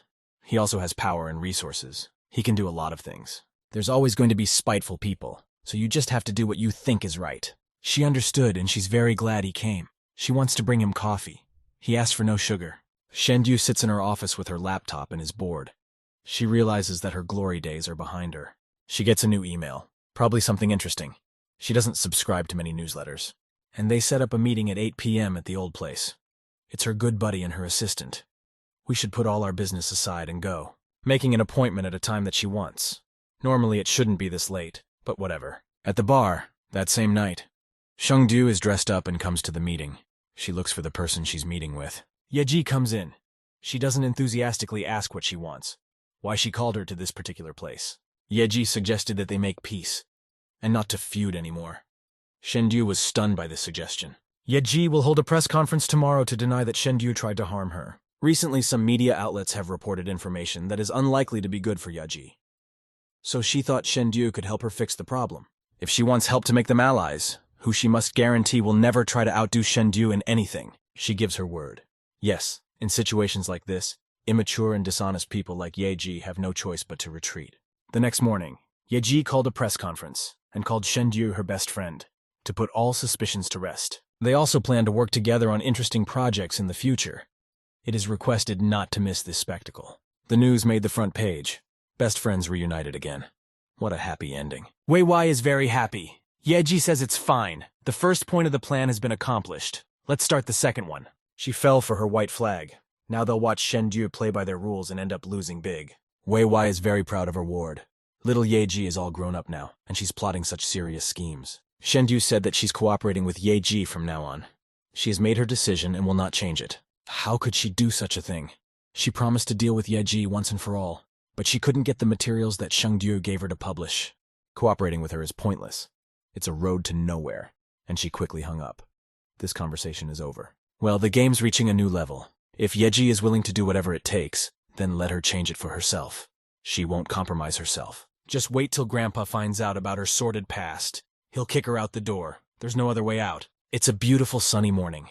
Rays warm the asphalt and green leaves. Birds are singing. Calm and idle reigns everywhere. The old man sits quietly in his chair and asks little Yo-Yo over the video link what he's playing today. And the baby shows, spreading his arms, something big and voluminous. Oh ho ho ho ho. The boy's a real charmer. Someone knocks on Grandpa's outside door, distracted for a moment. Probably brought him something. He goes to the door and opens it, and sees in front of his feet there is a copy of the medical examination document about the ultrasound examination of pregnancy. Grandpa scrutinizes this document and asks little Yo-Yo to get Daddy on the phone. It's going to be a serious conversation. Wei Wai is showing off. She's showing that she has something for her. The news is good. A contract to appear on the reality show House of Best Friends. Also a tempting offer, definitely worth considering. The production team saw their press conference with Shengdu and decided to make them honorary participants. So she'll be able to spend her time with Shengdu 24 hours a day. Luck falls into their laps. Knock, knock. Someone knocks on the dressing room door. The two of them are distracted by it. Who could it be? For Yeji, a package arrives. She's asked to sign for it. The parcel is small. It contains something important. A package from Grandpa, a bunch of vitamins, roots and herbs and tinctures. He who is strong in body is rich in soul. I wonder why Mr. Jang decided to send her a gift. After all, she's nobody to him. It's a very nice surprise. A few hours earlier. Why don't you tell me what this piece of paper is? And what it means? Grandpa's very interested in knowing. Jang Xiao, ask your father where he got it from. It's a provocative piece of paper. He replies curtly that it's none of his business. It's not like he told his grandfather about such an important thing. Unless it's some kind of joke to his grandson. But there's no need to worry. He's showing a paragraph of the doctor's report, where the child was diagnosed with dystrophy. It's a very serious disease. Jang Xiao slept in prostration. He didn't really read the paper. Grandpa figured it out very quickly. How can a girl who's malnourished give Yo-Yo a sibling? It's an open question.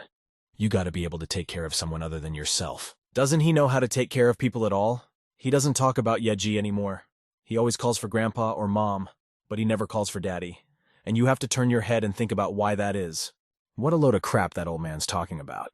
I guess there's no point in counting on that senile old man. It's okay, Mom will know what to do. The Jan family cottage. The place where the headline-grabbing events unfold. Fateful decisions are made here. Yeji is putting her luggage together for a trip to France, but she notices something between the albums. A piece of paper. This is a picture of her very young with her friend Xiao Bai, who also modeled. It's been a long time since Xiao Bai has heard from her. She unravels the picture carefully and remembers the time that has passed. Suddenly, Jang Xiao snatched the picture out of her hands. He did it so fast that she didn't realize it. Just exclaimed that it was her picture. You can't do that. You should have asked permission first for decency's sake. Jang Xiao began to look at the photo in a businesslike manner. Damn, Yezi really didn't want him to see it. And then he walked calmly and casually out of her room without a trace, and without showing any emotion. Fire! If her boss is jealous, what's he gonna do now? The girl doesn't realize she's playing with fire. He rolls the cake cart into her room. It's a beautiful cake with swans on top. Unexpected move. Wait a minute, this has nothing to do with cake. Rich people always have something like that in their fridge. It's like opening a bakery. He takes the cream from the cake and smears it on Yeji's cheek. Supposedly they were playing and fooling around together. It's also for remembrance. And then he takes selfies with a cake cream-stained Yeji. It was spectacular. He's not serious. Of course she was stunned at the turn of events. He seems like such a serious and powerful man. And he's doing such nonsense. All hail everyone on the set of the reality show Best Friend's House, opening officially for the first season. Very soon they will be able to see the country's best actress, Yeji. The TV presenter is very excited. The TV host has quickly swung open Yeji's bedroom door where she's fooling around with Jang Xiao. A very funny picture comes out. You weren't expecting us and we showed up. They just walked in unceremoniously and said hello. An uninvited guest is worse than a Tatar. Immediately, the door to Yeji's bedroom slammed shut in front of her nose. If it had been any closer, the host would have been hit in the forehead. They didn't expect Jang Xiao to be there. They didn't think it would be like this. The cameraman himself is confused. The TV presenter realizes she's dead. For such an unceremonious prank, Jang Xiao will soap up her boss's necks, and her bosses will take it out on her. The set is a guest house. Yeji is welcoming everyone. She is in front of a luxurious mansion and a beautiful swimming pool. She is wearing a beautiful light pink dress. Shendu tells her co-worker and newfound friend that she's running late. Yeji is asked to love and be loved. Really, she's so kind. She says hello to everyone and can take out the trash as punishment. Not too much for her alone. Shendu thinks Yeji is very tired, so he suggests that she sit down and rest next to her on the sofa. Starting today, they will be meeting at this location to discuss the shooting plan for the upcoming month. Xiaobai said hello to everyone. He too will be participating in this project. He has a pleasant appearance and is fit. Yeji is pleasantly surprised. Starring with such a handsome young guy in the same show, it's literally a dream come true. Yeji started asking Xiaobai, where has he been all this time and why he didn't even call. Shendu thinks this guy seems very familiar. She's definitely seen him somewhere, but where? It will be possible to select a participant who will be responsible for working with the guests of honor. We could be responsible for the guests, ostensibly for their comfort and relative safety, so nominally. It's very hard to choose between Yeji and Shedu. Either way, someone is bound to get upset, and someone is already frosty. This role requires a reserved and serious person, and with a lot of life experience. Shengdu is more suitable than anyone else. Yeji praised her so much. She's embarrassed. No one has to worry from now on, they're all in her capable hands. What a disgusting thing to hang yourself. How can the earth bear people like that? Wei Wei was so upset, but then she saw a girl in the distance. She was having a very nice conversation with someone. She's so pathetic, Shendu decided to give her another chance. But if she screws up, she'll be kicked out. Wei Wei recognized her. It's Chen Xiao, the makeup artist's assistant, the one who got fired. Shendu started her dirty game. So what's everybody's plans? They're coming to visit tomorrow. We need to get the appetizers ready and clean the rooms. Shendu felt a kind of icy chill. This young man makes her feel uncomfortable. It makes her feel sick. Xiao Bai is right to start work as soon as possible. We should split into 2 teams. One will do the appetizers, the other will do the cleaning. This is her chance. She can get even with Yeji. Even if they cooperate together, there will be enough unpleasant surprises in her life, just so Xiaobai and Yeji can go together. They're old acquaintances. There must be something to discuss. It's a problem in the middle of nowhere. Now this girl might also take offense at Yeji. It's an awkward situation. We have to listen to what Shengdu says. Yejeje goes along with him. No objections are accepted. The girl will know which side to take in the future. She just got dumped very unfairly. Xiao Xiao resentfully walked away abruptly. Shendi started to ask if she was okay. The poor thing must be upset. One guy alone with himself, everyone scattered. We're so scary, he wants to go home. The vegetable section of the supermarket. Yeji yells at Xiaobai to make sure he waits for her. They have to go shopping together. I wonder if he's angry about something. But it's silly to be angry about anything. She's done nothing wrong to him. She didn't hurt him or betray him. She likes to take it out on other people so much. You shouldn't say that. Everyone knows Yao Xiao is crazy about the guy. She is so kind and sweet. Yi has been praised once again. She doesn't mind, especially from an old friend. She must have a lot of plans.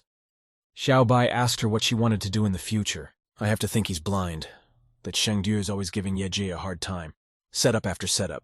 Let her freak out as much as she wants and make sure Shengdu doesn't do anything. Enemies need to be kept even closer. She doesn't take care of herself very well, letting herself get pushed off the cliff. Well, actually, her luck was with the man in black. To be honest, that guy in black and Xiaobai look exactly alike, like two peas in a pod. Don't you think it's strange? She will try her best to take care of herself. That's why Xiaobai says to relax. There's no need to worry. He must have disappeared somewhere. I haven't heard from him at all. The boy looked at her in surprise. I don't think so. He remembered how Shangdi was crying under his knife. She had nothing to do with it. Lu Lingshui had organized the whole thing. The bomb was planted by her people. Her computer was so easy to hack into. She doesn't look like she's got anyone serious behind her. In fact, the bomb was planted by someone working for her, and it cost a lot. And the services of a professional weren't cheap either. She receives a message on her cell phone. Xiaobai can see it very well. But the reunion of Shengdu and Yeji is unexpected. On the set of the TV show Best Friend's House. He was on vacation. It's a beautiful place sometime. Surely he'll take Yeji there. It's really nice there. Everyone around them is looking at Xiaobai and Yeji. They start whispering with their backs to each other, and conclude that they're dating because they walk together, or they buy groceries together. There are video cameras here, but she thinks it's real, and she doesn't care. It's real in her eyes. We need to get this up on the website as soon as possible. On the front page of the news, Yeji and Xiaobai romantically shop together, secret relationship revealed. And Jang Xiao is looking at it all. The relationship is exposed. He obviously doesn't like it. He's very jealous. She hadn't felt so peaceful in a long time. They hadn't really had a chance to spend the day just talking. Yeji remembered when she went to school together with Xiaobai, also went to the store together often. It's been her specialty for a long time. She thought he was just joking. If he's serious, she's not much of a cook. Maybe he's cheering her up. Years ago, she remembered walking up to the counter with him, and behind the glass were beautiful cakes. He asked the vendor for one brownie for her, but they were very expensive. He joked, "They'll buy vegetables and that's it." Xiaobai remembers Yeji burning her dinner. Something suddenly started to burn. The vegetables are ruined. Dinner was completely ruined. There was only one apology, and they both went hungry. There was no money, but he pretended that everything was fine and very tasty. Even the burnt vegetables he ate with gusto. Yeji heard him say that it was delicious. She was so aware that everything stinks of smoke, and asked Xiaobai not to cheat on her, because it was a terrible dinner. Well, if that's how much he misses it, that dinner, she'll be sure to cook it for him again as soon as they get back. Yeji got angry and started pounding Xiaobai, stop bullying her. But he held out a box of sweets to her in response. These are limited edition buns in the shape of bunnies. They are also hard to buy. She thanked him warmly. He looked at her affectionately and with tenderness. Yeji doesn't know, but Xiaobai has something to tell her. Some secret. When he decided to become an actor instead, his parents had a serious falling out. His financial situation was worse than ever. He was not in the habit of saving money. After barely surviving 1 month, he was ready to give up. And that burnt carrot dish from Yeji helped him get on with his work. Poor student. It's a familiar story. That's why any dish prepared by Yeji's hands is the most delicious for him. He remembers everything with gratitude. They float on the boat until sunset, and they feed each other bunny cakes. Xiao Xiao, who is in love with Xiaobai, sees all this. She's very, very angry. She wanted to swim with that guy like that. Xiao Xiao ran up to Xiaobai when they docked at the dock. She needs to talk to him. The cameraman with the camera is filming everything. They're filming what she wants from him. Now's not the time. We can talk about it after, because this is a work moment. He calls Yeji with him and they should go now. Xiao Xiao stands there and gets very angry. She's just being ignored. And with all her might, she starts pushing Yeji. She pushes away this guy she really likes. Xiaobai starts yelling at Xiao Xiao what she's doing. Xiaobai yells at Xiao Xiao what she's doing. She calmly removes Xiaobai's hand that protects her. She doesn't need protection. She is in no danger. The cameraman is told that Xiao Xiao is not ready to film right now. Can the cameras be turned off for now? He'll ask the director. The cameraman says falsely that the cameras are supposedly off. He'll wait for them by the road. We'll have to finish filming. Yeji asked Xiao Xiao if she had any grievances. It would be best to voice them now. Xiao Xiao was dumbfounded for a moment. She didn't think she'd be asked directly like that, without any intrigue or trickery. Allegedly, Xiao Xiao is offended that Xiaobai Yeji is treated so badly, but he continues to defend her nonetheless. What she means is the two of them are looking at her, and they don't understand. What she wants. How long is this tantrum going to go on? She's living off a rich man. And yet she seduces Xiaobai, a shameless girl. No honor, no education, no decency. Xiaobai became very angry. Who told her about this? There must be some proof, not just words. Xiaobai scares her a lot, but she can't let him be blatantly deceived. After all, she likes him so much. Ye Ji is a kept woman, and everyone knows it. She became a top actress in commercials only because of her patron. Oh, girl's out of control, spewed a lot of dirt, and there's no proof. Or maybe it's just jealousy. Xiaobai is very angry. He's starting to look like the man in the black suit. He demanded that Xiao Xiao immediately apologize properly to Ye Zi. The latter was simply taken aback. Why should she apologize? She told the whole truth, what she thinks and what the rumors are. She's a kept woman. Xiaobai smirked and said that he wasn't. But no one seduced him. It looked so funny from the outside. He took Yeji's palm gently in his hands and made some unexpected speeches, which made everyone stir. If it were possible, he would be eternally happy about it. Except all these years he's been trying to seduce her. Yeji blossomed with happiness. It was the best compliment one could think of to flatter a girl. He holds her palm gently in his hands and confesses his love to her. At sunset the sun and asks her to be his girlfriend. Yeji is just confused. What is he saying? But honestly, you can see from her expression that she's very happy. Xiaobai is more serious than ever. You can tell he's not joking. You can't joke about these things. Feelings are not a toy. Yeji realized he wasn't playing for the camera. It's the truth. That's a twist. She's in a stupor. Xiao Xiao is just in a slump. She's in a stupor. She can't believe her ears. It's true. So now the camera crew is in shock. Just like that, he just confessed. On the air. That's big city ratings for the show.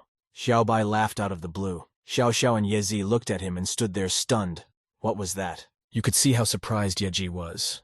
If she wanted some kind of romantic relationship, he would have answered right away. I have no idea who Xiao Xiao said those stupid things. But you should know that you can trust what you've seen in person. Xiao Xiao stands embarrassed. She said she understood perfectly. Of course she's disgraced. What else can she do? If that's the case, then you should apologize to Yeji immediately. Yeah, she interrupted and said no apology is necessary. She's just very naive. Xiao Xiao immediately flared up and said she wouldn't apologize. She's not a naive fool. She's an adult. She quickly turned around and walked in her direction. She started shouting after her, but she didn't react. Yeji may not be seducing Xiaobai, but his facial expression at that moment. What feelings are impossible to play? Shengdu was right. Yeji is just a megger. She hangs on Xiaobai but never reciprocates. Xiao Xiao made a promise to herself that she would help Xiaobai wake up. By all means, she won't leave him.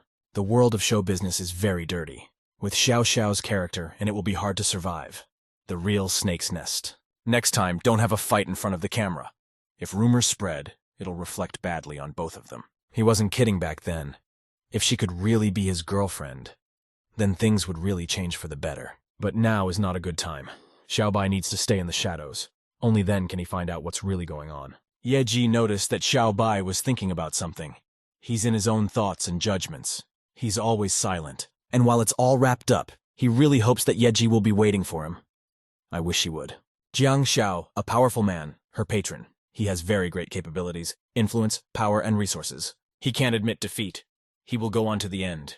After all, that is his purpose.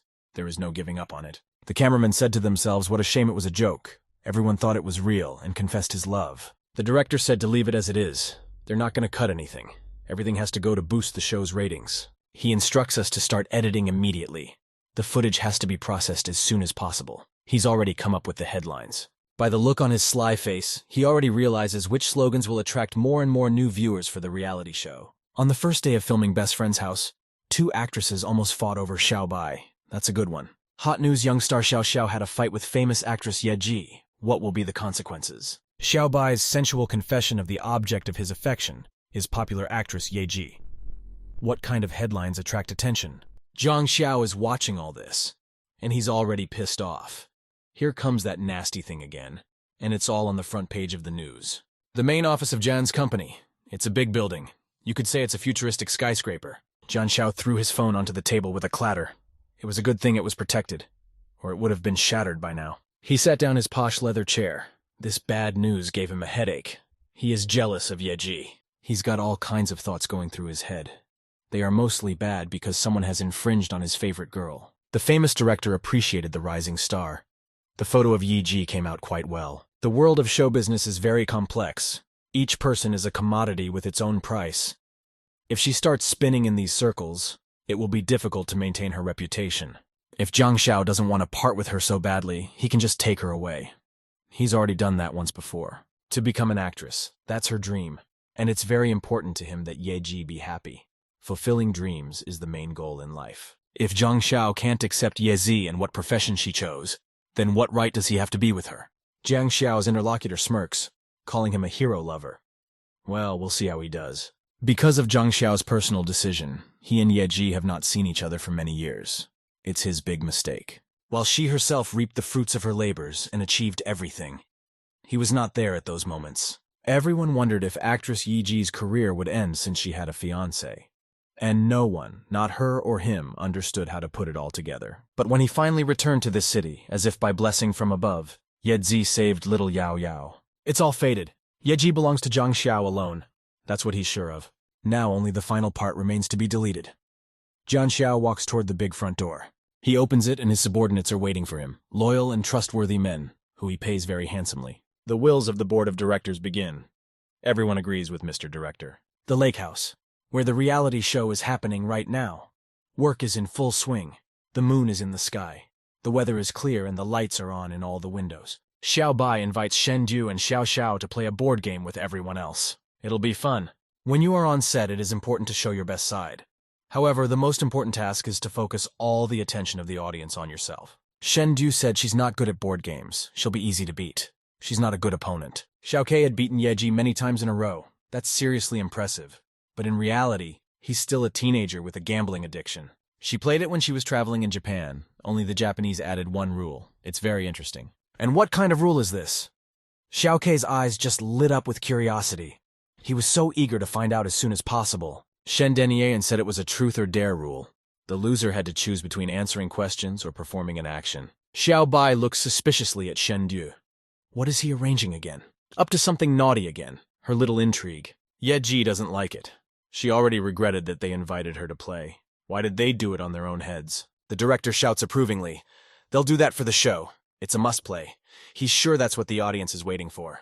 They sat down at the big table to play, all four of them. Chips and cards have already been dealt, and it's time to roll the dice. Xiao Kei won this time. Shen Du said she's not good at it. It will be very easy to beat her in this game. Xiao Kei said that one must choose truth or action. Xiao Bai rightly pointed out that the winner chooses himself. He had an idea. Everyone will tell the truth. And the first question is for Shang Du. She tensed up a little. In the acting community, who is most disliked by Shen Du? Everyone really wants to know if there are such people. Actors Wednesday, who's most disliked. Everyone is waiting to hear from the former famous star. Zhou Lin has been building an image of a very simple and sunny guy from the beginning. But he's always pretty good. There's a lot of things to ask Yeji, and it won't be easy for her to get out of it. The questions will be prickly. Yes, by asking that question he wants Shen Du to hurt someone. She apologizes, but she can't give an answer. What was the director wondering? Shen Du was nervous. She was able to get out of it, but it wasn't easy. Earlier, the director promised that Shen Du would be at her best in the episode. Only she had to give her word that she would obey unconditionally. They had previously chatted with the director. It would be seen how he intended to use this conversation. If it wasn't for his power of communication, he couldn't force Shen Du. In this case, their party will turn into an awards ceremony. If you like to play, you have to pay. The director tells her to have Shen Du say on live TV that she hates Yeji. For the success of the program, she has to say it. Could it be that Xiao Kei is also acting under the director's orders, and that's why he asked such a tricky question? The person she disliked the most was Yeji. It was like hitting an anvil on the head. Everyone's eyes rounded. Xiao Xiao jumped up and down. But aren't they close friends? Something doesn't add up. What a twist. Yeji decided to turn it into a joke. I didn't want to offend anyone, so I offended her right away. If nothing else, you're not your best friend. Xiao Xiao didn't realize what was going on here. It's either a joke or it's true. Do they really think so, or is it an act? Whoever Sheng Du called wouldn't end well. I had to pull her in the end. Xiao Kei laughed like a madman, but Xiao Xiao didn't like this joke. In her opinion, this was not the way to joke. Xiao Bai also appreciated the humor. Very subtle intrigue. And very well managed to get everyone out of it. We have to keep going. This hasn't been this much fun since airplane chess. Everyone enjoyed it.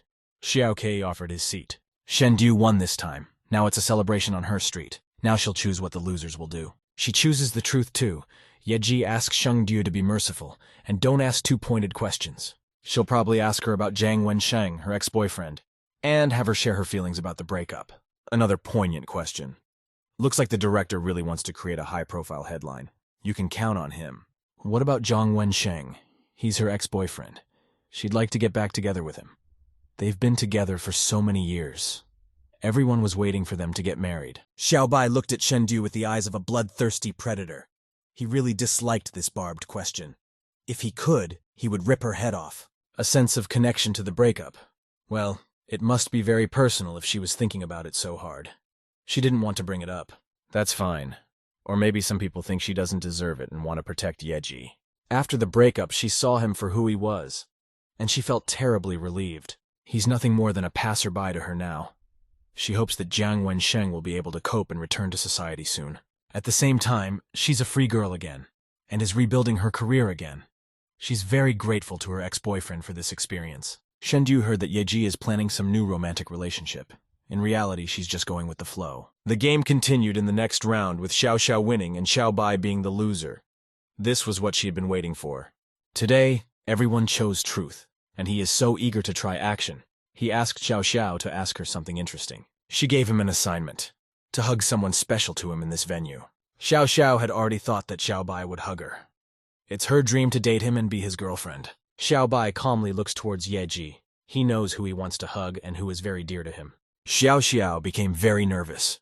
Did he still remember the incident on the set in Sweden? If it wasn't for him, she would have died of fever for sure. But he not only nursed her back to health, but then helped her overcome social stigma. The entire camera crew is looking at all of this. Xiao Xiao dropped this information suddenly and caught everyone off guard. In fact, she confessed her love. That's very brave of her. What will Xiaobai do now?